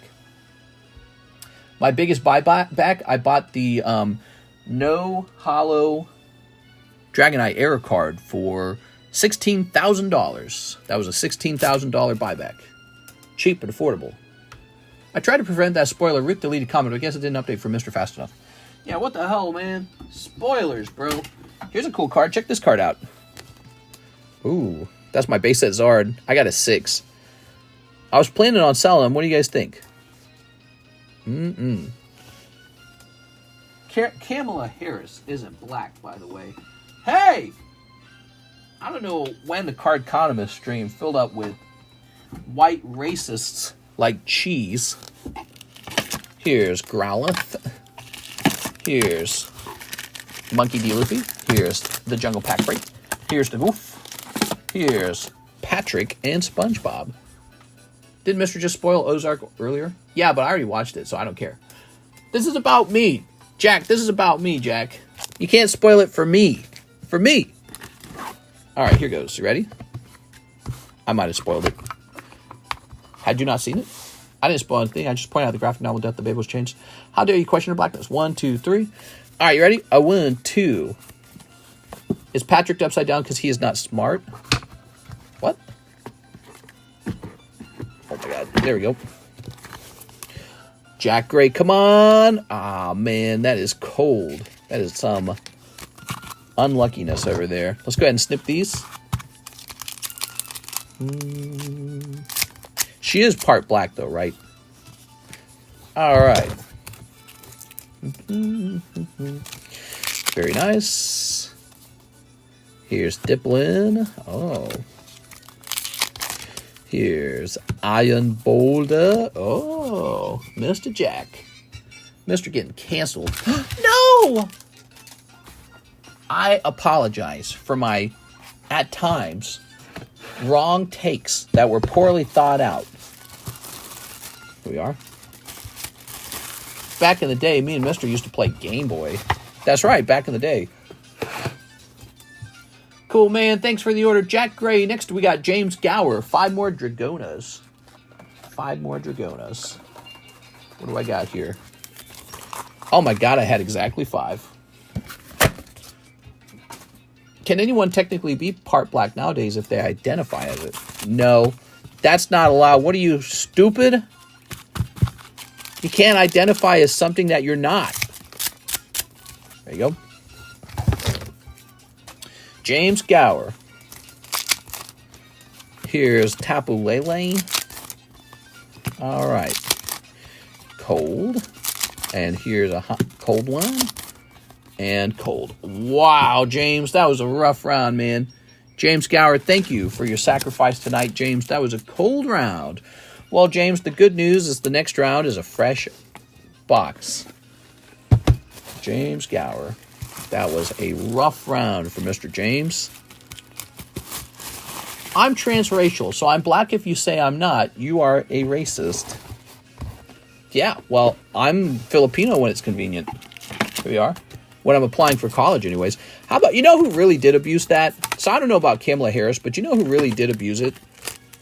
Who's that white lady in the Democrat Party? The Elizabeth Warren, claiming she was a Native American. And then she did a DNA test, and she's like, I'm 1/16th or something like that, right? She was some tiny number, and everyone made fun of her for like weeks over it. They called her Pocahontas or something. There we are. Oh my god, look at those Monkey D. Luffy's. That was a clear abuse of that kind of concept. I can look it up. What percentage Native American is Elizabeth Warren?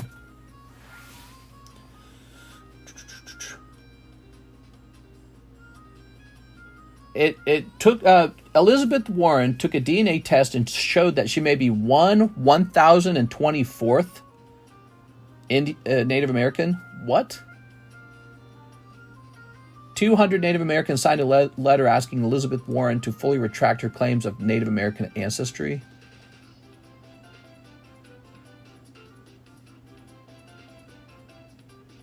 "164th" says National Review. That's still ridiculous. 164th? Yeah, I don't know, dude. Imagine putting that down on your college, your college application. I'm Native American by 164th. David Ballard, evening, mister. Let me get 5 Azure Lane. What kind of Azure Lane are we opening? There's 2 types, Japanese and English. Let's take a quick look. Should be able to determine it by simply looking. All right, so you wanted Azure Lane. Must be the English Azure Lane. Okay, English. It's Jen. What's up, Jen? Yay, Jen's here. All right. Oh, that's Japanese. That is the exact opposite of what I wanted to grab. Get back in this box. Now, where are the English ones then? Ah, the English ones. Man, I'm feeling Native American myself for a free handout. Well, okay, so that's kind of the conversation. If I'm 1% Norwegian, am I Norwegian? Because if you look at my DNA test, I'm 1% Norwegian. And so that's a whole... Somebody at some point in my ancestral line boinked with shaboinked with the Norwegian. But that was a really long time ago. So does it count today? If I go to Norway, do I say, hello, fellow Norwegian? It is I, a Norwegian. Like, what are the rules? Like, how much of a genetic fraction of me do I have to be to claim to be the other thing, right? If I was 50% Norwegian and 50% other, could I then claim to be Norwegian? I think people are more accepting of that. What if it's less than 50? What if it's like 25%? Okay, so I'm quarter Norwegian now. Am I Norwegian? I think it's a tough question. What if it's less than 25%? What if I was 13% Norwegian? Can I go to Norwegian and say, hello, fellow Norwegians, it is I, your fellow brother Norwegian?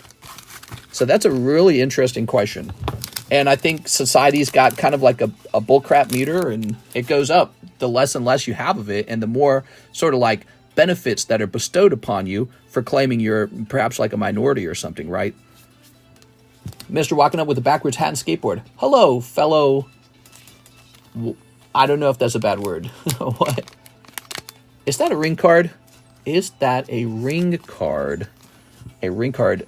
What is she talking about? A ring card? You mean the Lord of the Rings card from earlier in the stream that we already sold? Oh, is there a ring card? There was. Somebody snatched it. I'm so sorry. It already sold. What we're doing tonight is we've been selling Mr. LaFlame's cards on commission. So, like, here's this parent card for sale. And what do we have here? That's one of mine, actually. Here's a LaFlame card, a Charizard Classic Collection. We had two of them. There's one left. Here's one. We've got Kaido. That's from Mr. LaFlame. I still have a couple of Flame cards to price. That's a yellow Charmander 9 and a Piplup 10 for $65. I still have some Mr. LaFlame cards to price, but they're all sub 9. They're beneath grade 9. 25's the limit, you're saying. I think that's kind of fair. Like even quarter's pretty dicey, right? Like, let's say I was quarter black and then 75% Irish. And when you looked at me, I mostly just looked Irish, you know? And then I said, actually, I'm black. I don't think the black community would accept me. I think they would say, no, you're not. Get out of here. You're like, you're not black enough. Here we are. But there's some cutoff point. And the cutoff point isn't 0. If I was 1% black, like I'm 1% Norwegian, right? If I was 1% black, I think everyone here would reasonably say, no way, dude, you're not black. What are you talking about? I am. Look at this. I wanted that. You know, it's sad too. It was only like $45. That's the crazy part. It was only like 45, but someone snatched it. Yeah, it was a cool card. Hey, to Jen, it just didn't last long. All right, David Ballard. Was that the correct price, by the way? That was the correct price, correct? All right, so David Ballard, let's find your bag. It's an interesting conversation. I think basically the election kind of spun up that question because, you know, Trump, although I don't know how far he went with it, he doesn't seem to be pushing it too hard. He kind of poked at her and said, is she actually black? And so you could kind of see him wanting to poke that and push that subject, perhaps because he considered it a win for him if he could cast doubt. Let's see. And it became one of those debate questions later when they hosted the debate. It is David Ballard. Can't believe I wasn't here. It was half price. It's raw on $85. Oh, I gotta see. If it was incorrectly priced, I can't accept it if it was incorrectly priced. Who was it that bought it? They're gonna be mad at me, but I cannot sell Mr. LaFlame's cards incorrectly. It was Jose E. Dominguez. I may need to contact him and tell him it was a misprice. Hold on. I was pissed when it got sniped. I'll buy it for $85. Hold on. This isn't my card. See the blue label? It's actually Mr. LaFlame's card. I have to sell it at the right price. He won't accept it being sold at the wrong price. So the agreement was it must be sold just under the buy it now price. What did I do wrong here? The One Ring 451. Okay, let me click on buy it now. Is it because there's a holo version and a non-holo version? So the cheapest raw one appears to be $70. Okay, now let me add PSA to it.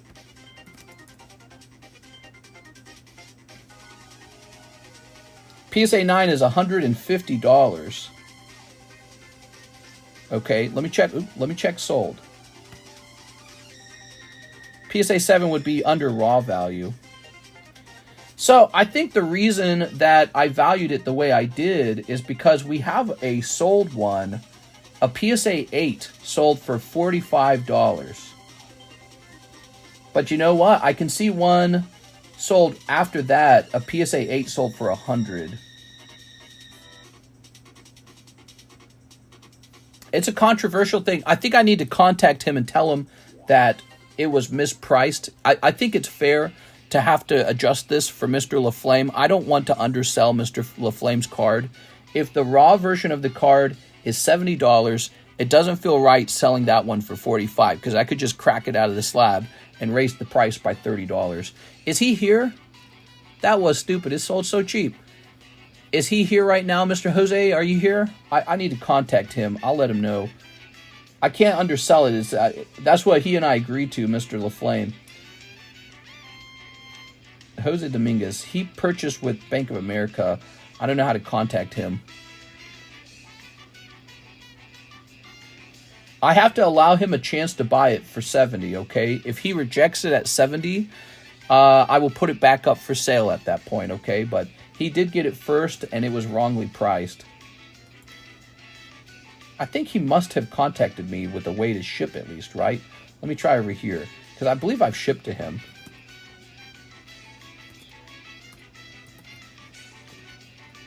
I think he was the guy who had Moria as the shipping address.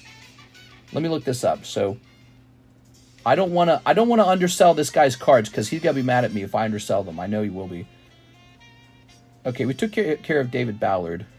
Now let me try finding this. I know.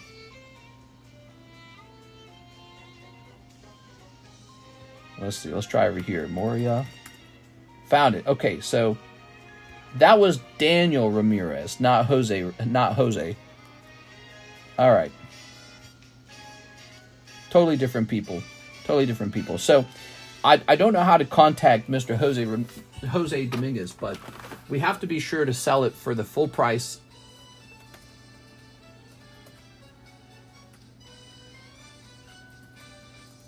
Otherwise, I'm going to get in trouble. Why wouldn't you crack all PSA 5s and sell them for their raw value? Okay, this will have a note on it. Reprice. $70. Wrongly priced. Okay. Wow, Jen, you might have just made Mr. LaFlame a little bit of money by catching that. Because, yeah, we had already gone through with the sale. And you came back in and you said, well, that was the wrong price on it. He's going to have a chance to finish the purchase at 70. And then if he says, no, that's too expensive, I don't want it anymore, you will have a chance to buy it at that point, Jen. Jen, why don't I give you $5 off whatever you buy next, okay, for helping out. All right. I'll take it if you pass this. Sounds good, Miss Jen. All right. That's one of the benefits, I guess, of selling cards live is if something is wrongly priced, somebody catches it, usually. David Ballard has a bag. Of course, on the other hand, since I'm pricing them live, I'm so much more likely to make a mistake like that because I'm going so fast and I don't sit down and research it very much. And when I overprice it, people go, hey, that's overpriced. But when I underprice it, nobody says anything. They go, I'll buy it. All right. I don't need $5, but it shouldn't be 50% off. Yeah, I agree. I agree with you. I thought you said he had a bag. We were looking for that bag, right? David Ballard. Magic cards are meant to be played, not slabbed. Devin, Drew. I like the slab cards, though. This bag's basically expired. David, did we not find your bag? I mentioned it a few times, but it got swept in chat. The wrong price, yeah, I might not have seen it. If I was pricing things, I might not have just focused on that. I might have focused on, the eBay price. Rath was saying it too, probably before I came in. I probably just didn't see it. I definitely don't want to undersell any of the cards. Here we are. Maybe you're looking at checklist ring card. Mister, want to give me a Waifu Shuffle out of my store credit? Yes, sir. Let me grab this store credit first. No, I was just going real fast. There was a ton of cards to price at the time. So I was just going real fast. All right, so let's see. NHCC. He said what, a Waifu Shuffle? Okay, good luck. This is going to say $10 left. Waifu Shuffles are loaded back up. They're very popular right now. Okay, good luck. I think people like the fact that they're shuffled. 1, 2, 3. And he said 1, right? Boop. There it is, a cold card. That's for NHCC. Where's your box? You want this in your box? You even want this? Some people don't want it. Ah, here it is. Too late, I found your box. All right. Boop.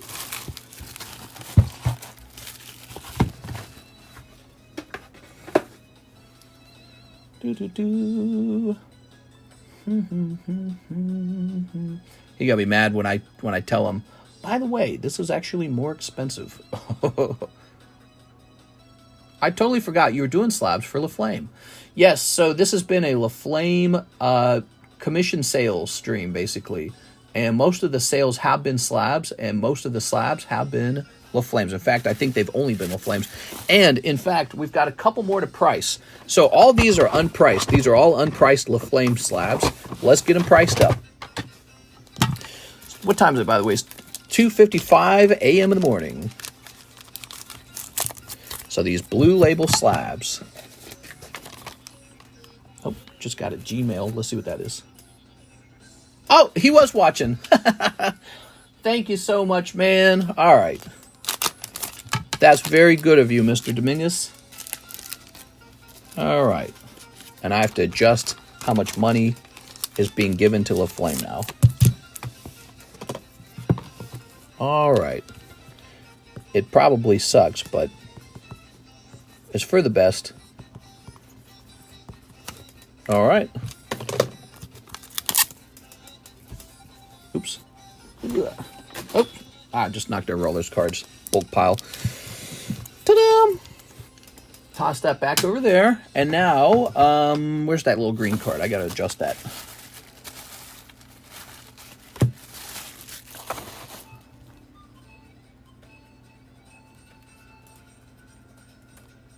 Okay. Oops. Did I do that right? Yeah, I did. By the way, LaFlame made $560 tonight.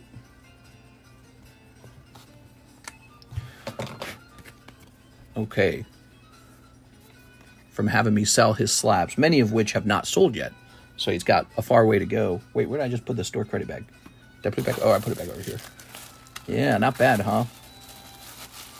Some of the slabs have to be paid down over time. All right. Because not everyone bought them outright. Some people bought outright, some people did not. Light Dragonite.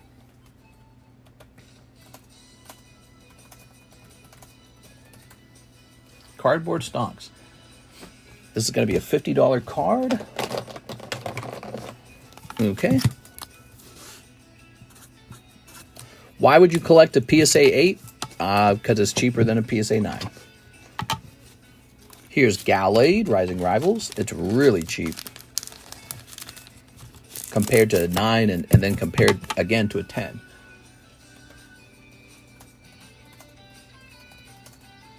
Gallade. Oh, this guy's still expensive, though. PSA 7's on the rise. Yeah.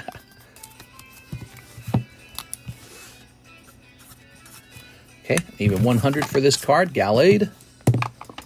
Rayquaza. Look at that. Rayquaza Deoxys Legends. Why is LaFlame selling his stuff? Well, I think he's trying to make some of his money back. He is keeping some of it, too. So he's not selling all of it, but he told me which ones to keep. Okay. Rayquaza Deoxys Legend. I can see the bottom half of the card for sale. How about the top half? Oh, there it is, the top half. And is that English? Yes, that is English. Okay, we've got an exact price on this one, $130. That makes sense. $130 for this card feels about right. I remember when Crown Zenith Gold Tina was raw value at PSA 9.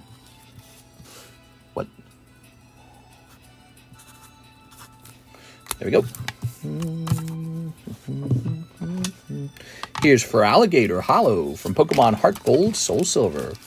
So we're still filling the table up with these cool flame slabs.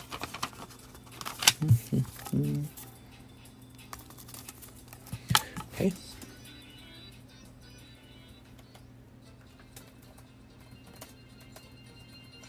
I hate spelling for alligator. It's such an annoying name.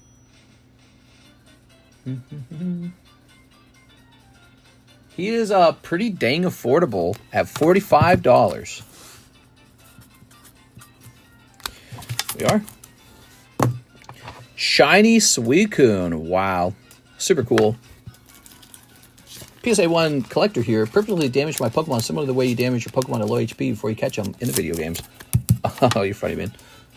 Yeah, people think that there are PSA 1 collectors out there. You sound like you're one of them. Heart Gold, Soul Silver, 21. Okay. Oh, hold on. This needs to be PSA. And then we're looking for 7. Yep, there it is, 7. He is also kind of a pricey card. He could be $90.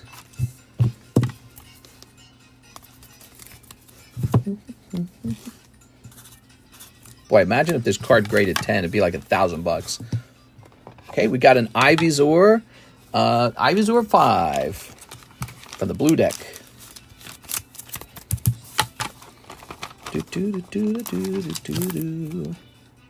It's just a PSA 5. I'm going to set it down for $18. That's Pokemon Playing Cards Red, Bulbasaur 8.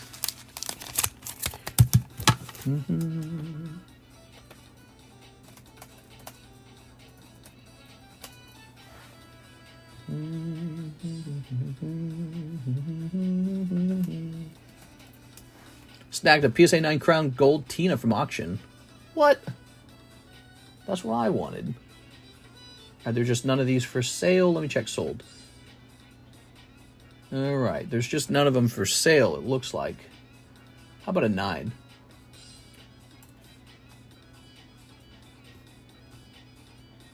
Okay, a 9 goes for like $70. $70, huh? 45 it is.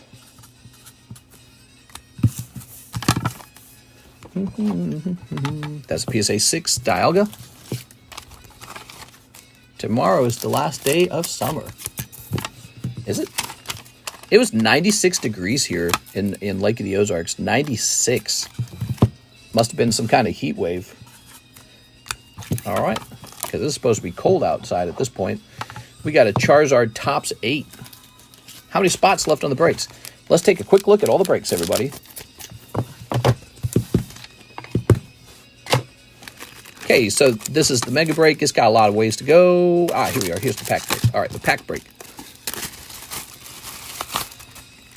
1, 2, 3, 4, 5, 6. 4 spots left in the jungle break. 4 spots. Jungle break, 4 spots. We have the Ancient Origin break is a new thing. There's only 8 spots in here, but nobody has started it. Just waiting for someone to start it. Okay. The Gengar break, really desirable. 24 spots, 11 spots are in. So rare candy break, 31 spots, 7 spots are in. Here's the Diglett. Okay. That's the Mawile Reverse Holo from Sandstorm, 3 spots deep.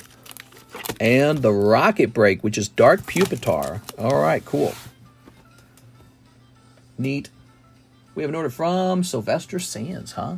Yo, neighborhood, just at the diesel plant, watching my girlfriend Jennifer power up our small town of 2,500. What are you talking about?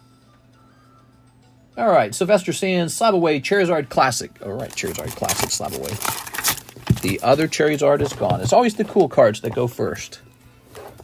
They're gone so fast. All right, there it is. Aha.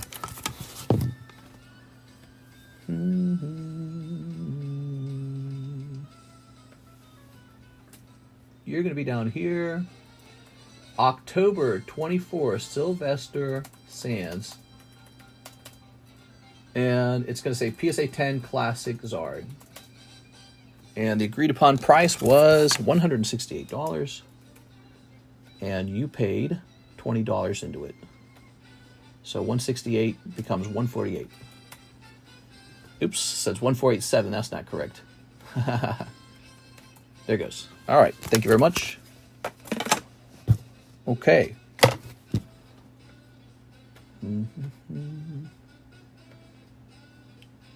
Mr. Dominguez fixing that order. That's really nice of him. Okay. Very good.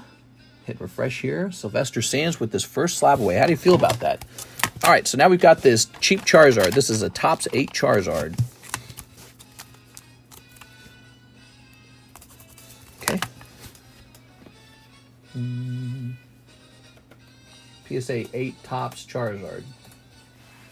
I bet PokeBruh regrets selling his legendary 8. Who knows? He probably doesn't think about it.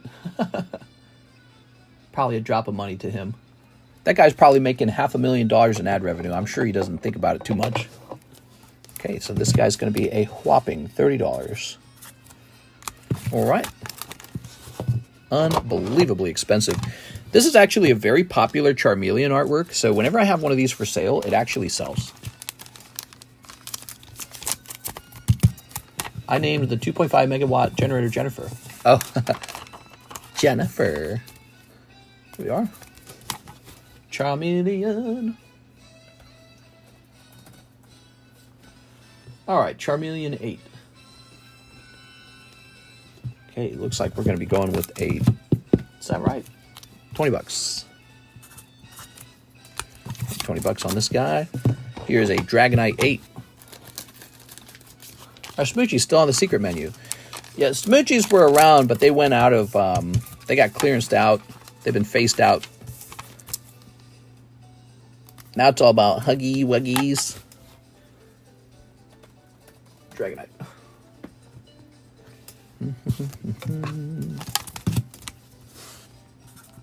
$24. Here's Pikachu. Movie edit something.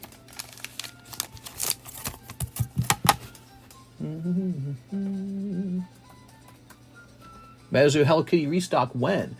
Do you want to restock on the Hello Kitty Metazoo? I'll reveal a secret to you. I have Metazoo coming. I have Hello Kitty coming in, but it's not the Metazoo version. It's a Weiss version. So we've got some Hello Kitty on the way in.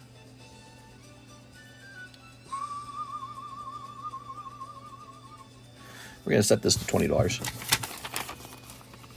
Time to order some hugs and reach around.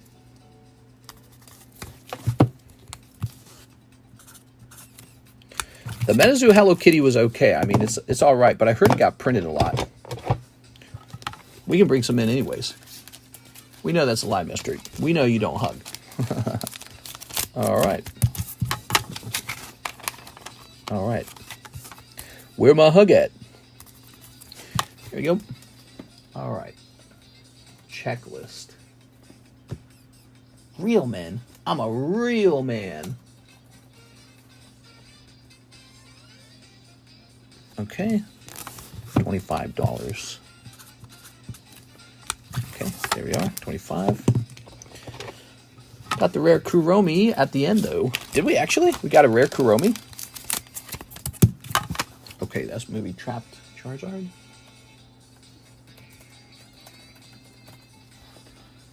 All right. I don't even remember, man. Okay. Very good. I've seen the Kuromi and Mothman now. It's a pity we didn't pull one of those. So this holographic one with the Charizard is $54. All right, there we go. Here is Charmander, Ace of Clubs. The Kuromi on the throne is like 45-ish. Oh, nice. That is just a 4 on this Charmander.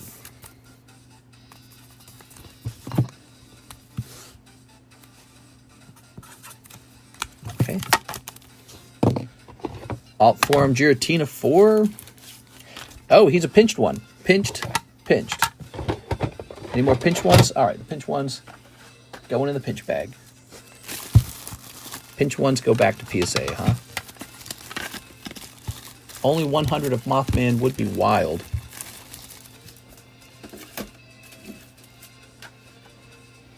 Okay. Here is Rainbow Foil Movie Edition. New Friends and Farewells. PSA tanking the poker market. Not tanking it. There you go.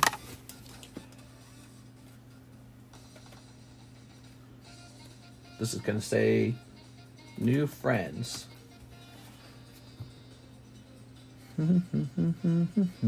Is the Yuta still available? I believe she is. Yuta. Yuta like uterus. What am I saying, dude?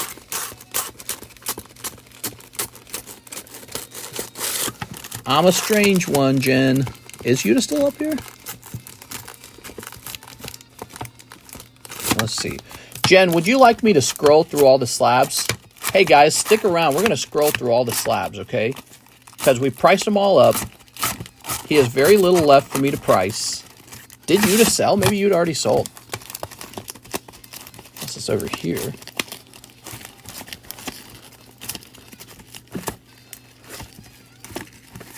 Oh, I can't find it. Might have already sold. Let me check over here.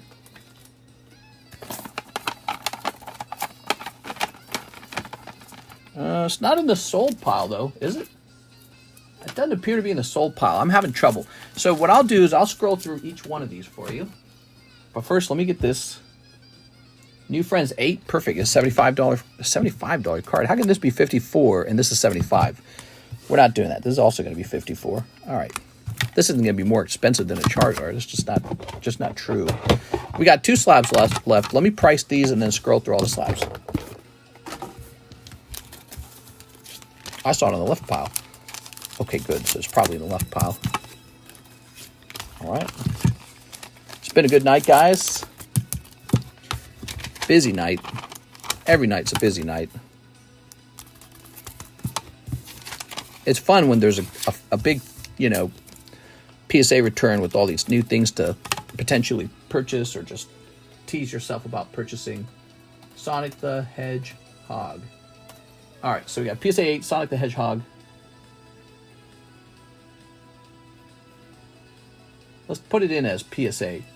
Sonic the Hedgehog.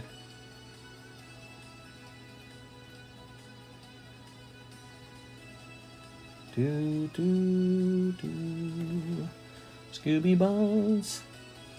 Scooby-Dooby. Just have nothing to compare them to. Check sold items. Let's say tops. Because I'm getting a lot of... there we go. All right. All right. What is he? He's a running hedgehog. We're going to set him in here for $170. All right, cool. And then as for the Mewtwo Ace of Spades...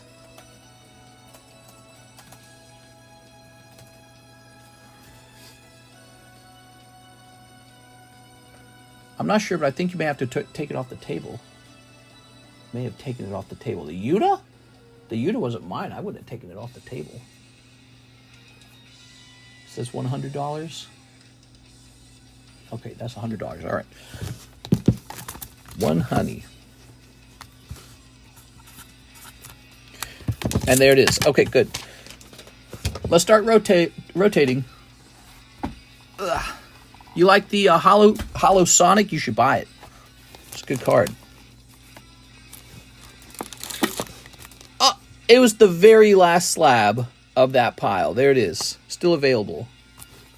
Cool, man. So she gonna buy that, I think. And I'm gonna show you every slab in the table. You ready? So look at what you got here. And now when we get back to these, we'll know we're done. So we got Bandai Starter 1. God, they keep playing this song. We just had this song. Dolphin Shoals must be one of the most annoying Mario Kart songs that there is. Hold on, we got a Tammy Low order. What's this Tammy Low order? Okie dokie, let me see it. I'll send it all together. Here it is, very pretty PSA 10. Ooh.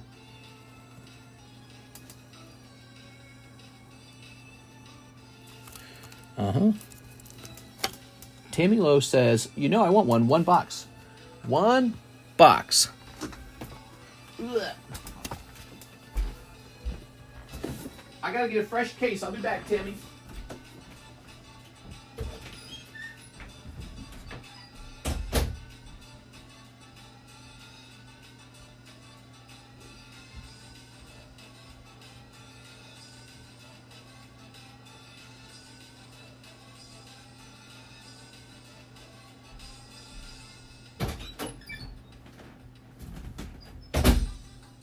Okay, so we've halfway sold through the Paradise Dragona. We're at the halfway point.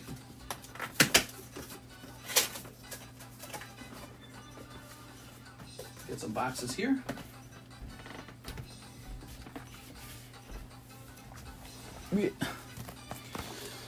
Whew.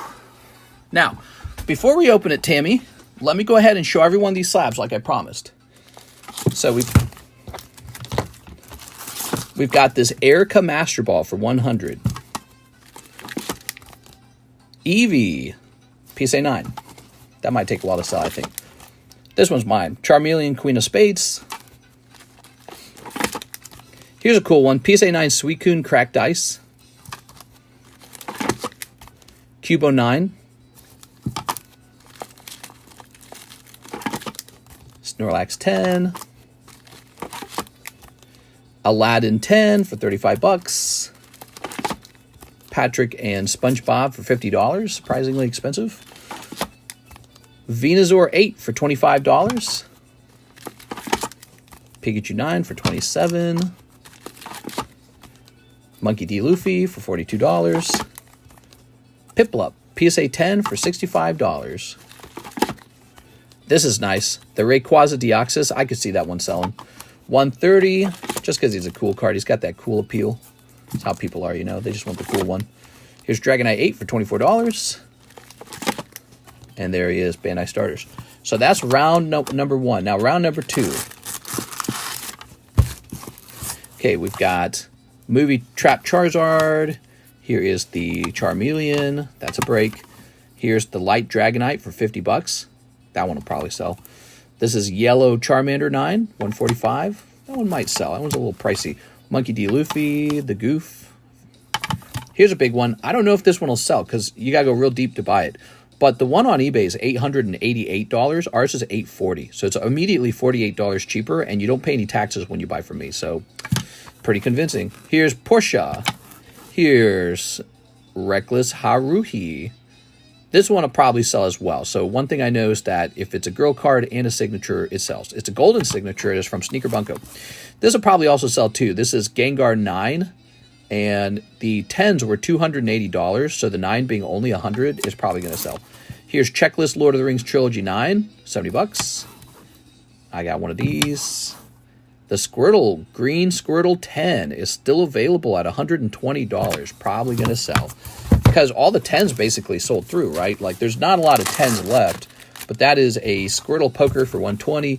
Here is the movie edition Farewell for $65. Here's a Snivy 10 for $40.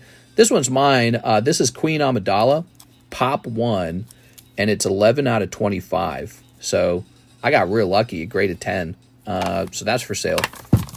All right. I'm not a simp. I don't collect girl cards. I just send them out because I know you guys are simps. Here's Mewtwo 8 for $100. Here's a Pikachu for 20 bucks. This guy graded 6. He's $18. Here's Fraligator 8 for 45. This one will almost certainly sell. It's English Parent for 165. I'm surprised it hasn't been gobbled up immediately. So there is a Green Deck Bulbasaur for 100. That's also probably going to sell. Some of those 10s are pretty good. That's Natalie Portman. Here's Monkey D. Luffy. Very nice. Here is one of those Error Monkey D. Luffys. It's got that blue blob there. That's the break. Here's Charlie Brown. We got some Charlie Brown now. This is for sale. So his first appearance Lugia is for sale for $989. Pretty neat. Graded 4. That price is based off of what we found on the internet. I think that's a sold price, isn't it? Okay, and then we got this cool signature Diglett and Charizard. Do you think this would be more of an attractive purchase if the signature was larger? Do you guys like that so my signature is down here and it's real small. Do you prefer like a larger signature on the card? Give me feedback on those. I can improve them. Okay. Okay, now we got it. Hey, it's Average Player. Hey, mister, stopping by between classes. First time in a long time. You're well on your way to that insane 100,000. Glad to see TheCardconomist also running. Appreciate you all and have a great weekend. I hope you're having fun in college. Lots of young people in college. It's nice to be surrounded by so much youthfulness and lots of sexy girls, and it's fun to learn. If you're like me, you like to learn. So college is very desirable to go to. Here's Monkey D. Luffy. That's where I met Karis. Blastoise. And Samwise the Stout-Hearted. All right, yeah, it's great because you get to stretch yourself out a little bit, your personality type. You get to be around people of different personality types. Very healthy thing to do. Here's Sadok. Here's Chimchar. Here's Monkey D. Luffy. Here. I bought a new book. I bought you a new book. Here's Meganium 9. We've got Charizard. Oh, here's a PSA 10 Joker Pikachu that hasn't sold, so that's hot. And here is a signature from Freerin that has not sold either. If you become a computer science genius, all the girls will come. Well, I don't know if all the girls, but, you know, you can get a cute Asian girlfriend for sure. She'll be like, how much money do you make? Let me invite you to my family's house. Been loving HTML, Java, and CSS. Python is also great.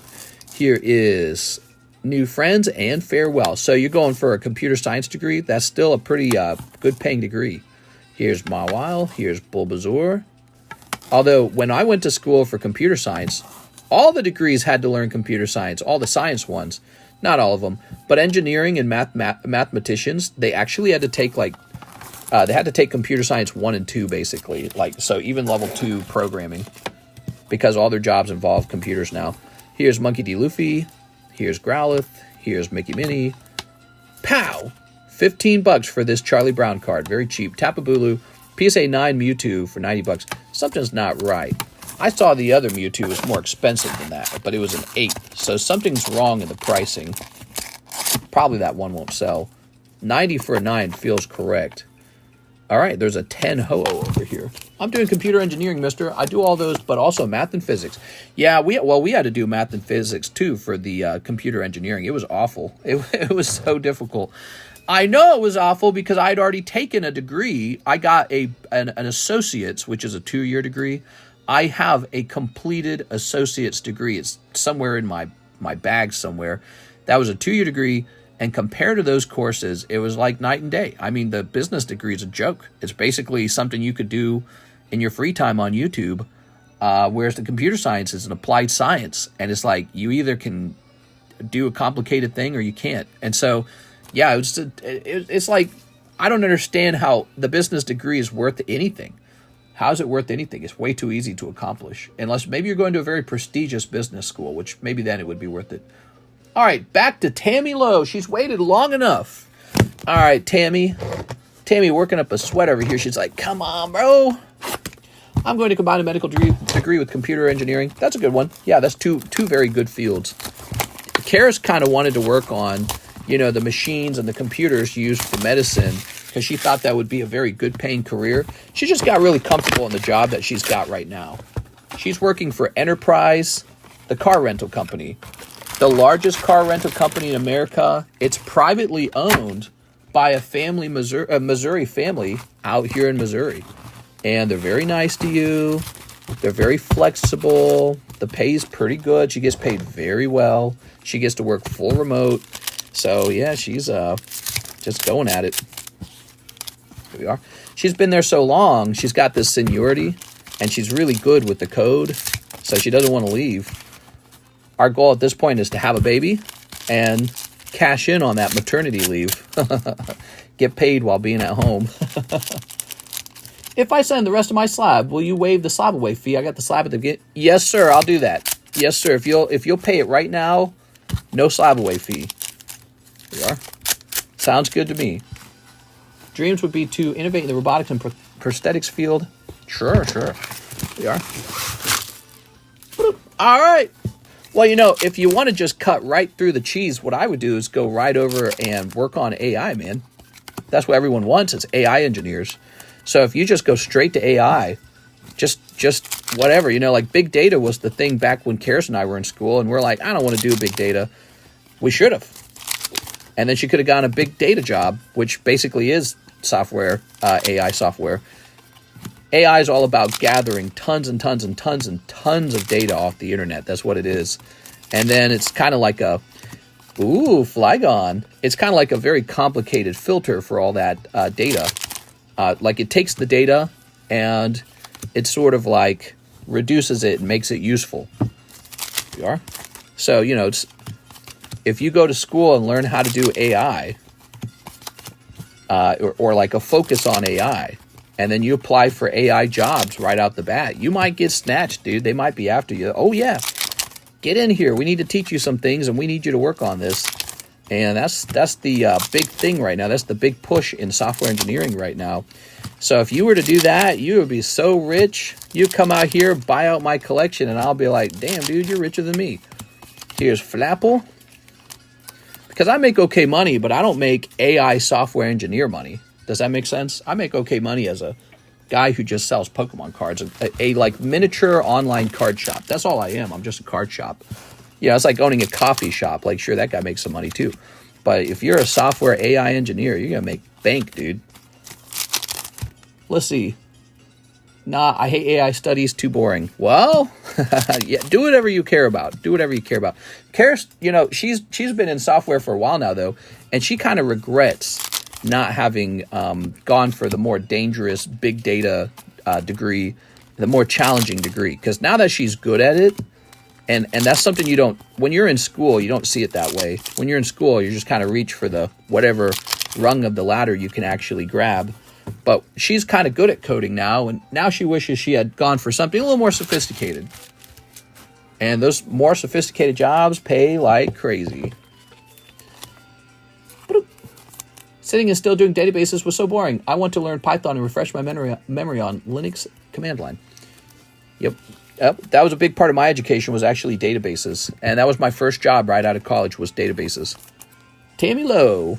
And it was pretty easy. They didn't allow me to do very much. It was a bank, and they were hiring software engineers on contract. And I was working for a company called Tech Systems. And what they did was they would get like talent. So they would get like me on their roster, and then they'd look for companies that needed contract work, and then they would contract me out. So my first contract job was with a bank. They were upgrading from an old database to a new database, and they only needed a temporary worker until the job was done. That was my very first job. It paid very well. It was basically data entry. It was about as easy as data entry. And it was so easy. I don't think I even needed my degree to do it. You just had to sit down and learn how their software worked for a little while.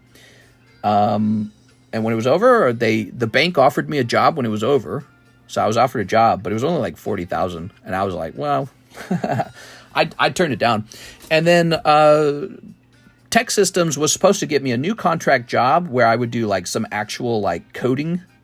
And they found a job, but by then I was kind of doing well on YouTube. I was making a whopping $5 a day after all. So I told them, hold on, I'll take a contract job if this whole YouTube thing doesn't work out. That's why I did. I actually did that. I was making like $5 a day on YouTube, and I told them, I'm going to go after YouTube. And they're like, really? The guy I was working with, because I did a really good job with the database transfer. They liked me. I worked like 12 hours a day when they did that. So they liked me right away. And that's my specialty, by the way, is working like way, way, way big overtime hours, 12 hours, 16 hours, whatever. So they immediately liked me. I seemed pretty sharp, maybe. When you work with Tech Systems, they will actually have this guy who works with you. He takes you out to lunch. He talks to you. He says, what are your goals? What kind of person are you like? So they had done that with me. It's like a continuous interview to try and figure out how you fit into a puzzle, right? And so they found a job for me for actual software engineering, and I turned it down because I was working on YouTube and I was having some success. Hidden Trials sold out? Wow. Yes, Hidden Trials is sold out. We do not have a box of From Nightmares either. We just have one open box. And I think there's a couple packs missing from it. I think I still have a box or two of Hidden Hope left. I just ordered 2 fresh cases of Hidden Trials. We busted through a full case of Hidden Trials in less than a week, which means that it's just really high demand, which I don't normally need to order that much of the Final Fantasy, but apparently I do for this one. All right. Does she have ADHD? We love learning new things and getting bored easily. You talking about my wife? Go for a finance double major, Mandarin Chinese, and do investment banking. I like finance a lot. I think I could have just done finance. Hathim says 9OP9. You got it, Mr. Hathim. Are you ready? 1, 2, 3, 4, 5, 6, 7, 8, 9. There it is. I enjoy finance a lot. I think it's a nerdy fun thing where it's sort of like in your mind, you're measuring things like the value of things. So you're measuring the value of money. You're measuring where the money's being allocated to. You're making bets, kind of. Yeah. So a lot of it is making bets, but then also negotiating. I love to negotiate. It's fun. Your wife, ADHD. I wouldn't say so. She doesn't strike me as an ADHD type. Here we are. She actually is kind of similar to me. She does a thing where she overfocuses. Here we go. So she'll forget about everything else in the world and she'll just work on one thing for a while. And I'm very good at that myself, is what makes me successful on my YouTube channels. It's like nothing else matters, just this one thing. Here we are. All right. Very nice. Wonder where I'll end up. Right now, school calls, and I'll have to focus on a social life. Here we are. Very nice. If you got a computer science club at your university, 100% you got to join it. Also, the other thing I would recommend, during the off season, so like summer break or whatever you guys get in Norway, if you have like some downtime, you got to take a mini job, like an entry-level job, not an entry-level worker job, an internship. It's called in the U.S. I don't know if you guys have that word in Norway, but it's called an internship. It's sort of like a work-for-free kind of job that gets you experience. And the internships for computer scientists were pretty good. So if you can get an internship, I highly recommend that. Hit them. All right. Yeah, don't wait to get an internship. Get it as soon as possible. That was one thing Karis and I didn't know about, is you could get an internship as early as you want, because when you're an intern, you don't do anything. You just kind of shadow people, and often this is free work or very lowly paid work. We thought you had to have some actual practice and skill coding to become an intern. You do not. We found out later you need virtually no skill to be a software engineer intern. You just have to prove to them that you're going after the degree. Already applied for a summer job internship at our version of eBay. Oh, awesome, dude. That's so smart. That's exactly what to do. Yeah, I got my job in my senior year. So it was my senior year that I started working for tech systems, and I kicked myself in the ass for not realizing I could have done that sooner. I could have been working sooner. Could have been working while I was in college. Jesse Lee Wu finished the Freer and Slab from the beginning. You got it. And a $14 credit. Here it is. Okay. So let me look this up and remove it. All right. There was $130 remaining on it. You sent in 96, but you also get $20 back. So 96 plus 20 is 116, and I think you said use my credit. High school is useless too. Tell kids to test out and go to college early. Yeah, hell yeah, dude. So smart. So smart. That's why I would do too. No point being stuck in high school not making money. Sooner you can get graduated and work in a real job, the sooner you can buy your first home and really live life. All right, congratulations, Jesse. Look at that, Freer in winter outfit. So I got to do a calculation and give some of this money to Mr. LaFlame now. All right. Here you can't apply for university before finishing high school. All right. I don't know what the rules are for that in the United States either, but yeah, I don't like high school too much. I like college better than high school. I think college, get in there, get out of there, go make some money. The most important thing a kid can do is get a job, a good one, like a career job, and earn money as soon as possible so they can invest in the stock market and buy their first piece of property.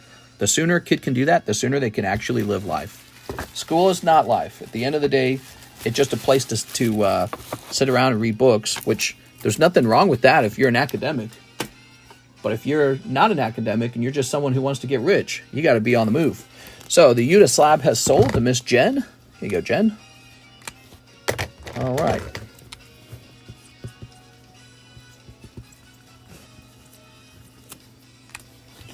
Sort of a do-as-I-say thing since I'm a homeless addict with no job or car working on my mental health. I'm staying with my parents while I stay sober and see my doctors. Good for you, man. Definitely work on it. And it's weird how life works. You know, when you have a problem, like maybe mental health issues, maybe addiction, it's weird how it's sort of like being stuck in a lower consciousness. And something has to happen to kick you out of it. So find that thing that kicks you out of it and get you on the right track. Usually something really tough has to happen to you, and then all of a sudden you're like, all right, now I'm ready to play. I'm ready to do things the way it was meant to be done. So, but if you can become disciplined before a tragedy, that's way better, isn't it? This becomes 706. Okay. It helps to get rid of some stressors that would make me used. So weird. For me, my problem is if I get too comfortable. Getting too comfortable is the risk for me. I don't like being comfortable. It's no good for me. Here we are. There is that running Sonic. That's my Charizard. Trap Charizard, 54. Erica, Master Ball Erica. I got out before I hit the bottom. Nice, dude. Here's Javier Arroyo, OP9. 9 OP9. You got it. 9 OP9. Regardless of your interest, make sure to get rich. Yeah. There we go. God. If I had $5 million, I would so want $6 million. I hate being stuck. It's something I'm working on, but I meant mostly housing costs and bills. That is ADHD. It's hyper-focusing. I don't know about that. I don't really care for labels, you know, when it comes to labels. You know, like, maybe I have too much anxiety. Maybe I have too much depression. Maybe I have the wrong balance of standoffishness. Maybe I have too much irritation or overreact to something that makes me. You know, there's so many measures that the shrinks or the psychologist or the psychiatrist can give you. At the end of the day, I need to have a functioning life where things are heading in the right direction. And so I don't like the labels that much. I really don't. Like ADHD, ADD.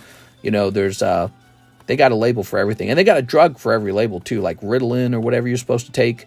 I don't know what they give, but I'm not on any drugs. I never will be. I'm not going to take any anxiety medication. I'm not going to take any depression medication, none of that stuff. A little bit of caffeine. That's enough for me. A little bit of caffeine, not too much even of that. And I want my brain to be sharp because I am my brain. Your brain is you. And I don't like to fiddle with it. I don't like any drugs in it. I don't like to smoke. I don't drink any alcohol. I don't do any of the drugs at all. I don't want to. One of the things I'm scared of is brain damage. So, you know, all those drugs that have, they're supposed to help you with whatever brain this, whatever brain that. Turns out they all have long-term side effects. They found out the depression drugs and the anxiety drugs lead to earlier brain problems like Parkinson's disease and Alzheimer's and dementia. So if you would like to be diagnosed with one of those... Oh! Javier Arroyo with the manga! Oh, man, what are we talking about? Let's talk about this. Wow, Javier Arroyo pulls another manga from the OP9s. So wild. We were not expecting that. That's beautiful. Wow, man, let's leave it up. All right, manga pull tonight.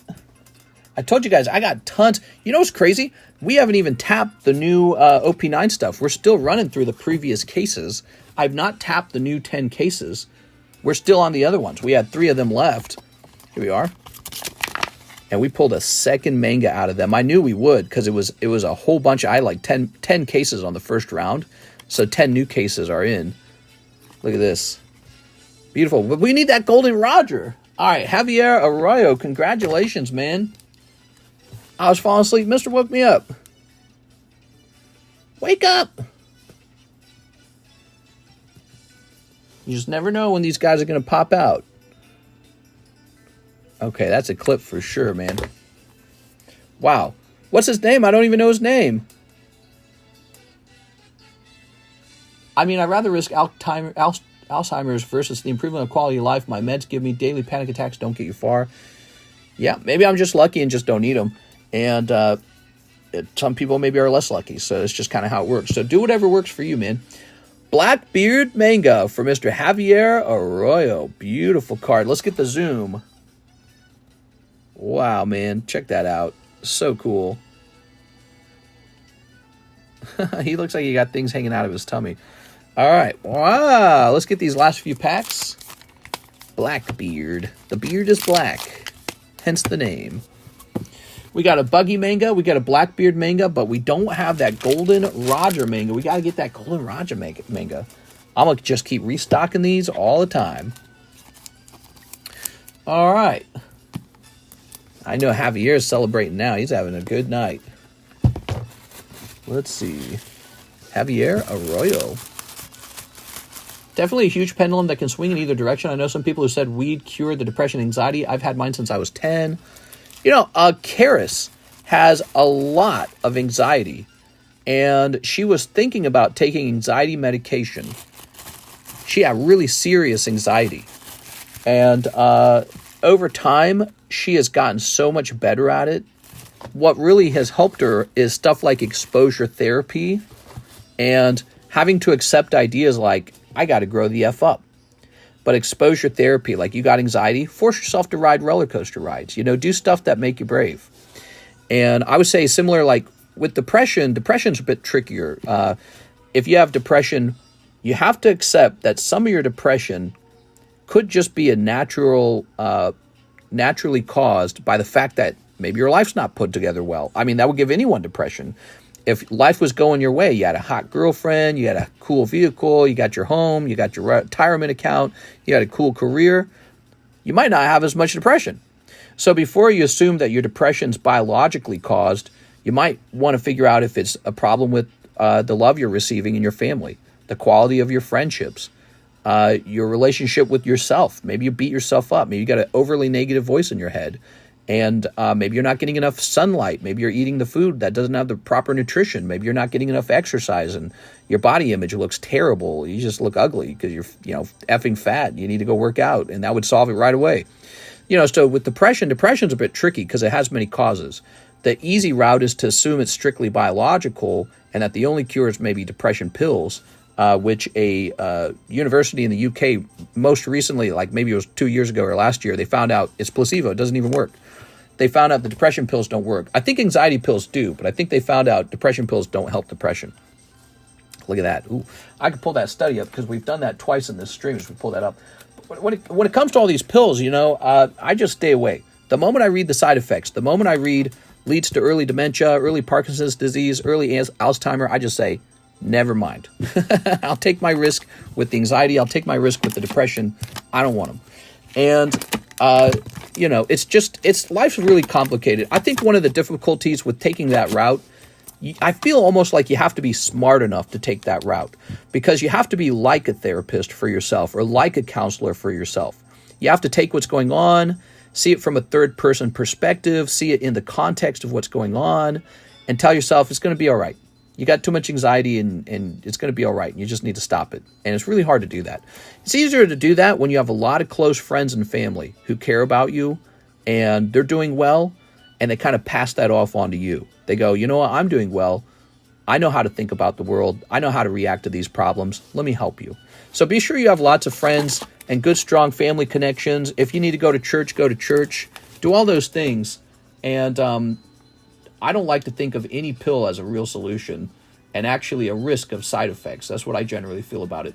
But you know your body better than I do, and you got a doctor and these pills exist, so do whatever you think is best for you because everyone has a different experience of life. Hathim says 5 OP9s. Oh my god, Hathim, you were that close to that manga. Holy. I don't have anyone close. I've been betrayed mentally and physically by them. Sad. Yeah, I went through that, man. I ran away from home. I had 11 siblings, and I ran away from home when I was 17. So I've been through the ringer, man. It's been tough. I went through it. Oh, my back. Look at this, Hathim. Look at this. I'm going to show you something, Hathim. Look at this. That's an empty box. OP, the funny thing about what we just pulled is that was the last box of the last case. I'm getting you a fresh case, okay? All good. Fresh case.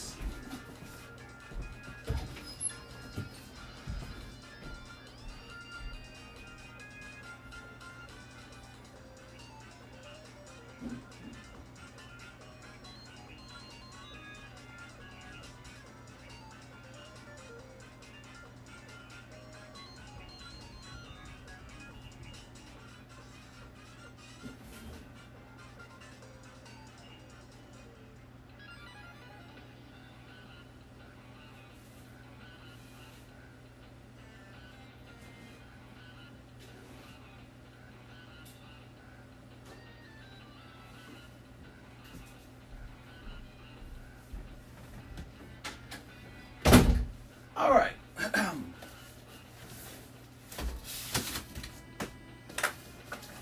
Got some fresh boxes here. Ugh. Whew. Pills. Yummy. I'm moving forward. I'm moving towards therapy a lot. You know what you can do in between therapy? Just go read some books about it too, you know? Did you know how a therapist became a therapist? Well, they did a bunch of reading. That was it. And then they qualified. So they did a bunch of reading. They took some tests and then they qualified. So what you're able to actually do, you can just go read the same books. Like you can read the exact same books. So if you want to help yourself, which you should help yourself. Don't wait for somebody to help you. You know, you should still go to therapy if you feel that's good for you, if it's working for you. But in your downtime, just go read the books that they're reading. Really helps. All right, Mr. Athim, that's what I did, by the way. I read a ton of books on therapy, read a ton of books, psychological books. I'm not lying. I went online and I downloaded a bunch of audiobooks for psychology and therapy. Just listened to all of them. And I would listen to them repeatedly. So like I could listen to one book like 8 times. And I did that for like 2 years. Here we are. Listen to them over and over and over. And it transformed my perspectives, totally changed my life, helped a lot. And then, of course, I was in school and I took Psych 1 and Psych 2. So that helped as well. So I had Psych 1, Psych 2, and a huge groups of books on psychology and therapy. I just listened to all of them. And everyone's got this useful advice. But some of them really do. Some of them really say something that means something. You know what I mean? All right. Like, here's one that really stuck with me. Sometimes people think depression is like something that happened to them. Something bad happened to you or something like that. Or it's biological. But depression can also be the absence of something that should be there. And people don't think of it that way. So maybe you're meant to have like a beautiful, loving wife who tucks you in at night and smooches you on the forehead. And she's just not there right now. And so, of course, you have depression because your body's detecting that that's missing. Maybe you're supposed to have some pals that you hang out with and joke with. And so on a normal Tuesday afternoon, you'd be hanging out with your pals and joking with each other and eating some Taco Bell. But since you don't have that, what do you really have? You just sit on the couch alone. So the absence of those natural things are gone. Those social things your ancestors had, they're gone. So the absence of those things are giving you depression. So before you say, hey, I've got this crippling depression, the solution is I need to eat enough of these happy pills and then I'll be happy. The solution might be to try getting a wife and try getting some friends and then testing it out again. Be like, am I still depressed? Am I depressed despite these things? You know, test it out afterwards. But you got to get to that point first. And if it turns out you're not, oh man, Jen was in line for the OP9s as well. Holy cow, Javier, you just barely grabbed that. Miss Jen, 1, 2, 3, 4, 5, 6, 7, 8, 9, and 10. So try getting into shape and then try getting a hot girlfriend, and then try having a couple cool buddy friends, and test life out again. Be like, am I still depressed? And I bet you would not be. I bet you a lot of your depression would melt away. So you're looking at yourself in the mirror going, I look good. You're looking at your hot girlfriend going, she wants me. And then, you know, when you have those things going for you, that confidence and all that from all this success, you get a job, decent paying job, and then you just work your way up your career and you go, hey, I'm making good money. I'm making good money. I got this hot wife. We make love. I got cool friends. You know, all these things come into your life that all of a sudden, this recurring depression you might have had starts to kind of, oh, okay, you got this card here. Very nice. You got a leader card. But you might get 2 hits. They all start to, all these feelings, these negative feelings you used to have start to degrade because you got too many positive things kind of replacing them. I experienced that. I experienced what I just described. I had a lot of negativity leaving home. I had nothing in my life. I had no money. I had no friends. I lost all my friends. I had no family members anymore. And so it was just, dude, it was just a sullen, awful time for me. And now life has worked out way better. There you go, Blackbeard. And I don't experience those feelings the same way anymore. Orders closed? No, send those orders in. Oh, let's see. He says, your brain is pretty powerful, but yeah, I strongly believe all psychiatrists have to be psychopaths to understand them. Nah, that's throwing around the word psychopath too easy. The psychiatrists are probably smart, curious people. I'm so behind in life, it's really pulling my mood and mental health down daily, which spirals and snowballs. Maybe you have like a spiral slide where the snowball kind of goes down the spiral. I hate having friends. I don't care about sex, and I work out every other day. You gotta care about sex. You have to go have healthy sex with someone who you love, okay? There you go. I'm your psychiatrist, and I'm telling you, you have to have those things. If you don't have that in your life, you're going to have anxiety and depression, because having a healthy sex life, in my opinion, if you don't have one, you're like living under a cloud. I really don't trust people. Well, there you go. Well, that's the other thing to work on is you have to learn to cope with the fact that people hurt you and betray you, and people are generally animalistic and barbaric, and they're just terrible people. But you somehow have to accept that and hope that you run into a person with nobler thoughts and feelings. Maybe they've thought about life similar to you, and then you have to just get out there, man. You got to go find them. So you can't say that. You actually have to go find people and be open-minded to experience. If you're too close-minded to experience, once again, how are you gonna resolve your problem? You know, if you're living in a current state of I'm not satisfied with the way things are, well, now you got to be open-minded. It's time to, because open-mindedness allows you to change things. And so if you're not satisfied with your current state of living, you got to be an open-minded type of person, open-minded to new experiences.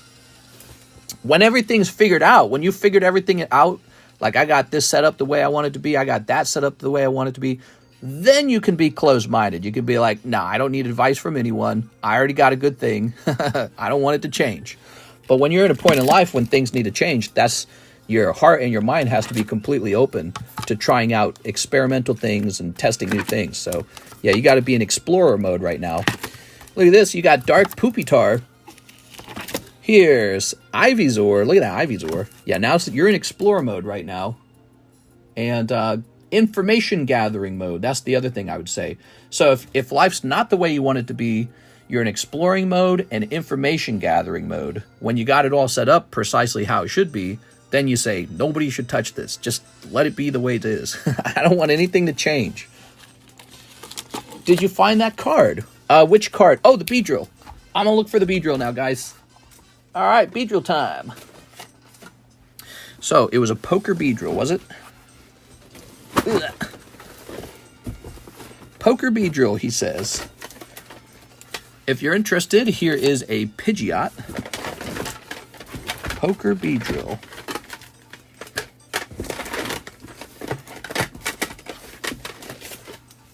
Here's an Arbok and Ekans from Nintendo 64 Stadium. More like alpha mode, mister. Yeah, man. Welcome to my Alpha Male podcast. Huh, girls.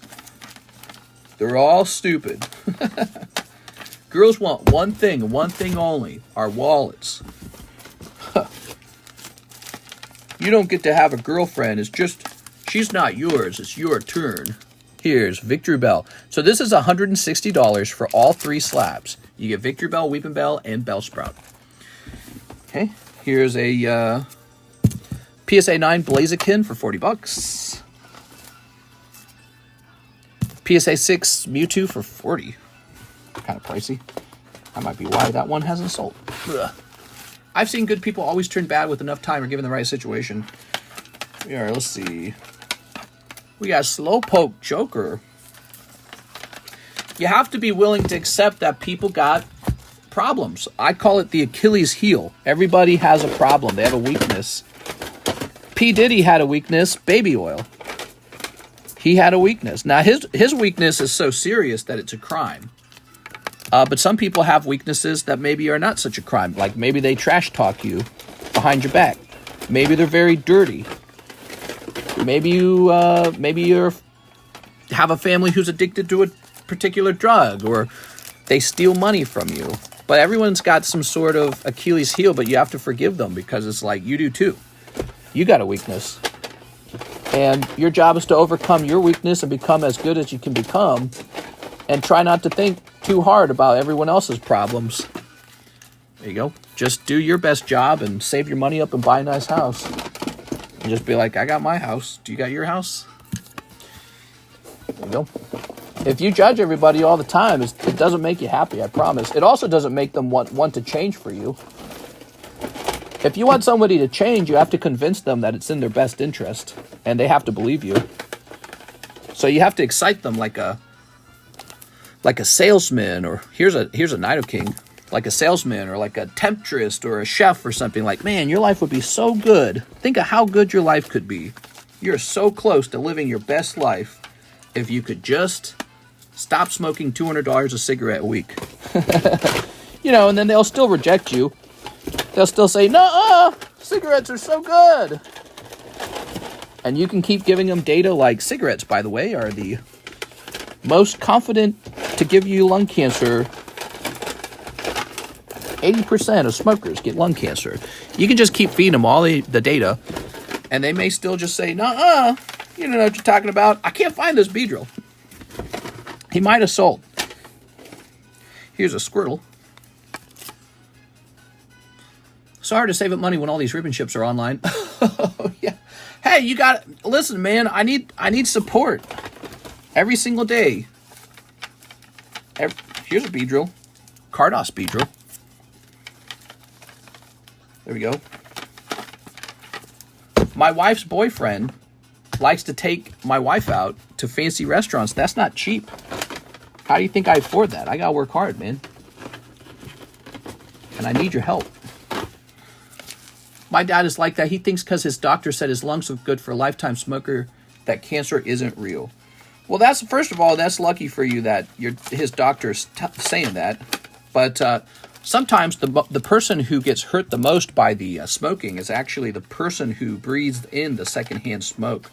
So I was listening to a tragic story of a woman who got lung cancer, and she's never smoked in her life. Her husband has been a lifelong smoker, and she simply breathed the secondhand smoke, and so it gave her lung cancer. So, tell him, Dad, even if it's not for you, do it for the people around you if you love them. And he'd probably say no. And again, that's just how it is. Here's a Cubone. He'll probably say no, because that's the nature of it. People are just bad, dude. Like, humans are fundamentally weak and bad. And you are too, and I am too. And you just gotta accept that that's the nature of humans.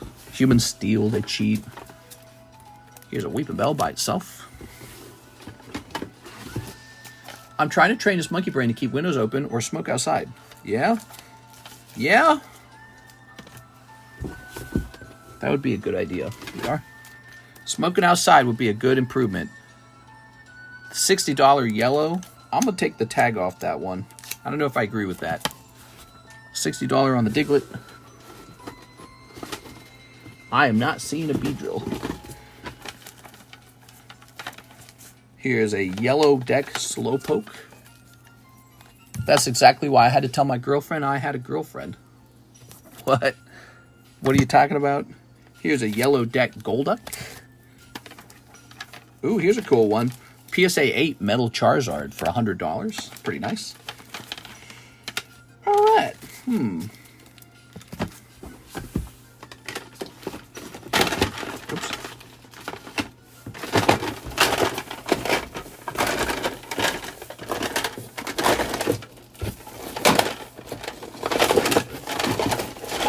Well, I'm sorry, but if that poker card exists, I'm not sure it's in a place where I can easily locate it.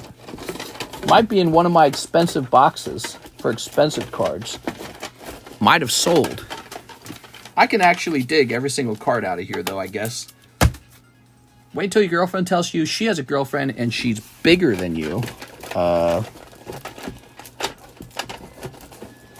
don't think that happens. I think that only happens on the internet.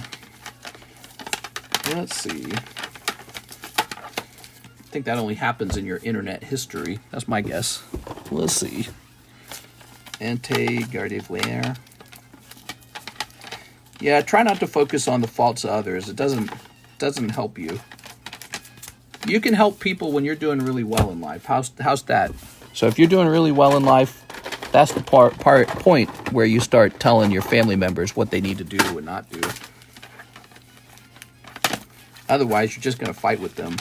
But yeah, you could tell them things like, I'm not comfortable with the secondhand smoke. Maybe you could smoke outside as much as you can.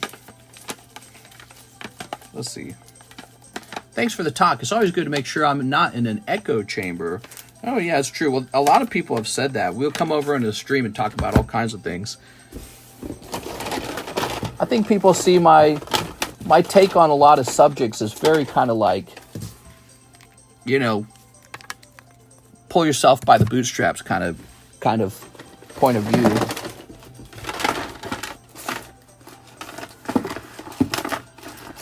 Let's see. Oh, here's a Blastoise 6. All right, I'm giving up. I don't see it. That's it. I didn't see it. It doesn't mean it's not here. It could be in one of the expensive boxes. It's mainly because you actually debate with people instead of just shoving poo-poo down their throat. Yeah. I had a lot of help when I was younger. I told you I read all those books. Well, the guys who wrote those books, they helped me. They helped me think about life. It's surprising how much help you can receive. Because the number one difference between you and Elon Musk or you and Jeff Bezos, it's just what's going on in your brain. That's it. They got a different thing going on in their brain. And it's kind of a good idea to know what that is. If your brain could be like theirs, you would just be like them. You have this massive success, entrepreneurial success. You will be like not hesitant to go out and try. You'll take risks. You'll have high expectations for yourself, all that stuff. So they just got their brains wired up a certain way. That's why I said I don't like to tamper too much with my brain, because if it's doing something and it's good, I don't like to mess with it. I just leave it the way it is. All right. Whatever my brain's doing is working. All right. So I don't like any of the drugs. Even if they could give me like more dopamine or more happy feelings or whatever, I just go, no. Just let me be the way that I am. It's working. I'm going to have Elon hook me up with an AI interface in my noggin. Maybe. That's one of the many reasons why I love it here. It helps me with a lot that I go through. Yeah, well, that's another thing. So if we're talking to one person, they got an issue. Somebody else who's not speaking up about their issue, might be able to listen to it and relate or find something useful in the, the pile of words that we spew. All right, let's see what the next order is. Sorry for that sort of intermission there. We were looking for a Beedrill slab that we did not find. So now we have a Jennifer Yap order. And it is for 10 OP8 and 10 PRB1. Oh, yeah. Would you mind putting it to the side if you come across it at one point? So, it might be in one of these expensive boxes. I got these expensive slab boxes. I haven't looked in there. But if its price was like $300, which it looks like a lot of the yellow deck things were around $300, he might still have been placed in somewhere like this. Ugh. Oh my God, that's so heavy. Let's see if I did anything like that. Jen, you want one of these slabs for free, Jen? I'm going to give you one of these slabs one day, Jen. All right. How about one of these Umbreons? Let's see. Magnemite. Oh, there's some more Rocket Return stuff, huh?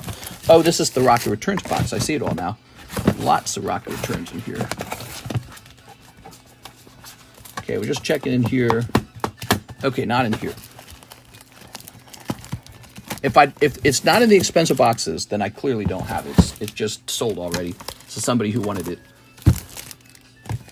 But I don't feel like I sold it. I don't remember it selling. By the way, where did you see it? Where did you see it? You didn't see it for sale in that expensive slab channel, did you? It couldn't be in here, could it? Nah, I don't think it would be in there. That was suggested, already rotated out. Okay. Sorry, Jen, making you wait longer. Oh, see, like that right there. There's a Scyther. So Scyther hiding amongst them. Look at that Crobat with that perfect swirl. Isn't that insane? Okay, Flygon D's nuts. Here's Piranha Plant. It's Hazim Halim. Look at this. I added this to my collection recently. PSA 10 Merlin, Pokemon 2, Ash. Super cool, man. Okay. Oh, just the one, just the Scyther. That's the only one we found in there. Do I have another box? I think I got like one more box, dude. Ugh. Oh my god. So I got two more boxes. One of them is the Tops box. So he wouldn't be in the Tops box unless he was misplaced there. How much do you think all these slabs are worth? They gotta be worth a really... Oh, there's that Houndoom. Check out that Houndoom. Somebody said they liked Houndoom. I don't know how much all this is worth because I don't sit down and add it all up. I don't got time to. But it's got to be some serious money by now, right? Scooby-Dooby-Doo. Oh, well, thanks anyways. No, it was on the table early in the week, I think. I don't think it was sold. I can't remember, dude. You know what you ought to do? Well, no, I don't know if that'll help. Oh, I got an idea. I'm going to go to my Gmail, and I'm going to search Beedrill. I'm so sorry, Jen. Jen's just waiting here. Beedrill.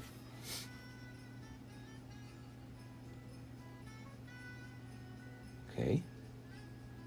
All right, and let me check the other one. So this one right here, we're going to search Beedrill. I don't think it's sold. I think it's still around somewhere. I don't see any purchases where the inner message said, I want that Beedrill. Now, Miss Jen, we need the 10 OP8s and a few more of the OP1s. 1, 2, 3, 4, 5, 6, 7, 8, 9, 10. I really want to sell it to you. I want to sell you that Beedrill. I do. I'm just not running into it. Yep. And for the PRB1, fresh box. I guarantee it's here somewhere. It's here somewhere. I bet it's so close, so far away. Probably like within arm's reach. And yet the room is so complicated, I just can't find it. I actually need Adam Thone to contact me too. I got to talk to him about shipping. 1, 2, 3, 4, 5, 6, 7, 8, 9, 10. All right, cool. Whew. All right. Very nice. Beedrill. Did someone buy that Beedrill? I don't think they did. Miss Jen. God, I want to sell you that Beedrill so bad. I always felt like Houndoom always got sick artworks, especially in the vintage days. Yeah, he did. He was cool as hell. Houndoom. Okay. How many of you guys going to jump into that MetaZoo break? You guys going to jump into the MetaZoo break? MetaZoo Kickstarter First Edition break. That's the very, very first booster box they ever put out. It's like opening First Edition base set Pokemon. Jump into that MetaZoo Kickstarter break before they announce that it's actually been sold, that they actually sold the company. And then if you do that, you'll get to buy in at $60. Now, if they announce that the company has bought that MetaZoo has been sold, that price goes up, okay? So you can still get in at $60 for now. But the moment they announce that it's been sold, it goes up. OP8 in the house. We got OP10 in the house. Okay, here we are. That's a full art. Look at this guy. He's eating some oats or something. What?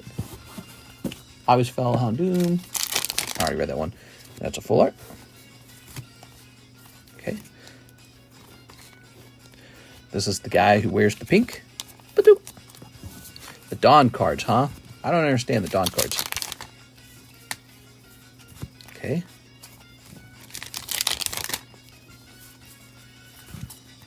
Uh-huh. Oh. Konnichiwa. Holy honkers. Okay.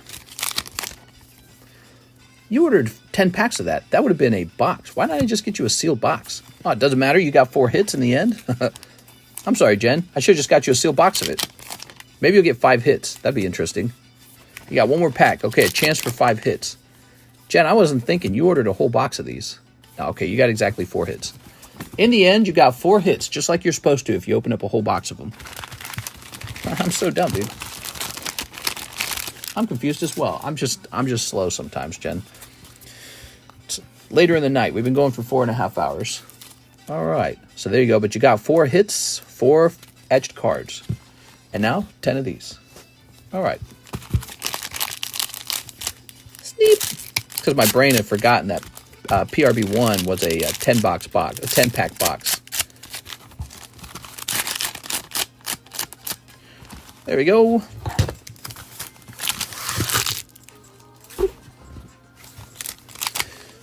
Come on, mangas. There's a holo. Here's a holo. Here's a holo.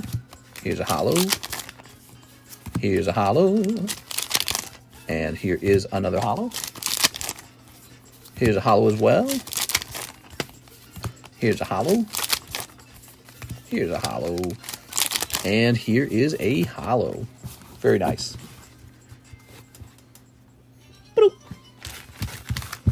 When we finish selling that card, did I update LaFlame's card over here?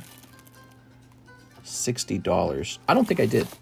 So I think I owe him for that previous card that sold the, let's go ahead and sleeve these.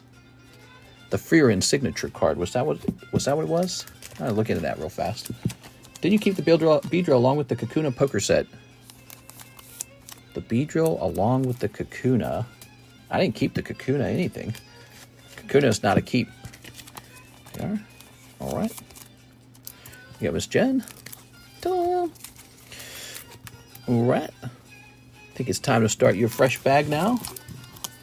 Mister really had to go slower when those big banger cards were showing. What bigger banger? Oh.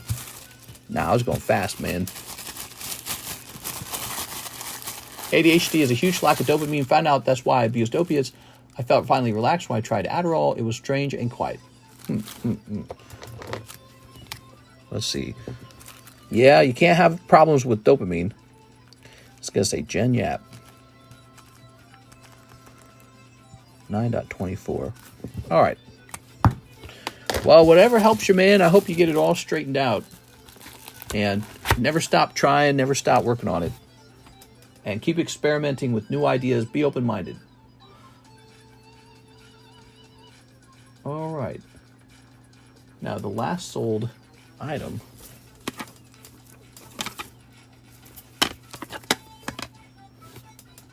Let me see. Oh, no, we took care of business. All good. I was a little confused. I remember the set of 3, the Beedrill Evolution line. We didn't have a Weedle, though, so that doesn't make sense. Jennifer, yep, give me those other 5 packs. Heck yeah, Jen. Where did I put them? Did I put them behind me?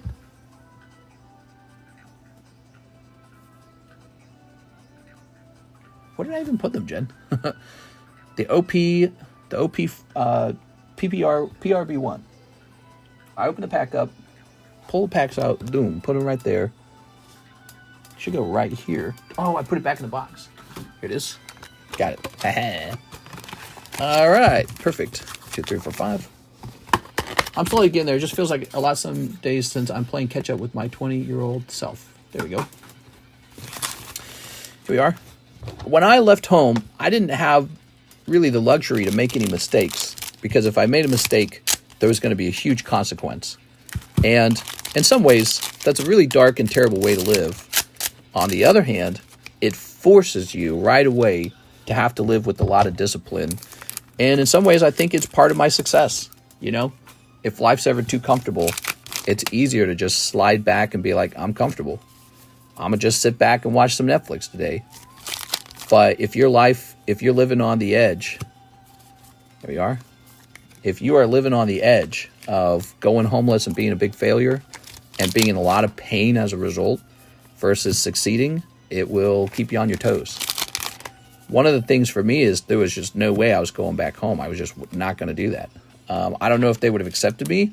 I think they would have, but they would have been able to pretty much point the finger and laugh at me like, ha, you ran away and you failed to succeed. So I couldn't live with myself that way.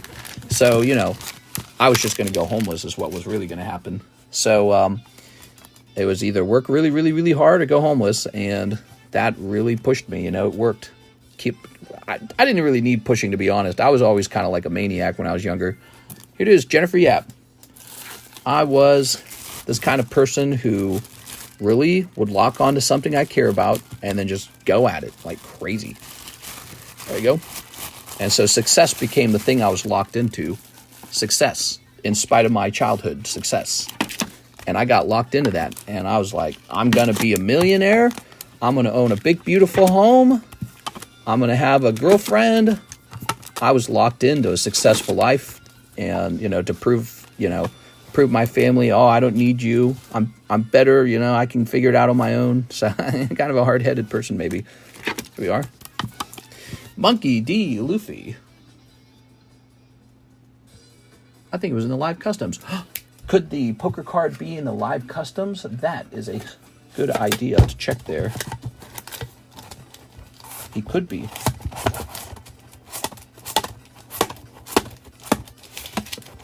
No, he's not. Poker card not in the live customs. All right, now we know. Where is he? Could he be in the other box? Maybe he's in the other box. So I have a different slab box. This is the one where we would have been rotating to. Oh, actually, you know what? Here is a Rhyhorn and a Snorlax in the other box. So maybe it is possible he's in here. I didn't think he'd be in here. We had just started rotating.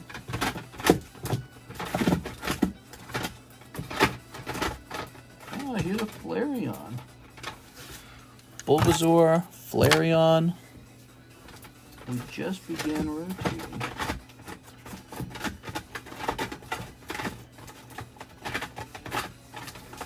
Okay, here is Wigglytuff.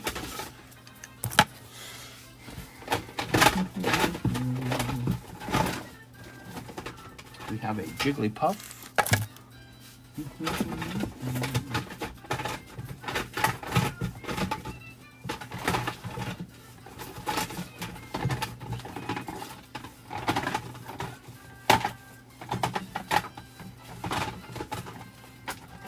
I don't think he's in here, though. So here's Yellow Poker Deck Squirtle. Okay.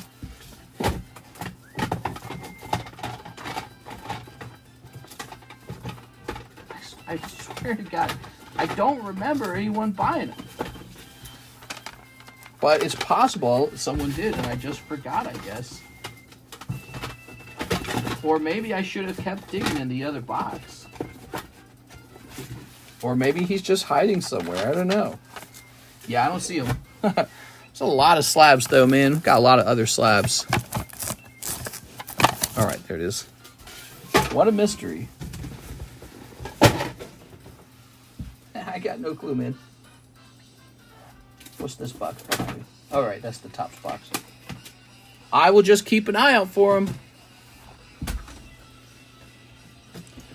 I have a lot to work on with my therapist, but I also advocate for myself strongly with knowledge, so I will heed your advice and educate yourself. Yeah, in the end, I never went to a therapist and I never took drugs. I just let my pure, raw ambition drive me. And I said, these things are good for me, and these things I'll just go after like super aggressively. I got them now. I got savings, I got a house, and I got a girlfriend. And the moment you got those things put together, dude, it's just so much easier. His life's just way easier. I got a car. I could sell like a week's worth of Pokemon slabs out of my collection. Just go buy a brand new car if I wanted to. I mean, I could just buy a car like in a week, I think. And, yep, I could just list them on eBay. And they would just sell an auction, and I'd buy a new car if I wanted. So I'm just in this position in life now where I don't worry about that anymore. And now I worry about where are we going to buy our next home, or are we living exactly where we want to live?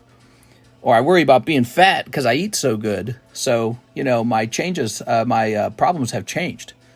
And the frustration and the depression, anxiety from being young, it's gone.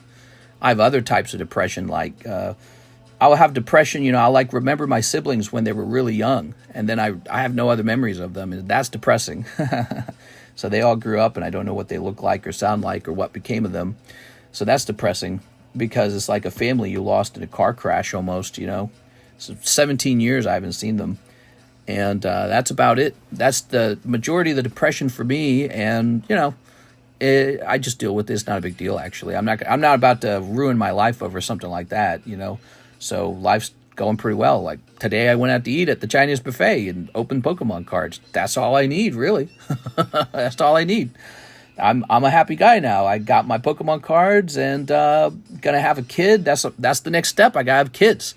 So Karis and I are now gonna try for a kid, and I'm 35, having a kid later in life, but I got life kind of going my way now.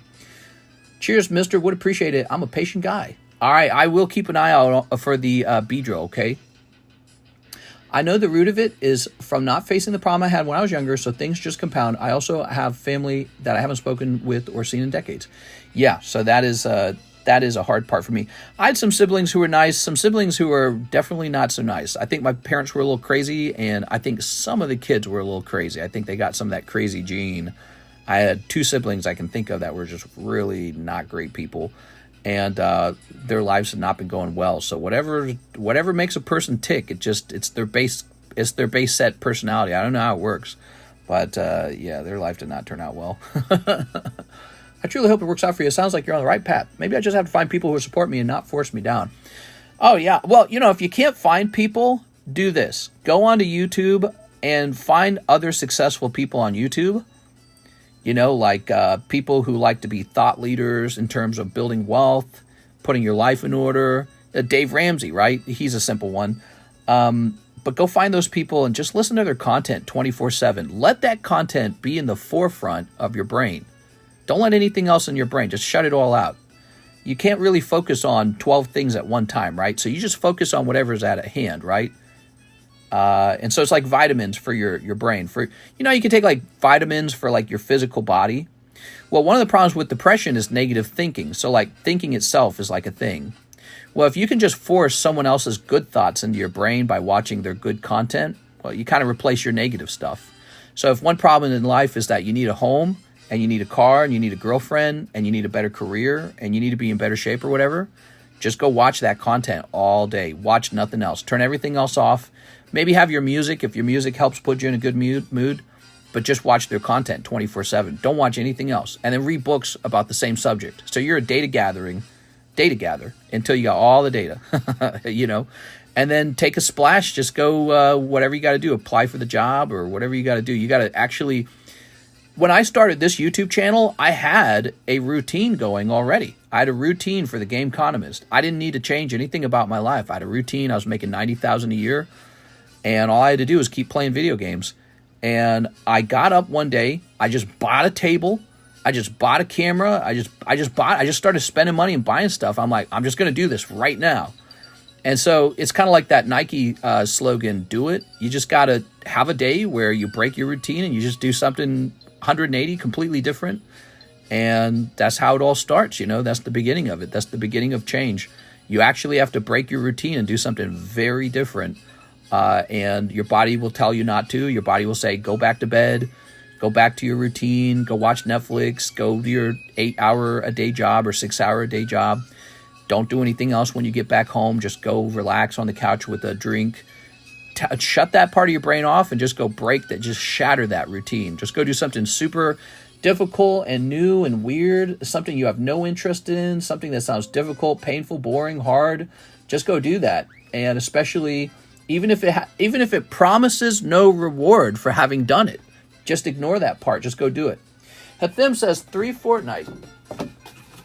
You know, when I got into Pokemon card collecting, there was absolutely no incentive to do that. No incentive. There was nothing there for me. There wasn't any money. I had no attention for it. I didn't have a following.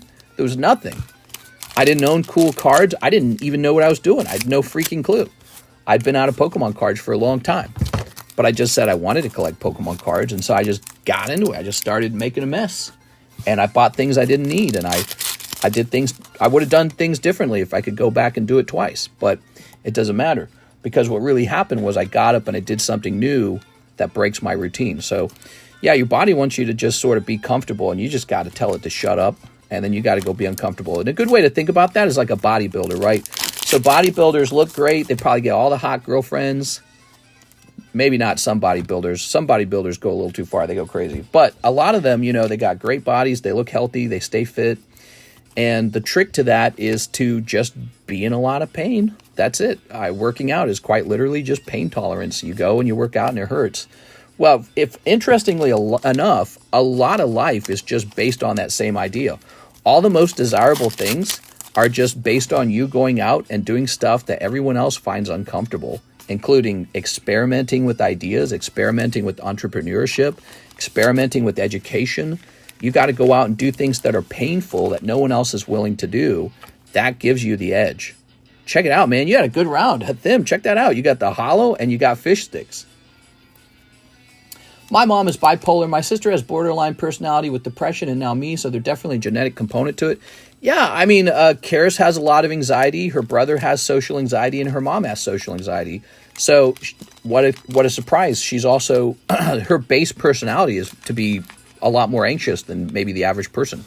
But again, she could have taken like anxiety pills for that, but instead she's finding confidence in herself by exposing herself to, like having to talk in front of a group. That's exposure therapy. It kind of like grows you up to have to do that. Riding roller coaster rides, believe it or not, kind of helps her, because she has this natural physical tendency to avoid dangerous situations.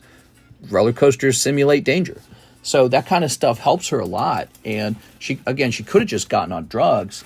A lot of white girls in America are on depression drugs and anxiety drugs. The usage of anxiety and depression drugs is astounding for girls. It's huge because everyone says, oh, you've got anxiety. Oh, you've got depression.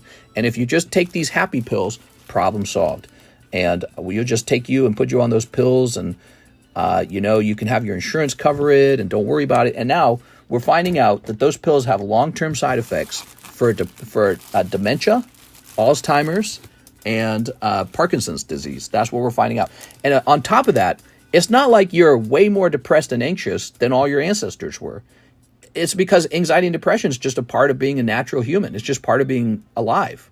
Of course you're anxious, because in the bushes, our ancestors were getting eaten or killed by each other, like zombies. Of course you have depression, anxiety, because all the people you love are going to die someday. It's inevitable. You're going to die. You just will have depression. But it's like you can't happy pill it all away necessarily. But you're right. You might have a significant, severe biological disadvantage with it. I don't think that's all the case. I think a lot of people just look at the depression and the anxiety pill and they think it's a simple solution to a complex problem. And so they just reach for it because it's very easy to just reach for the happy pills. And then they discover they're not happy. Jennifer Yap, I'm yapping. Jennifer, I'm on the yap. I'm on my soapbox right now. She wants a whole box of PRB1. You got it, Jen. I'm yapping. You got to tell me to get off my soapbox. She probably knew how many people died at amusement parks. Screw that. Happy pills definitely aren't a fix all or a partial fix. It's maintaining a normal balance to pull upon. I feel my anxiety is helping me fear people, so I'm ready for that day when a serial killer wants me. Ha ha. There we go. The serial killer is heart disease from having too much anxiety. That's the serial killer. Yeah, you got to learn to relax. But one of the things that relaxes you very naturally, a healthy sex life. And so they found out that people who have a healthy sex life live the longest. They live the longest. It's not even close. If you have a bad sex life, you die way, way faster than people who have a healthy sex life. So you got to be out there finding someone you love, having romantic relationships with that person, and then making children. So you need to go out there and do that. All right, here goes, Miss Jen. You will feel so much less anxiety when you have that in your life. You can't beat nature. It's just meant to be that way. And the absence of those things in your life are probably being noted by your body. Your body wants you to reproduce. Your body wants you to have a loving social relationship with someone who you're close with, who you can confide in, who you can, tell that you love them and they love you. You're meant to do that. That's meant for you. That's nature. And if you are missing out on those things and your body has reached puberty and all that, you should feel anxiety and depression. Your body's trying to get you to make a change, probably toward those things. Oh. Your body doesn't care if you own another Game Boy or another Pokemon card. Your body cares if you have that person to lay down in bed with and, whisper sweet nothings in the middle of the night on a cold winter night. That's what your body cares about. It doesn't care about any of this other stuff. This is all just made up. So you got to put your priorities straight. Make sure that you have somebody to take care of and to take care of you. Because as you age, you got to have somebody take care of you. And children and all the other good stuff, right? All right, Jen, that's 4 hits. Yeah, I'd have depression, anxiety too if I didn't have a family. You got to have a family. And I don't just mean your parents. You're just your parents' children. I mean like a family of your own. I really mean that. So, and I think your experience is not unique. A lot of people are experiencing this same issue where every night they go to bed all by themselves, like a sister or a nun, like a monk or a brother. Just go to bed by yourself your whole life. What? I can't think of anything nicer than just going to bed with somebody you like. It's the best feeling in the world.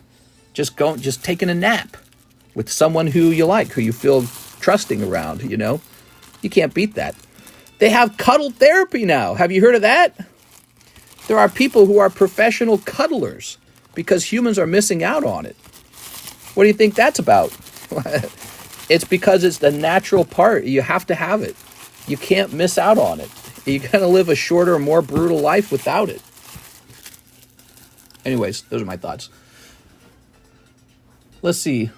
I'd be content with someone who just doesn't gaslight or abuse me, low standards.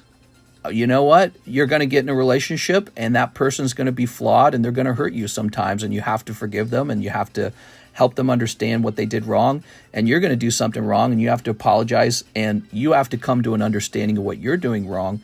If you can't do those things, you'll break up. So, if you do find a partner, which you just have to, dude, you got to get out there and get in a relationship. But if you do find a partner, just accept that they're going to be flawed and don't hold them to too high of a standard, but, just ask them to grow with you.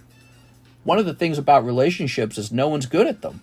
That's obvious by the amount of breakups and divorces.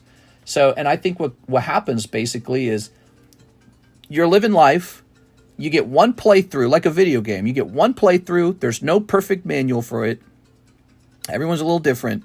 You get one life, you're playing the game, and you're just figuring the game out as you go.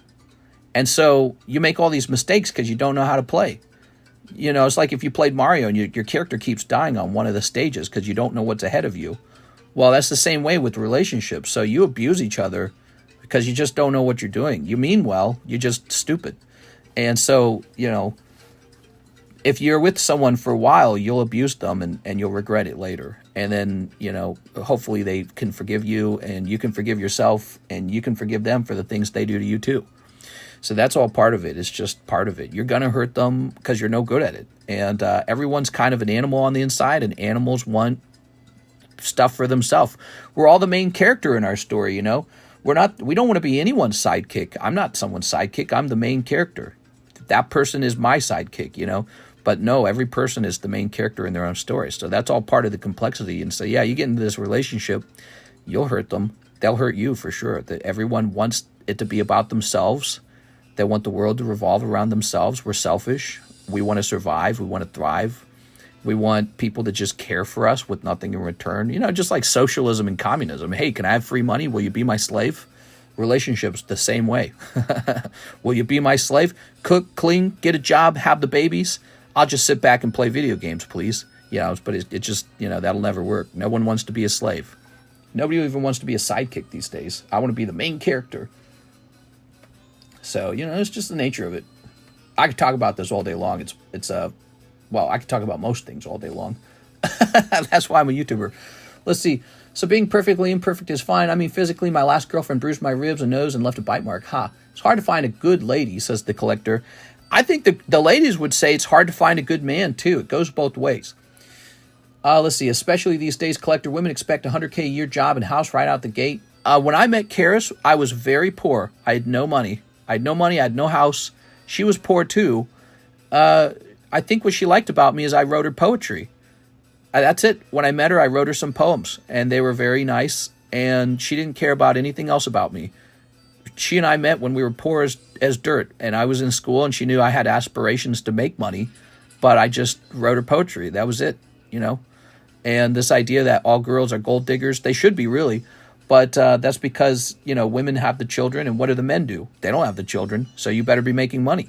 So, that's a very practical-minded way of thinking about men, just like men like women to be kind of healthy looking, right? Because, well, you want to have a healthy baby.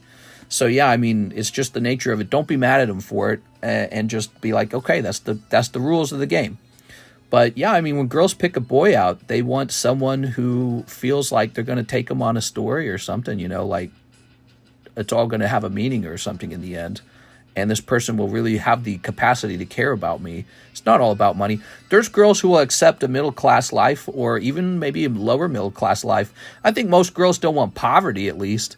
But yeah, I mean, there's a lot of girls who don't need the added pressure of being a millionaire and having the expectations of being a millionaire. So they want a middle-class life at least. But I've heard girls talk about men's money where they will say something along the lines of, yeah, I dated a guy who was rich, and he treated me poorly. He didn't really love me. He had lots of money and toys for me. He had purses. He had a nice flashy car.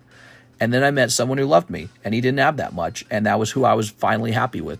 So there's girls who do gold dig, only to find it's not all about gold digging. It's about finding somebody who can actually connect to you, and a person who has a maybe personality style that they've become wise enough to know that life is about sacrifice and humility and giving. You know what I mean? And boys want the same thing. We want a girl who can kind of think that way. There's a lot of immature girls. There's girls who are femcells. They just got no chance because they don't take care of themselves. And then there's girls who are just kind of selfish and they haven't really become like thoughtful yet.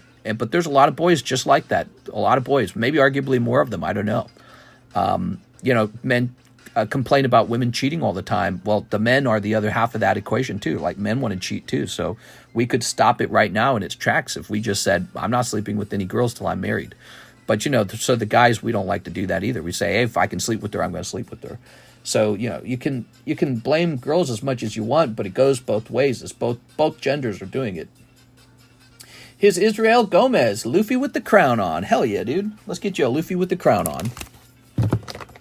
It's not less drama. Any relationship will always have drama. Oh, yeah. I think that the drama is part of the relationship. You have to fight because you're these two egos with different goals and different interests, and you have to, find a way to negotiate those things. And, so your partner will upset your feeling because they'll go against you or something like that, and you got to let them know, hey, this is how you made me feel. Can we agree? Here's how we should handle this. Here's how we should go with it. So, reaching that ability to communicate so well is so important. And you can't communicate like that until you're smart enough to know what's going on, even at the emotional level. So people that don't know what's going on at the emotional level, they just can't communicate about it, not properly. Their ego gets wrapped up. They get all mad. They're all pissed off. I need revenge. Not only do I need you to see things my way, you must agree with me. And then I need you to be punished for the way that you failed me to meet my needs or to be in the way that I like you to be. You know what I mean? So that's what a lot of people will do in a relationship. And it's so swift and it's so painful. And you might even find somebody who will stay with you while you treat them that way or while they treat you that way if you had similar negative relationships with your family. But you have to find a way to understand all that's wrong. It doesn't work. All that's a great way to have a heart attack early in life. And the joy of a relationship is just figuring out, all right, what don't we do? What do we do? How are we going to handle this? And then when somebody fails or mistakes, they don't take criticism personally. You have to be able to let go of criticism and say, I want to be better. I want to be, my best version of myself. That's so hard to do. I swear to God. It's so hard to reach that point where both of you are mature that way, because it could be you, it could be your partner's not mature that way. But for two people to be mature that way, it's like near impossible. I swear to God. It's just not going to happen. You're just going to struggle no matter what. Small advice, never date a narcissist. Yeah, that's so easy to say. Just don't date a narcissist. Don't date a serial cheater. Don't date a greedy person. Don't date a fat person. Don't date a person who's bad at working. Why don't you just date a perfect person who's hot and has money? And they're just single and they're just waiting for you. Yeah, right. All these really, really high quality partners just hanging around like low-hanging fruit. Yeah, right. It just doesn't work that way. You're going to take whoever you get, and you're going to work together on making yourselves better. You're going to work on yourselves and your faults. Yeah, all these hot, intelligent, wise people they're not hanging around waiting for you to collect them. It's just not a thing. They're already in a relationship. All the good ones are taken. That's how it works. So whoever you find is someone who's going to be working on themselves, just like you're working on yourself. And you got to say, come on this journey with me for self-improvement, and let's build something special together, because we're starting out with nothing. But I can see a future where we've built something special. I'm passionate. I'm hardworking. I know that you're a girl with certain tastes or interests, and I'm going to help you get your goals too. We're going to do it together. So you have to be able to negotiate that way. And girls will respect that. They'll feel that, even if you're not rich right now. But of course, if you're working the whole time and you actually do just get rich, that helps too. Because you'll say, hey, girl, I already got a home. How'd you like to come this way? So definitely work on that, whether you get a girlfriend or not. You got to buy a home or like have something in the stock market, or, don't worry about the nice car, by the way. That actually stops you from owning a home. So don't worry about the expensive car. In my opinion, that's a big mistake. Expensive cars are. I'm somewhat wealthy today. I still won't buy a fancy car. It's just a pure waste. Any extra money goes into the stock market or into real estate, one or the other. So extra money goes in the stock market or real estate. You don't put it in a car. You're just stupid if you do that. But, people like their cars. People like their motorcycles. I can't blame them. You only live once, right? That's what they say. But I'm like a Scrooge type, so I'm real anal about it. Stack your gold coins up, guys. Don't be buying motorcycles. You shouldn't be doing that. I was at the motorcycle, the special motorcycle meetup in Lake of the Ozarks. There's like 1 million motorcycles. I was just looking at all these guys thinking, my net worth is higher than yours, but you got a sexy girl on the back of your motorcycle. Who's living it up? Me or you, right? So anyways, lots of conversation here. We're pretty late. It's 4:42 a.m. I think we're just mostly talking and not selling cards at this point, guys. Great conversations as usual. Hope you guys are going to have a nice night. It's Friday night? So we're heading into Saturday. And remember, I've been taking Saturdays off, but not always. But we're going to find out if I'm going to be coming in for Saturday night. If I take it off, I'll try to warn you as early as I can if I take Saturday off. But thank you, everyone, for hanging out and buying these slabs. They're all for sale. So even when the stream is down, you're welcome to make a purchase. By the way, if you haven't subscribed, I'm desperately trying to get to 100,000. If you already have subscribed, go grab a friend and tell them to subscribe. I need your help. I can't do it on my own. I need 100,000 people, basically. So I'm begging you. All right, guys. See you later. Have a nice Saturday. Goodbye.